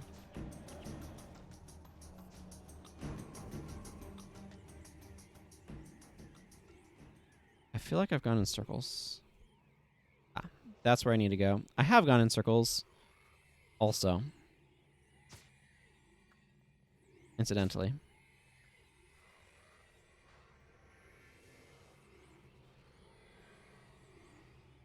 Okay, gotta kill some of these incubi. Or, you know, they'll just run away, like they typically do.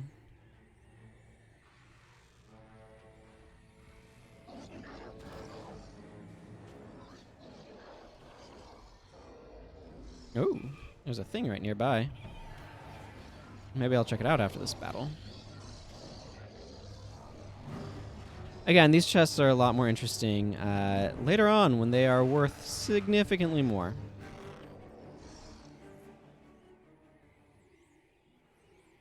Okay, let's see what this one is, though. 49 gold. Cool. Go on to the next floor. So on this floor, I need to, as one might expect, remember to grab the Beacon of Drockner. I need to do that. Only I had been standing right here. This is probably a Dwarf ally.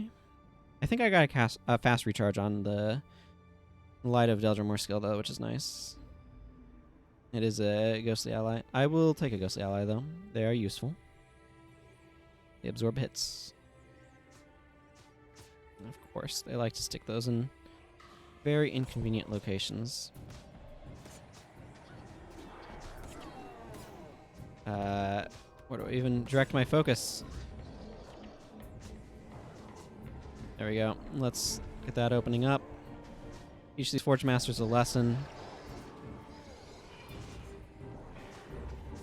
I'm realizing that Extinguish is perhaps a more useful skill in at large than I generally consider it to be. See, those ones are 118 gold. That's got a lot of use to it.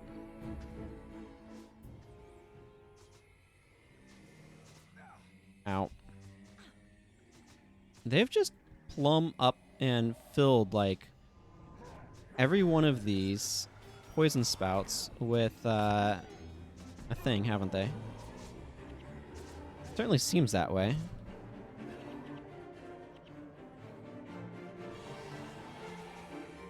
$174 gold from that one. 110 from that one.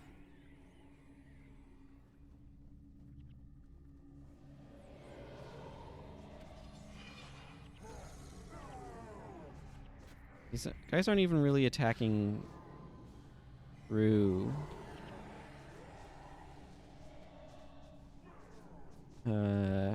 ineptitude much. They're just kind of pathetic. Okay, there's a couple more down this way. Needless to say, they're by poison things. Ugh, more incubi.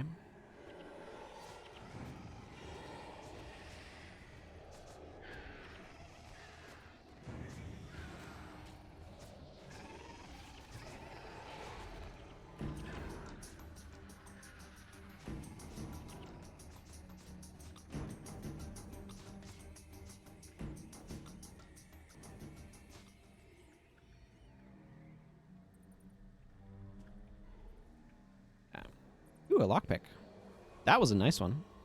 I like having a lockpick. Yeah.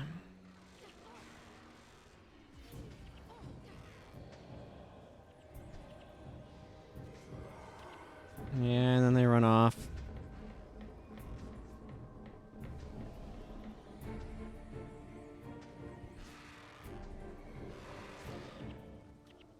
Secret treasure right by the locked treasure chest, so that's fun.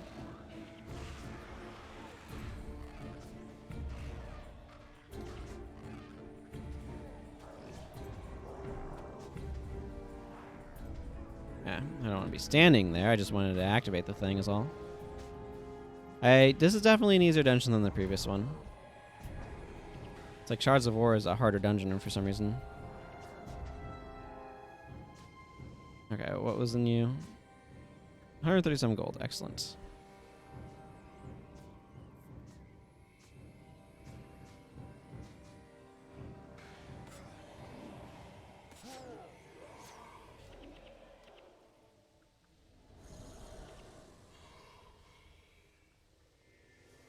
And then there's the Forge Master. Should be pretty straightforward to take down. And when he does, his stuff goes away for some reason that I accept.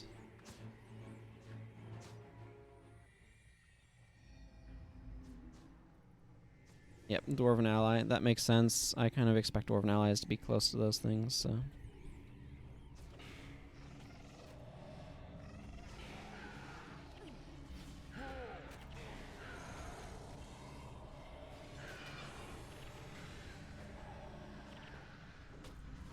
Okay, no pings. I really like the animation for Light of Deldrimor. Oh, goodness. There's a bunch in here.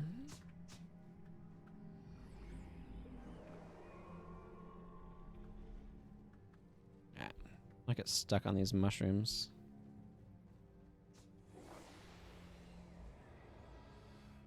The question is, am I standing perfectly between two of these things where when I activate it, it's going to activate neither?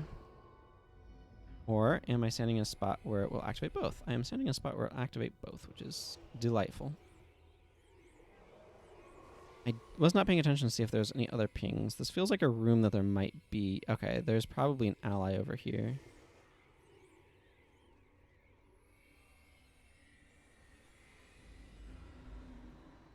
Which is going to be useful because this room can get quite hairy. When you're playing through it in the...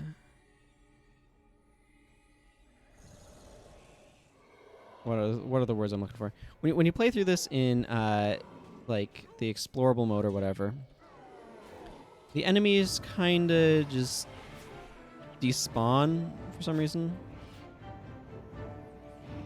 That is not the case when you're playing through it in the dungeon mode. they in fact do not despawn. And will in fact continue to become enemies to you and try to kill you. Not too bad though. Yeah, okay. My inventory's getting a little bit full. Thankfully, we have a bunch of dwarven ghosts to help us deal damage to enemies, so that's nice.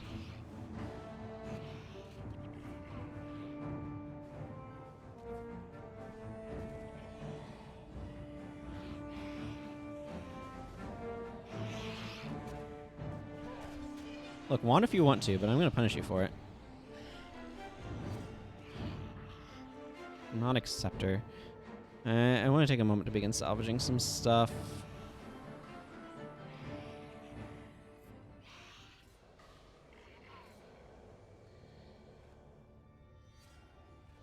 Because I imagine some of these things can stack up.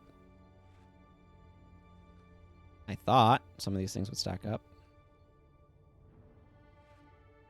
Oh, these make...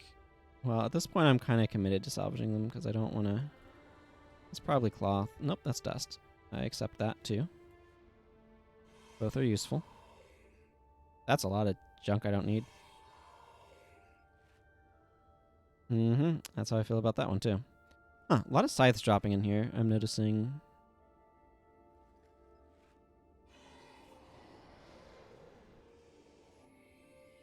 Okay, any pings? Okay, I'm not seeing any. I just kind of want to take a little bit of a look-see around just to see if I see any glowy blue teal spots, but I'm not really, so. They are potentially worth 100-ish of gold.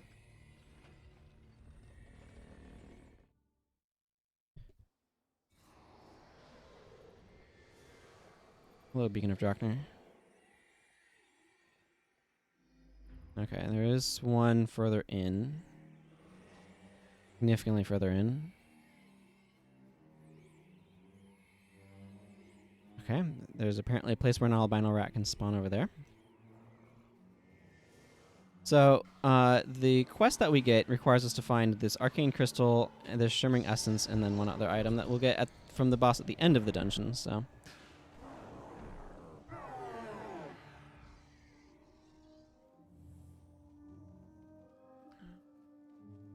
I'm not quite sure where that ping was, though.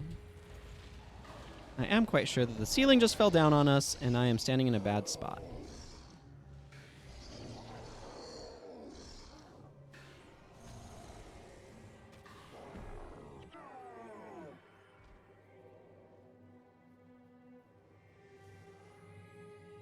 Ah, there's the glowy blue. That's what I'm looking for. Oh, goodness. Ceiling. Poison. Everything is pain.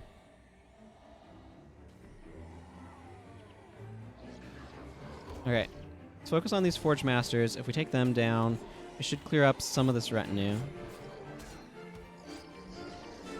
Yeah, it cleared up a bunch of that retinue.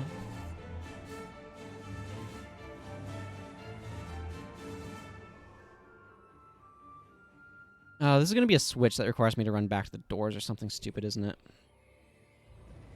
That's what I'm suspecting. And of course, the ceiling fell on my head and interrupted my skill. Well, that's a thing that just happened.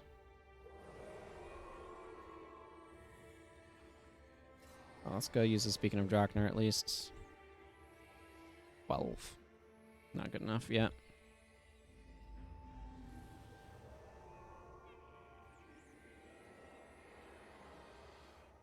Okay, well, let's go look for our secret passage. Ankoro, what?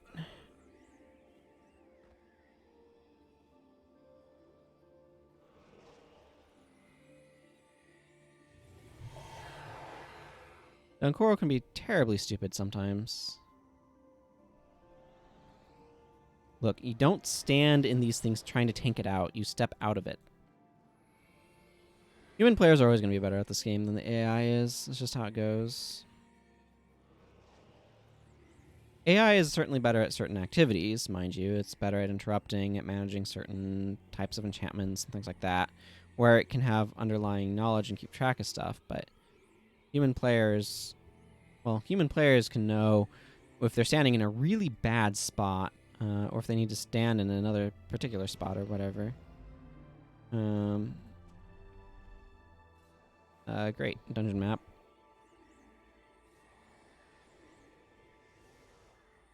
I don't know how far the secret passage goes, but there's a lot of stuff down here. So I'm going to be looting it. This is kind of a cool big old room, too. Oh boy, we're going to be doing a lot of running around here.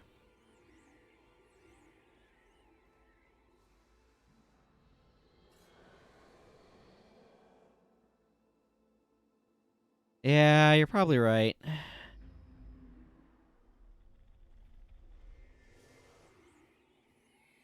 I mean, I've definitely had my own derp moments too, where I'm like, I'm going to stand right here, and then get absolutely wrecked by trap. But oh well.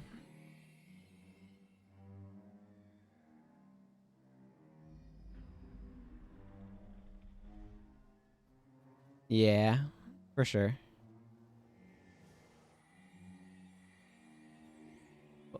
We only have so much attention we can give, right? So we can get caught up in certain things too, and stuff like that.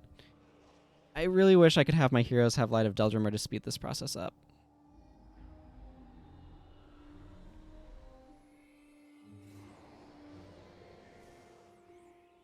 This would be a really nice moment to have Mantra of Recovery.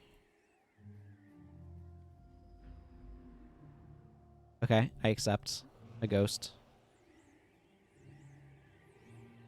A friendly ghost.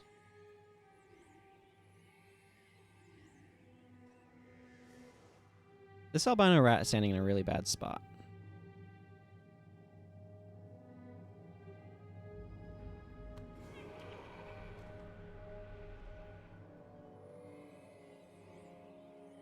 There's so much gold in this secret passage room. Come on. 20-second recharge.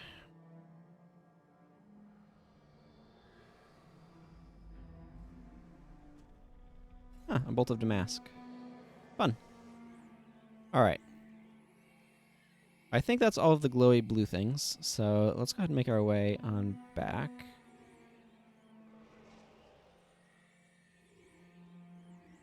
And go fight ourselves a boss. Well, you get a lot more loot when you go into dungeons if you bring Light of Deldrimmer.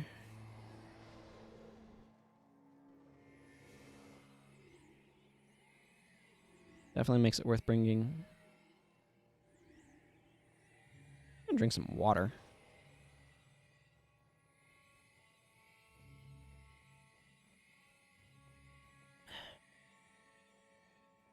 This is probably hubris. Nope, didn't go off. Good. I always like it when these traps don't go off while I'm standing in them. Right up there is a really bad spot.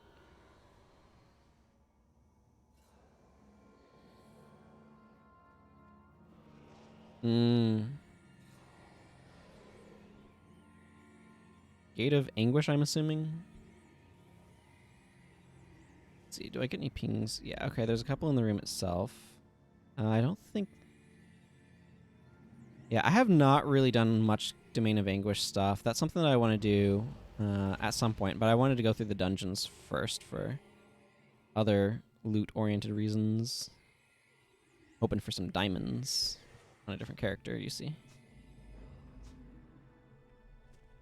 Oh, another lockpick. Excellent. And I remember there was another ping over this direction, so let's go check that out. Yeah.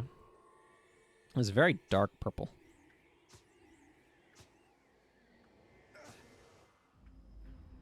Ah. Onyx. Okay, I remember this part sometimes being quite painful, so let's...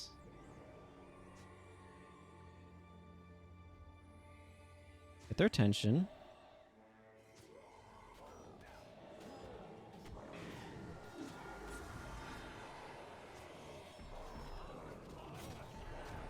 No, enchanted shields are the wrong thing to target with that. Yeah, this is why I remember this being extremely painful.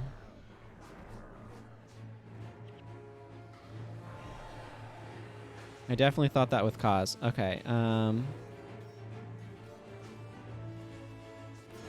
You can get pained.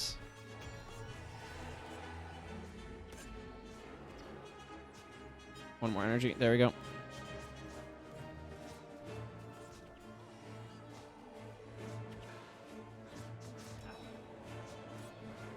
So we got a bunch of bosses that hit really hard, I think is part of it.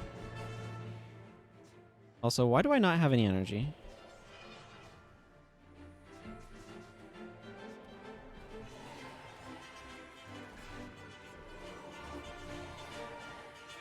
Okay, good. He's down. That'll help. They have a bunch of... The shield spawns that show up with them don't really do much, but... like, they despawn when they go down, and that really cleans everything up a lot.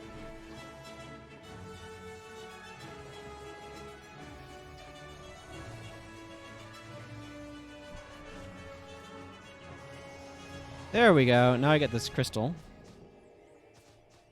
Does it really have to keep spamming traps at me?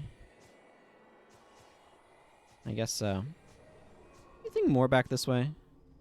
No, no pings. Ooh, a flame artifact. Excellent, excellent. I think that completes the dungeon. Well, it went okay in the end, you know? What we're looking for. And exact space on my inventory, which is cool. Yeah, here's Bloodstone Caves. Many adventurers have told legends of the Bloodstones, and a few brave souls claim to have seen them. Even after hearing these stories, standing in the presence of such power is still quite intoxicating. A brilliant Asuran researcher named Gad assisted us in our search for another Bloodstone. With our help, the Asura would have... with our help, the Asura would have to decipher the series of inscriptions placed by the Guardians, odd creatures called inscribed Ettins, before we could reach the legendary relic.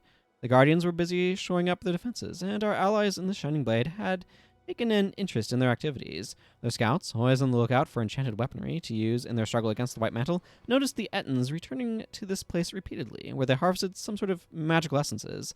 Bartholos believed they could be weaponized for the Shining Blade's war efforts.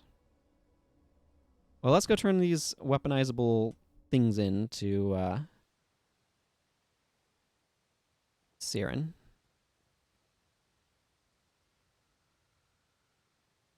Just playing through the campaigns mostly. I may have done all of the dungeons at some point, but it's been a very, very, very long time. So I've mostly done stuff like, yes, here, please take these quests. Because I have, here, I have a few characters. So, yeah, it's mostly doing things like going through campaigns on them and stuff. Is a lot of what I've been doing.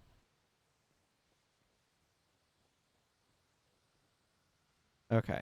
I need to clear out my inventory. Where did the Shunlai chest go? There it is. Which map can go down there. And the rest of the stuff can get identified.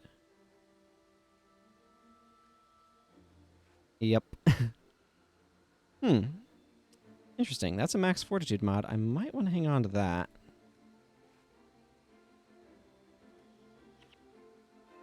Okay, let's get some of these materials put away.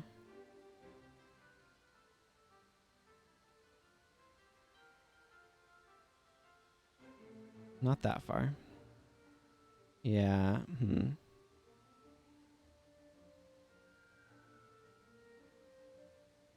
What I really want is 2020s for those, but I guess I'm going to hang on to that for the moment.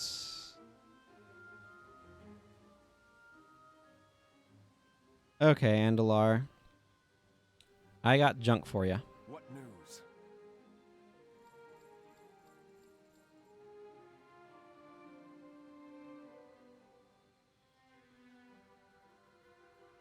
Okay, I think what I might be inclined to do here is, yeah, I think I'm going to keep running this particular bar. I feel like I have a lot of useful defensive properties.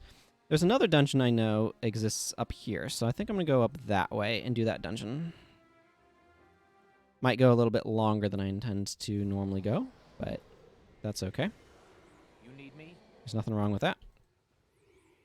Let's see. How much Asuran... No, that was a bunch of dwarf reputation points. I don't know why I assumed that that would be Asuran reputation points, but I kind of did.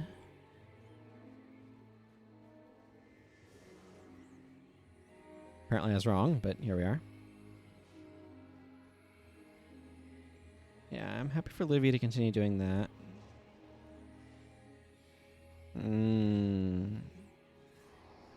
Maybe I should have swapped General Morgan to the other one. Yeah, I mean, it is a certain territory, right? Not that it counts as that inside, but you know what I mean.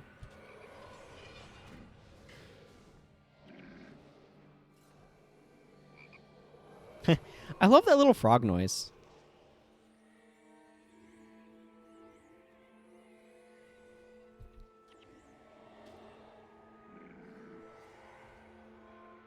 I like the sound of frogs.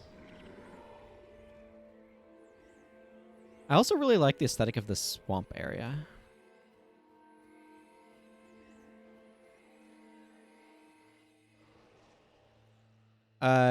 Where do you get it? Wouldn't it be by... I assume that it would be by an NPC just outside of it.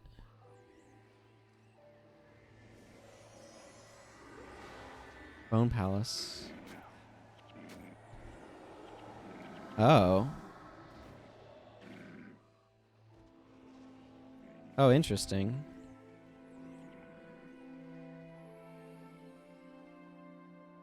Yeah, I'll go do that then.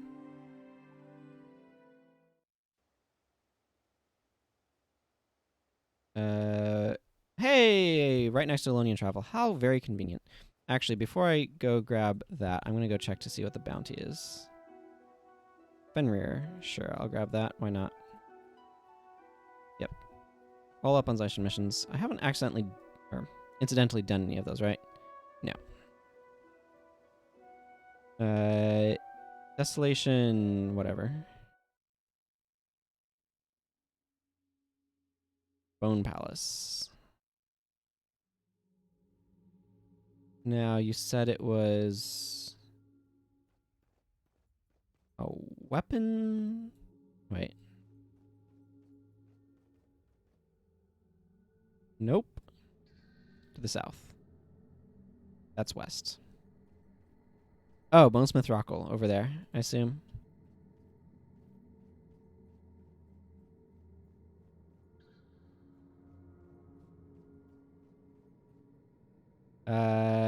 Hackett legs. Good times.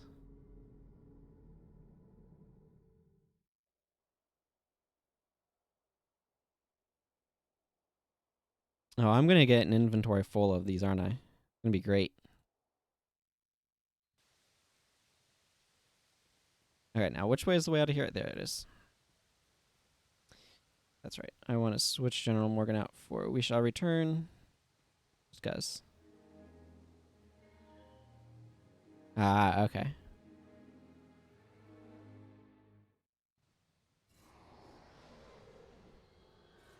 Why are you bothering me?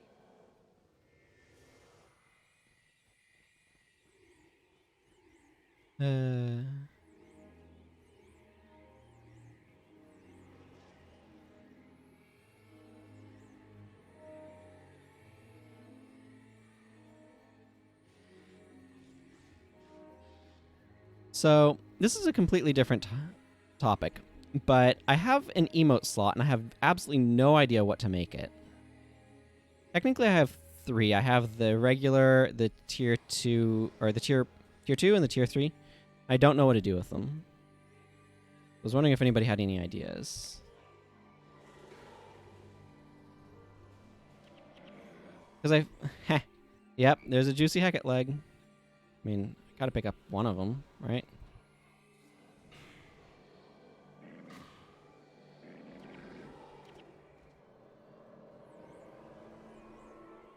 Do you just need the one? No, you need 10.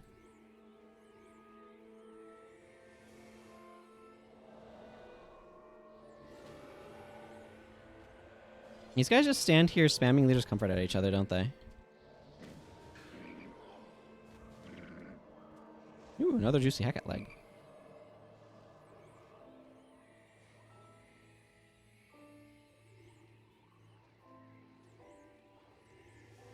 Such a purple swamp. Gives it a really different ambiance from other places, you know? I like it when they give places different ambiances like this. That's actually my complaint about a lot of Vabi, Korna, like a lot of Ilona. It just has very similar-ish palettes, and the vibes are kind of really similar. I like Easton. I like how varied Easton is. It's like everywhere in Korna feels like more of just the same, and it doesn't feel like it gets that different once you go to Vabi. There's some cool architecture in Vabi and stuff. Anyway, let's try to avoid spiders.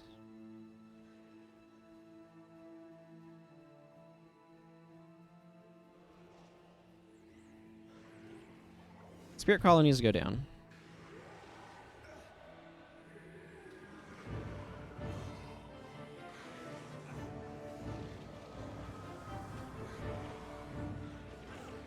Spirit callers use Splinter Weapon, and everybody knows how powerful Splinter Weapon is.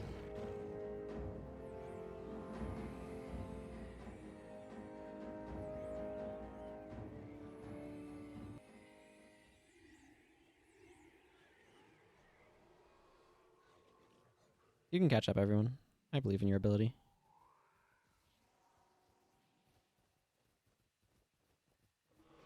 Just need to keep going north.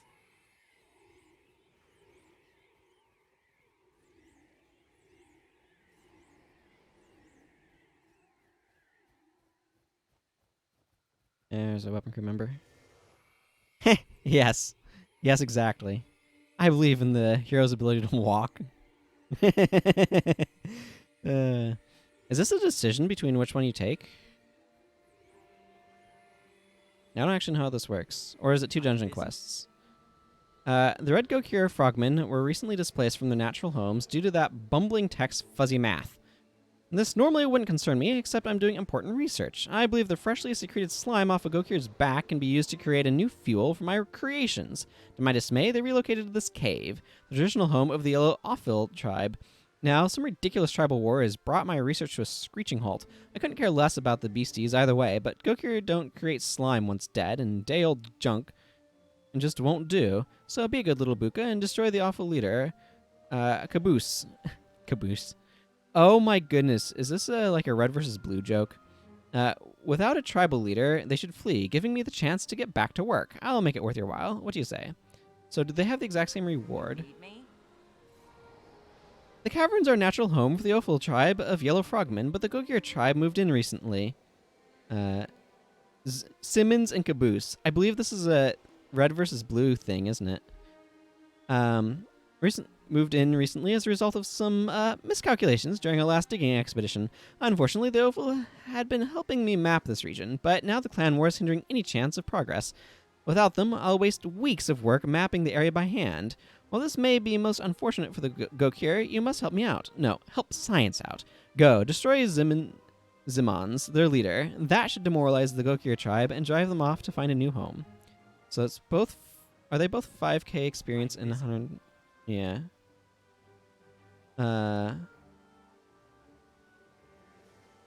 Let's do this one. Here comes trouble. I don't know if it matters. Wait. He also has his quest still? Trouble. Okay. Let's destroy Zimmons. Wait, can I grab both? I'm going to just take Text War.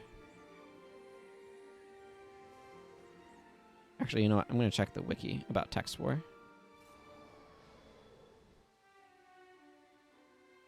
Text War. Yes. Okay. So you can't... I see, you can't do both. Yeah. Yeah, Yep, absolutely. Wiki confirms it. Red versus blue reference. Okay, bog root growths. Hi, Tex. We have Blanc. What the heck? There's an Asuran gate over there. There's an Asuran gate to the heart of the Shiver Peaks right at the entrance to bog root growths. Interesting. There's also a bunch of corpses of various dudes here. Hex Hypermapping Expedition, Northern Quadrant of Sparkfly Swamp. Well, I mean, I can't argue with that. It most definitely is.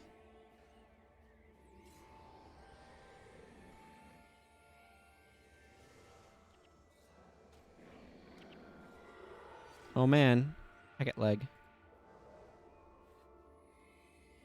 I can see why you'd say to take that quest, Ravager. A bunch of heket legs available.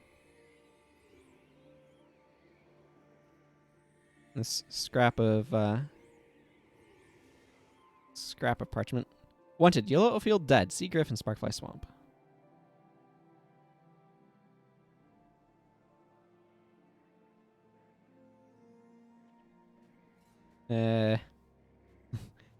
Cows drinking. Interesting. Okay. Oh no. Oh no, there's gonna be so many of them. It's gonna be ridiculous, isn't it?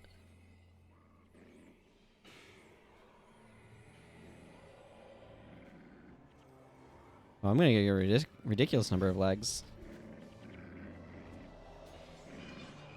We're gonna be drowning in legs.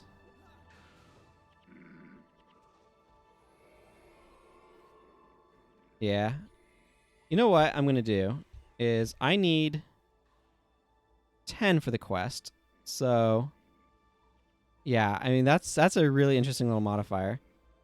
I will make sure I don't grab 10. I will grab 9 and kind of stop there. Oh great, another booker. Eggs.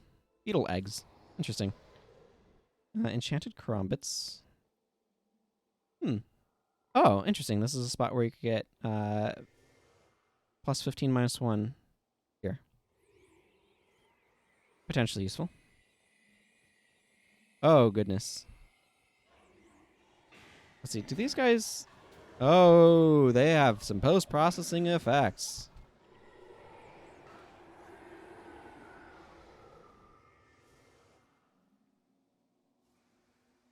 Okay.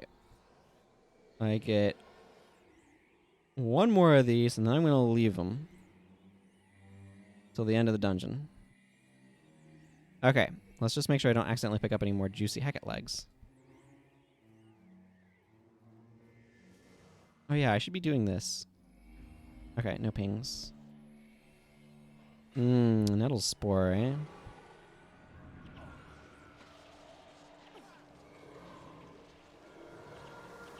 I'm gonna suddenly wish I brought more hex removal, aren't I?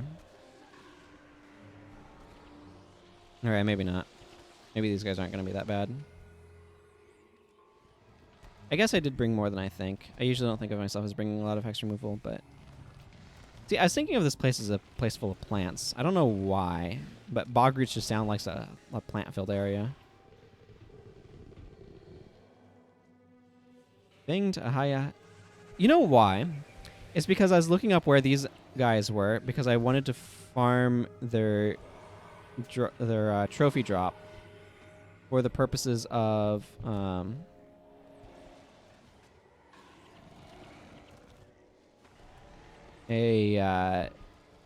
weapon that I wanted to gain access to. Wow, those things are durable. And I saw that they were in this dungeon. That's what, yeah, Sentient Vines. Sentient Vines is exactly what I was looking for.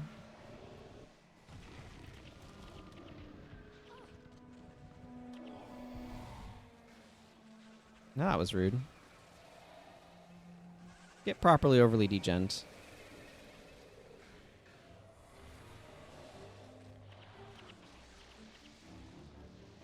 Snail spores just stand here.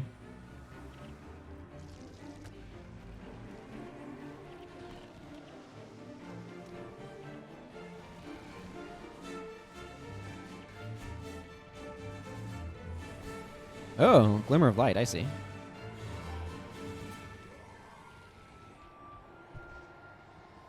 Mm-hmm. I like doing a bunch of different stuff. Like, this is a fairly standard build, I think, for these days with a bunch of, like, E-Surge and Mistrust, but I've been working on a Codex program, and I'm going to be hopefully using that before too much longer to do some stuff where it's like, okay, now I need to figure out how I'm making builds with this particular combination of things. I definitely enjoy doing that sort of thing, though. And experimenting with builds. It's one of the things that I love about this game.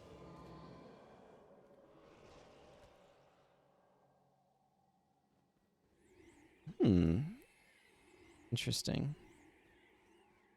What's going on up this way? Oh, do they have slightly different routes through here depending upon whether or not they're allied with you? Is that how this works?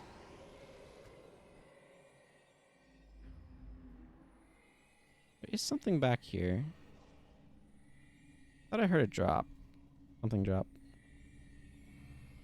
Yeah, I understand a lot of the decisions they made with Guild Wars 2, but it's not at all the same game. And honestly, with Guild Wars 2, I wish they'd either pushed more towards an action game or more towards let's see. Yeah. Or more towards or stayed more towards like what Guild Wars 1 is, but I don't like the spot that they ended up at.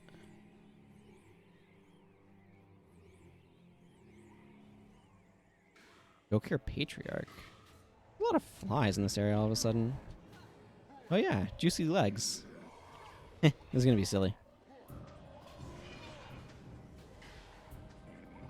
Ah!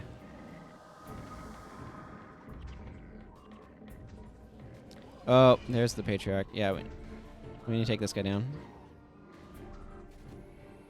Yeah, that's the thing, is it's not, like, it's a really interesting question of, like, what is a game franchise, right? What is a game? Is it a collection of mechanics? Is it story? Where are you kind of... Because, like, that's the weird thing is, like, it's kind of like how World of Warcraft takes place in the Warcraft universe, but is not at all... oh, I do need to go this way still. It's not at all the same type of game as, like, Warcraft 3 was. You know what I mean? So it's like, I kind of wish instead of being called Guild Wars 2, it was, like, something that indicated more that it was... I mean, it's kind of like how the Wii U sounds like a Wii peripheral because that was a naming scheme used for Wii peripherals when it's its own console, and it's kind of like, it's a very different game, and I wish it had been kind of indicated that it was as different as it is, but... oh well. Just my own preferences, too, but... Ooh, a bunch of pings over this way. And there's a lot of visual stuff that I really love about Guild Wars 2. I like a lot of the aesthetic. The world building is interesting to me. Okay, let's maybe not get my heroes killed in these. But I just much prefer playing this one. The heket legs everywhere is great. Getting that quest was a real good caller Ravager. It's supremely silly. A little hard to collect my loot afterwards, though. I'm fishing it out of all these heket legs.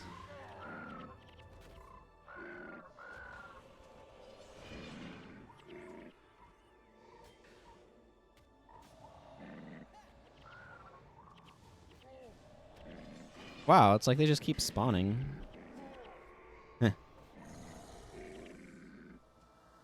Okay, what here is not heket leg?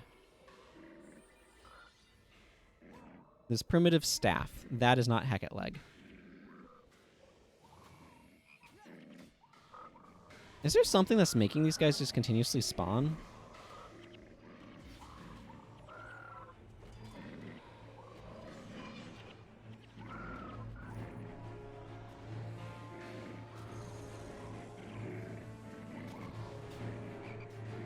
It's like they're not even threatening, per se. There's just a lot of them. Hmm. Yeah, that's cool. I'm glad your friend wanted to start playing the game, too.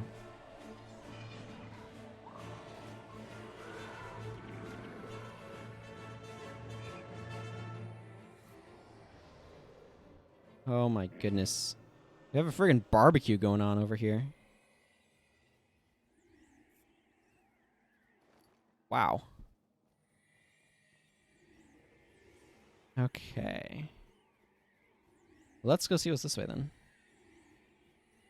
Yeah, like thankfully, like here's the thing too though, is Guild Wars 1 is not the same as like a regular MMO. And there's a lot of stuff that Guild Wars 2 does as more of a traditional MMO style that I don't like from a design standpoint just seems like it's so awkward. So I mean things like okay, nothing in here.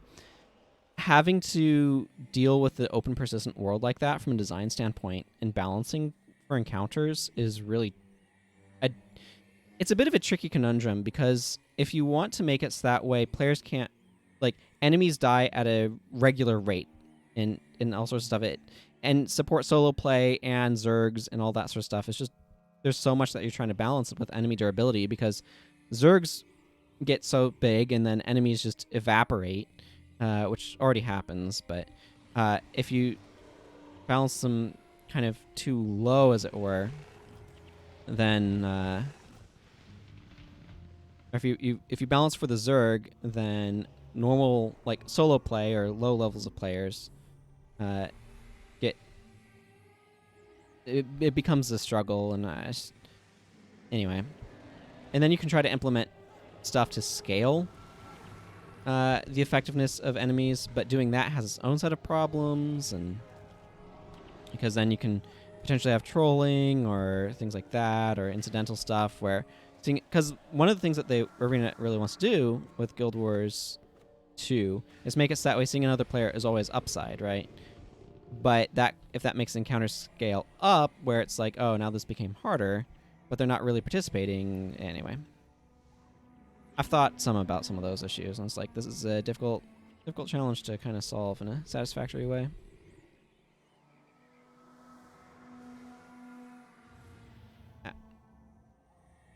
Ah, no, traps everywhere. Let's not walk into them. But yeah, I hope your friend enjoys Guild Wars 1 and can keep playing it with you.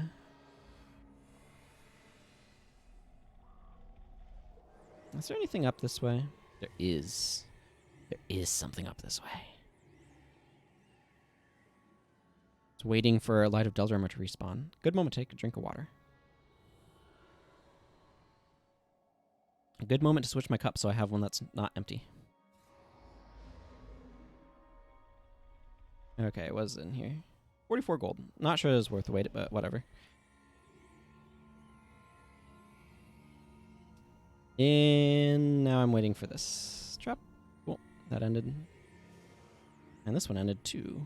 So we can continue onwards. Ooh, a Light of Daedolon. Most excellent.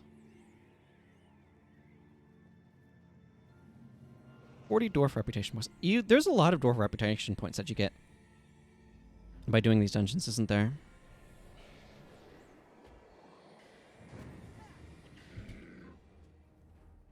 Oh yeah, heket legs.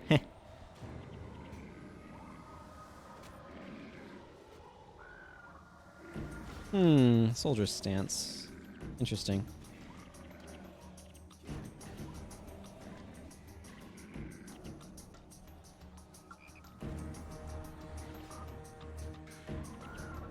Why do I feel like I'm going in circles? Oh, that's just because there's a bunch of drops over here because the heket, like, wrecked each other. Okay, I'm just checking to see if I got any more pings. Pretty much no experimenting with builds.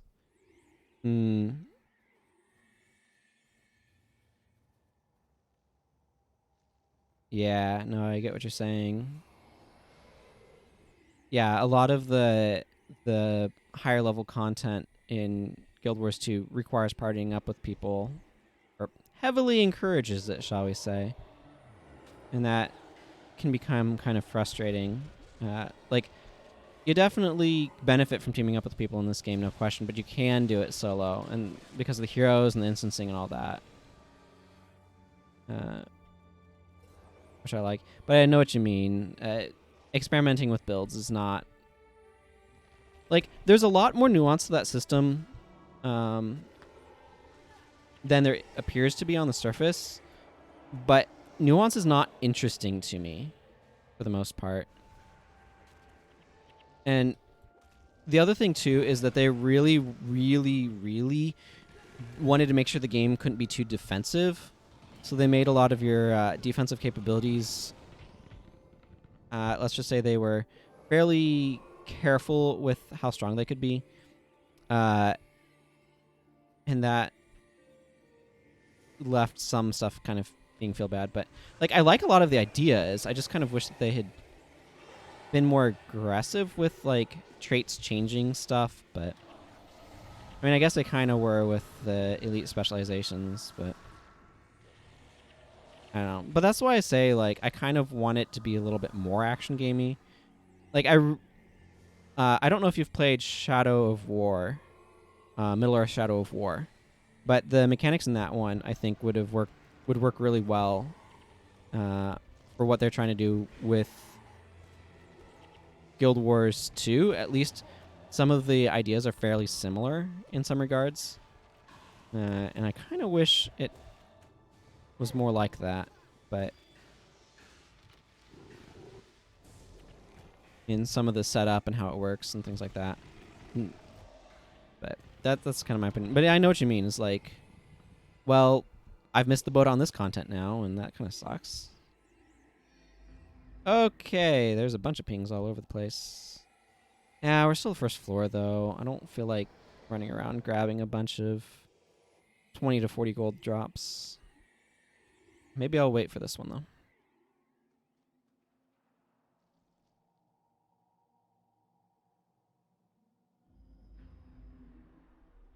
$27 golds. Probably not entirely worth it. Floor 2 is where they start getting valuable with those things. Anything. Not yet.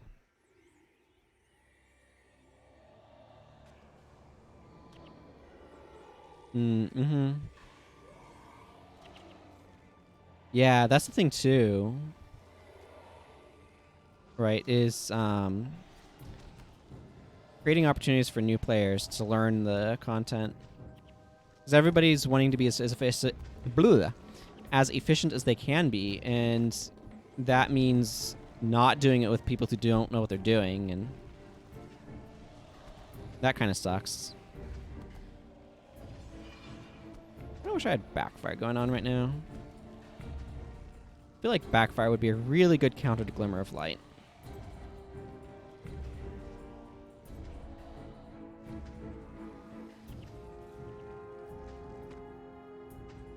Which way am I trying to go? You know what? I have a dungeon map. Okay, there's a couple area maps up that way. I just need to get to this boss key in front of this door.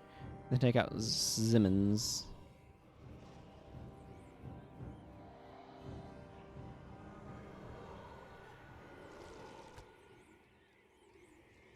Let's go this way.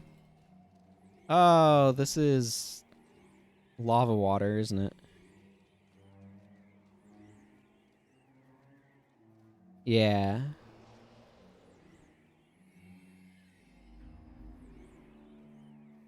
Oh my goodness, I forgot to bring condition removal, didn't I?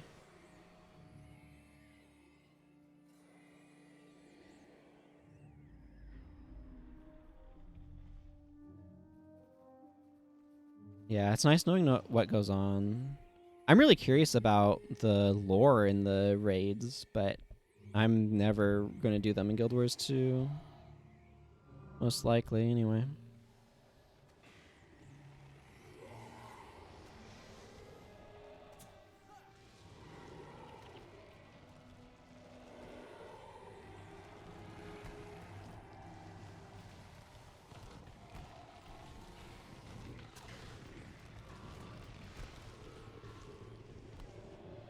Hmm.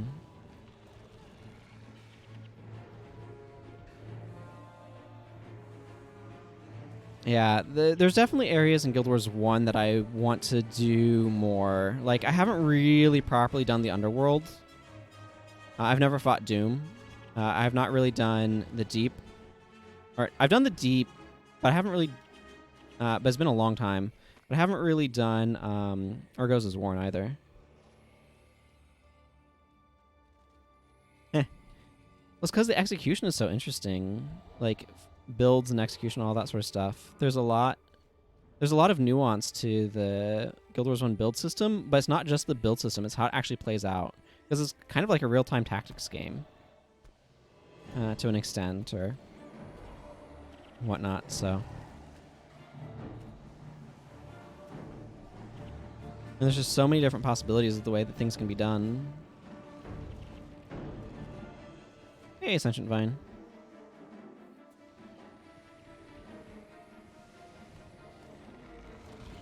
Ah, there's something over there, too.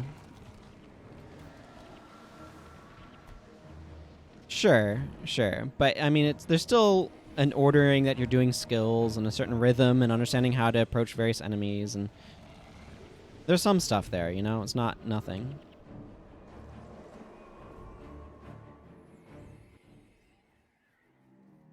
Okay, there's a thing over there in the water I kind of want to go get.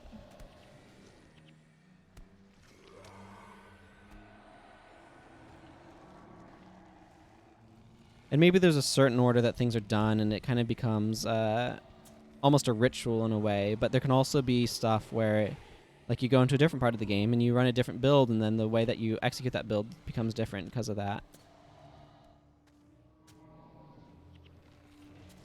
I don't know. It's just interesting to think about all that sort of stuff. Oh, this water's awful. Okay, there was a thing around here. There's a thing around here, over here.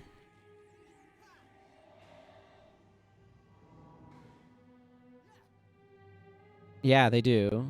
And that's the thing. Like, each class does play super differently in this game. And that was my one of my complaints about Guild Wars 2 is I feel like, yeah, the way that the professions play in Guild Wars 2 is different for each one, but fundamentally what you're doing is so similar because they're structured so similarly, you know?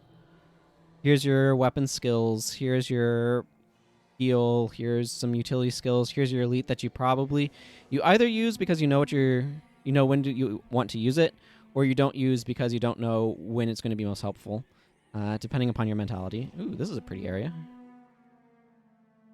I feel like I'm inclined to go this way and it's somehow going to backfire.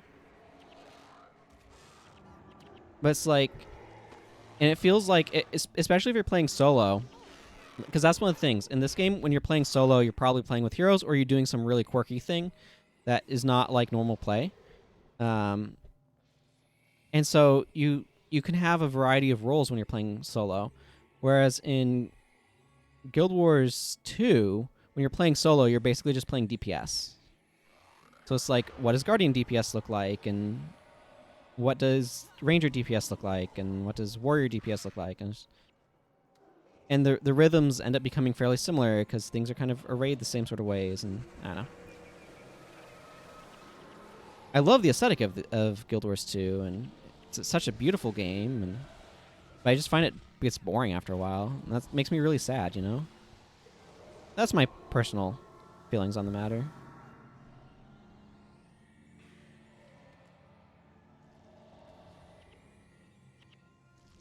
Everybody will, of course, have their own experiences and their own things that they like, and I think that's one of the things that's really cool. Like, even though I would really like to change Guild Wars 2 into a game that I personally would enjoy playing more, I also don't want to take away a game from people who really enjoy it. And so it's one of those things that's kind of like, yes, I wish it was different, but I also don't want to wish it away from the people who like it. I just wish I could be one of them, you know? But oh well. Way do I need to go here? This way. Mm-hmm. Yeah, exactly.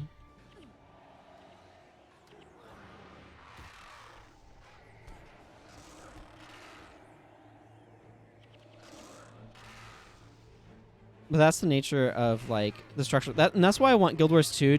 I wish Guild Wars 2 was designed more like an action game, because I feel like they could have done a really good job of differentiating how each of those feel.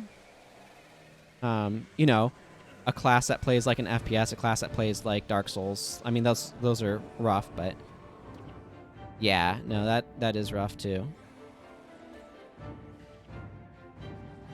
Because that's the thing, is people liked doing that role. And on the one hand, I understand why they wanted to get rid of it, but on the other hand, people liked that role, and removing something that people like always sucks.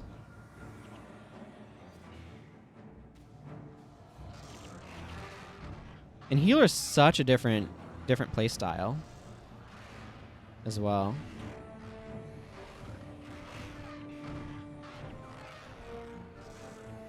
It's a very different game. Or like, if I'm playing a character with a lot of interrupts, the way that I focus, the way that I execute is different.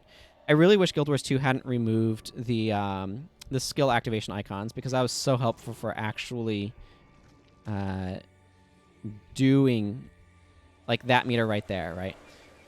Because it's so useful for actually doing like an interrupt type role.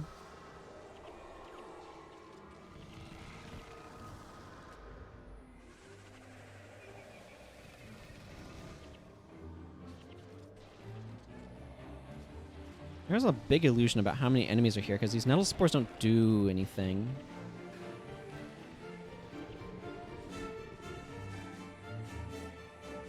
There was another pingy thing somewhere nearby, wasn't there? I've completely lost track. Oh well, it doesn't matter much. Yeah.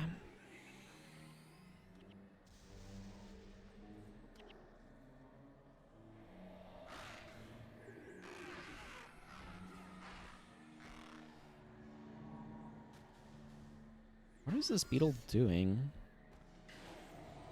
I wish I had soul barbs right now.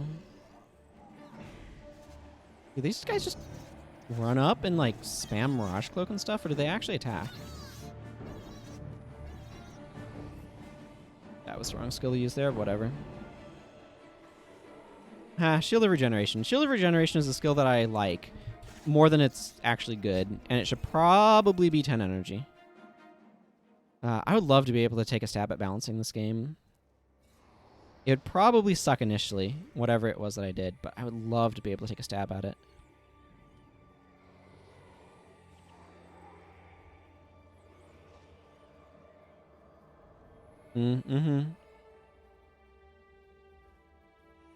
Yeah.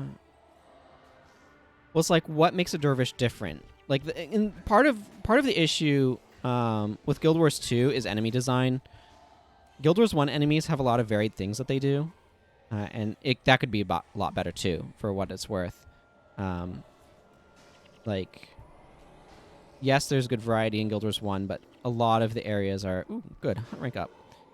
Could have a lot more. But Guild Wars 2 enemies, like, because enemies are what you're testing yourself against, right? And I remember when they first made the heck resurrect skill are they using? I remember when they were first talking about Guild Wars 2 that they said they were going to balance around opportunity cost, and I feel that their enemy design does not make that a thing, because opportunity cost requires opportunities, and I feel like a lot of the enemies don't provide any particularly interesting opportunities. And that's part of why the professions all kind of feel samey. Like, that's part of it. Part of it, too, is what?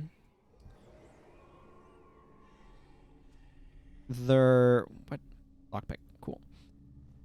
Their decision to simplify the buff and debuff system from conditions and hexes and enchantments and stances and shouts and all that sort of stuff down to technically it's like boons, conditions, and I think there are some other random stuff as well at this point, but oh, my inventory's full. I need to take a moment to clear that up.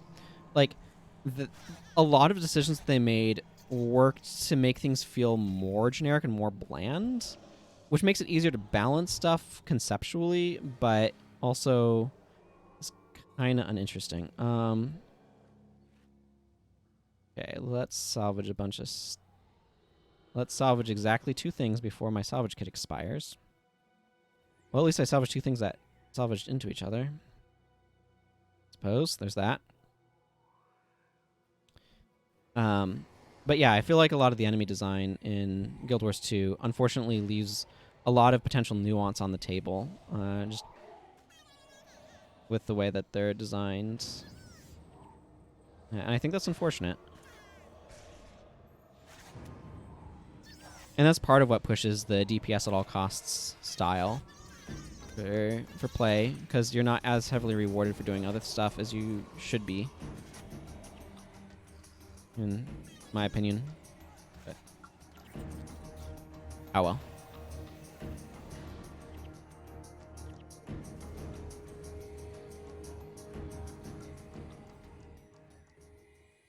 Ah, there's another Gakir Patriarch over there that I'm going to need to take down.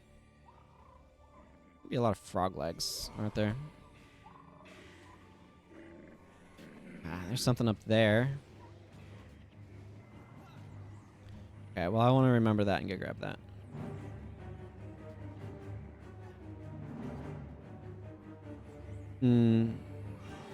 Yeah, well, that's the thing. You're right. There always is going to be a meta. There's always something that players are going to think is the best.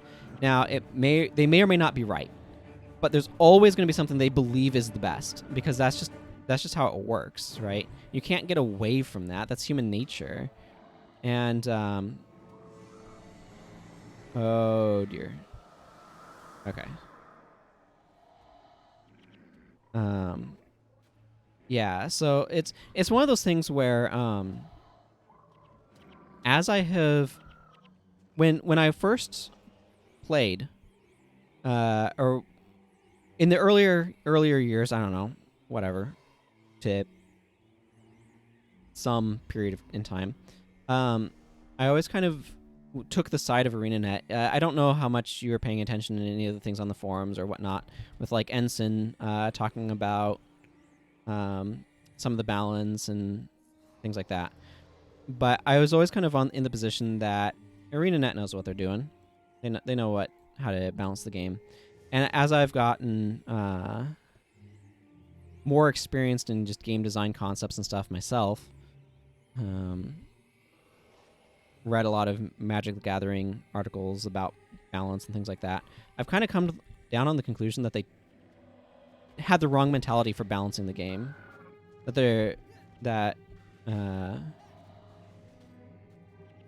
the people kind of in charge of that didn't quite know what it was that they were actually trying to do, or what their balancing philosophy should be. Because it needs a balancing philosophy more like Magic, because that's or more like a TCG, because that's the design that it has.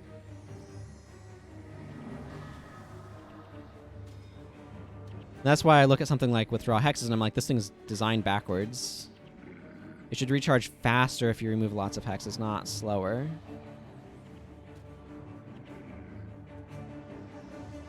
I also am not entirely sure why all skills in the game come at 0, 1, 5, 10, 15, or 25 energy, and why there's no like nuance. Because there's a bunch of skills that are like, this would be acceptable at like 7 energy, but 5 is a little too low and 10 is distinctly too high. And I imagine it was to try to simplify some amount of processing or something. I can't imagine that there's any efficiency that's gained by doing that from a programmatic standpoint. Because, like, you're trying to put stuff in sub-byte range. And it's not even data you have to send over the server, particularly. I don't know. I don't know what their backend is. I just can't imagine why they would... Man, there's so many frog legs everywhere. I just can't imagine why they would need it that way, you know? So, leaves me confused.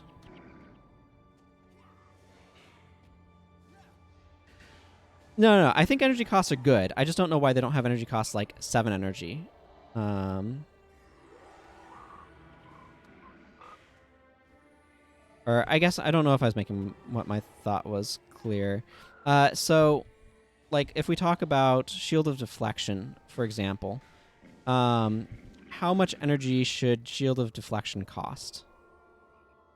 Right here, right? This gets to about 9 seconds and like 30 armor at around rank 15 or 16 or whatever. Should this skill cost 10 energy? Probably not. I don't think it's quite worth 10 energy. But I think it's a little more than 5. So it's some of that stuff where I feel like there's certain skill designs where they kind of have an appropriate spot in between. But I don't know. It's one of those things that's more of a question of why don't they have any skills in sort of... Or like, why do they have such a tight restriction on skill costs more than anything else? It's just like, what was the impetus there, or what led to that decision? Mostly because I'm just curious.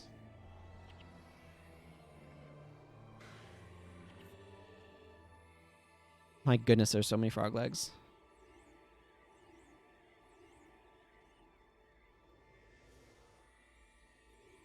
Actually.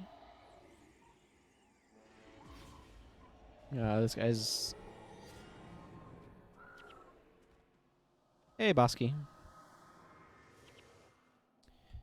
Inventory is full, really? Have this beetle egg. Thank you. Wait, are they going to give me all of the frog legs in the thing afterwards? That could be ridiculous. Oh, I wish I had charge right now.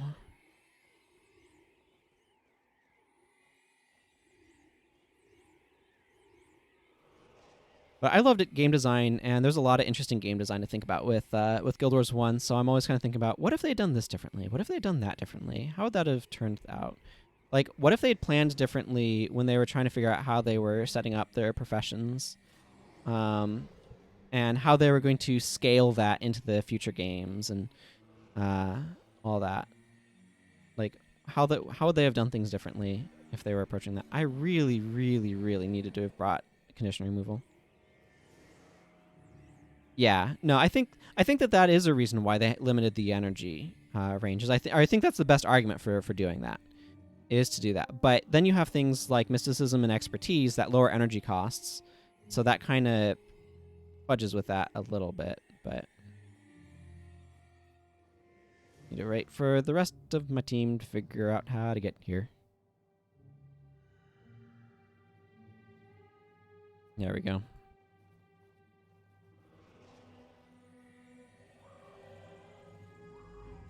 Okay, I wanted to see if there's anything in the area. There's not. Ooh, another lockpick.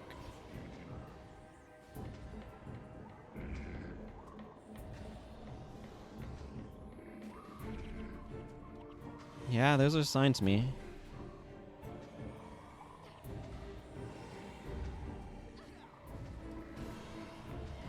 Yeah, I don't know. It's, like, I agree. It does make it easier to process stuff, and that's probably the reason why they did it. It makes it easier to compare skills as well. It just makes some skills harder to balance than others is all.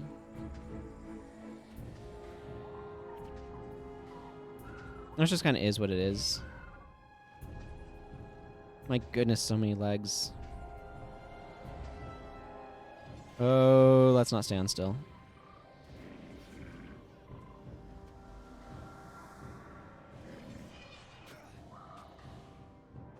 That's true. There is nothing perfect, but we can always learn from things. Well, and part of what becomes difficult too is what is perfect anyway.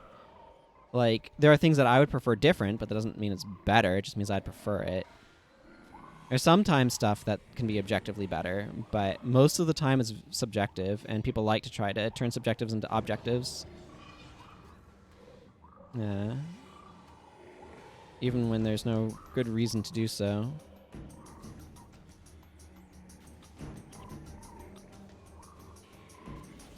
But that's one of the things that's difficult about discussing game design, is everybody has kind of their own idea of what it should look like. Or like balanced state. Like, what does a balanced state for this game look like? Well, it depends upon who you ask, right? And that is part of what makes discussing balance difficult.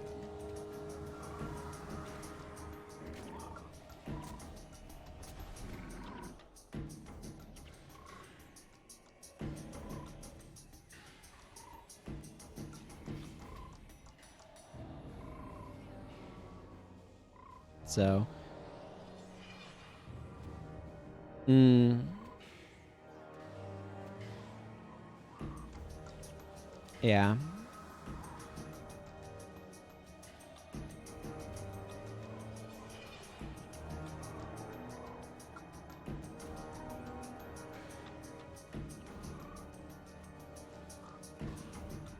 Boy, this guy has a lot of HP. I should be using this too.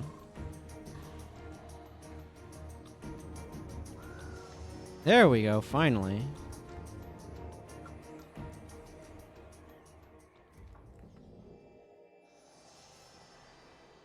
I don't need this icy icebreaker. I cannot drop this icy icebreaker. Icy icebreaker, get out of here. I want this thing. Let's see. I have already used that chest. Where is Tex? Oh my goodness, so many frog legs. Here comes trouble. Wonderful. Now I can continue my research unabated. Remind me to hire a new digger before I get started. Indeed. So what does the book say about this? Bog root growths.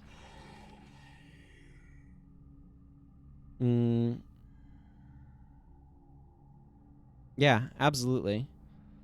Absolutely. Anyway, bog root growths, a complex cavern, a complex of caverns just outside Sparkfly Swamp, is a war zone. The caverns are home to two frogman tribes, the Ophel and the Gokir. The habitats of these tribes collided due to some unfortunate miscalculations during an Acern digging expedition, forcing the antagonistic creatures uncomfortably close to each other. Both groups now vie for dominance, with each side supported by one of two Acern observers. We were asked to choose a side in this interclan war and bring an end to the bloodshed, for the sake of progress, of course. Yeah, it's one of those things where I kind of wish some skills were more competitively costed or things like that. Or like an example, Keystone Signet. I wish it didn't say all other foes, right, adjacent to your target. If it said foes adjacent to your target, it would include your target, which would make it a much stronger skill. Would it be too strong? I don't know. What's too strong actually supposed to mean? And there's just stuff like that where, like, depending upon how you're playing, choosing certain skills that are more interesting to you but end up making your team weaker can be kind of a difficult balance to figure out what you want to end up doing, but that's part of the fun of the game. And figuring out what decisions you're going to end up making. Oh, Anguished Lingua. This is one of those skills that I look at and I'm like, this sounds really cool. And then I look at the number of hexes that Ritualist has, and I'm like, this skill doesn't do very much.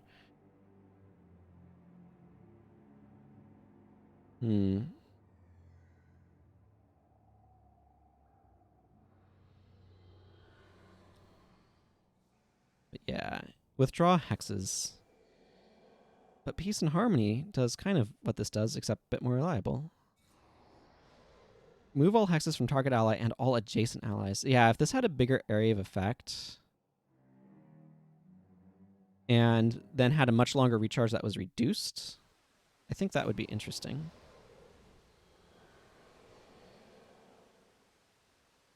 Word of Healing is traditionally popular because of how much it heals for. Like, if we look at Dunkoro here, 106 plus 121 if they're below 50% is significantly higher than Glimmer of Light heals for.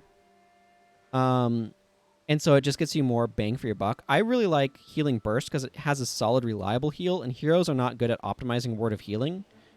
And I like the bonus healing that it gives the party from Divine Favor. But Glimmer of Light, I understand, like, this is a fine skill.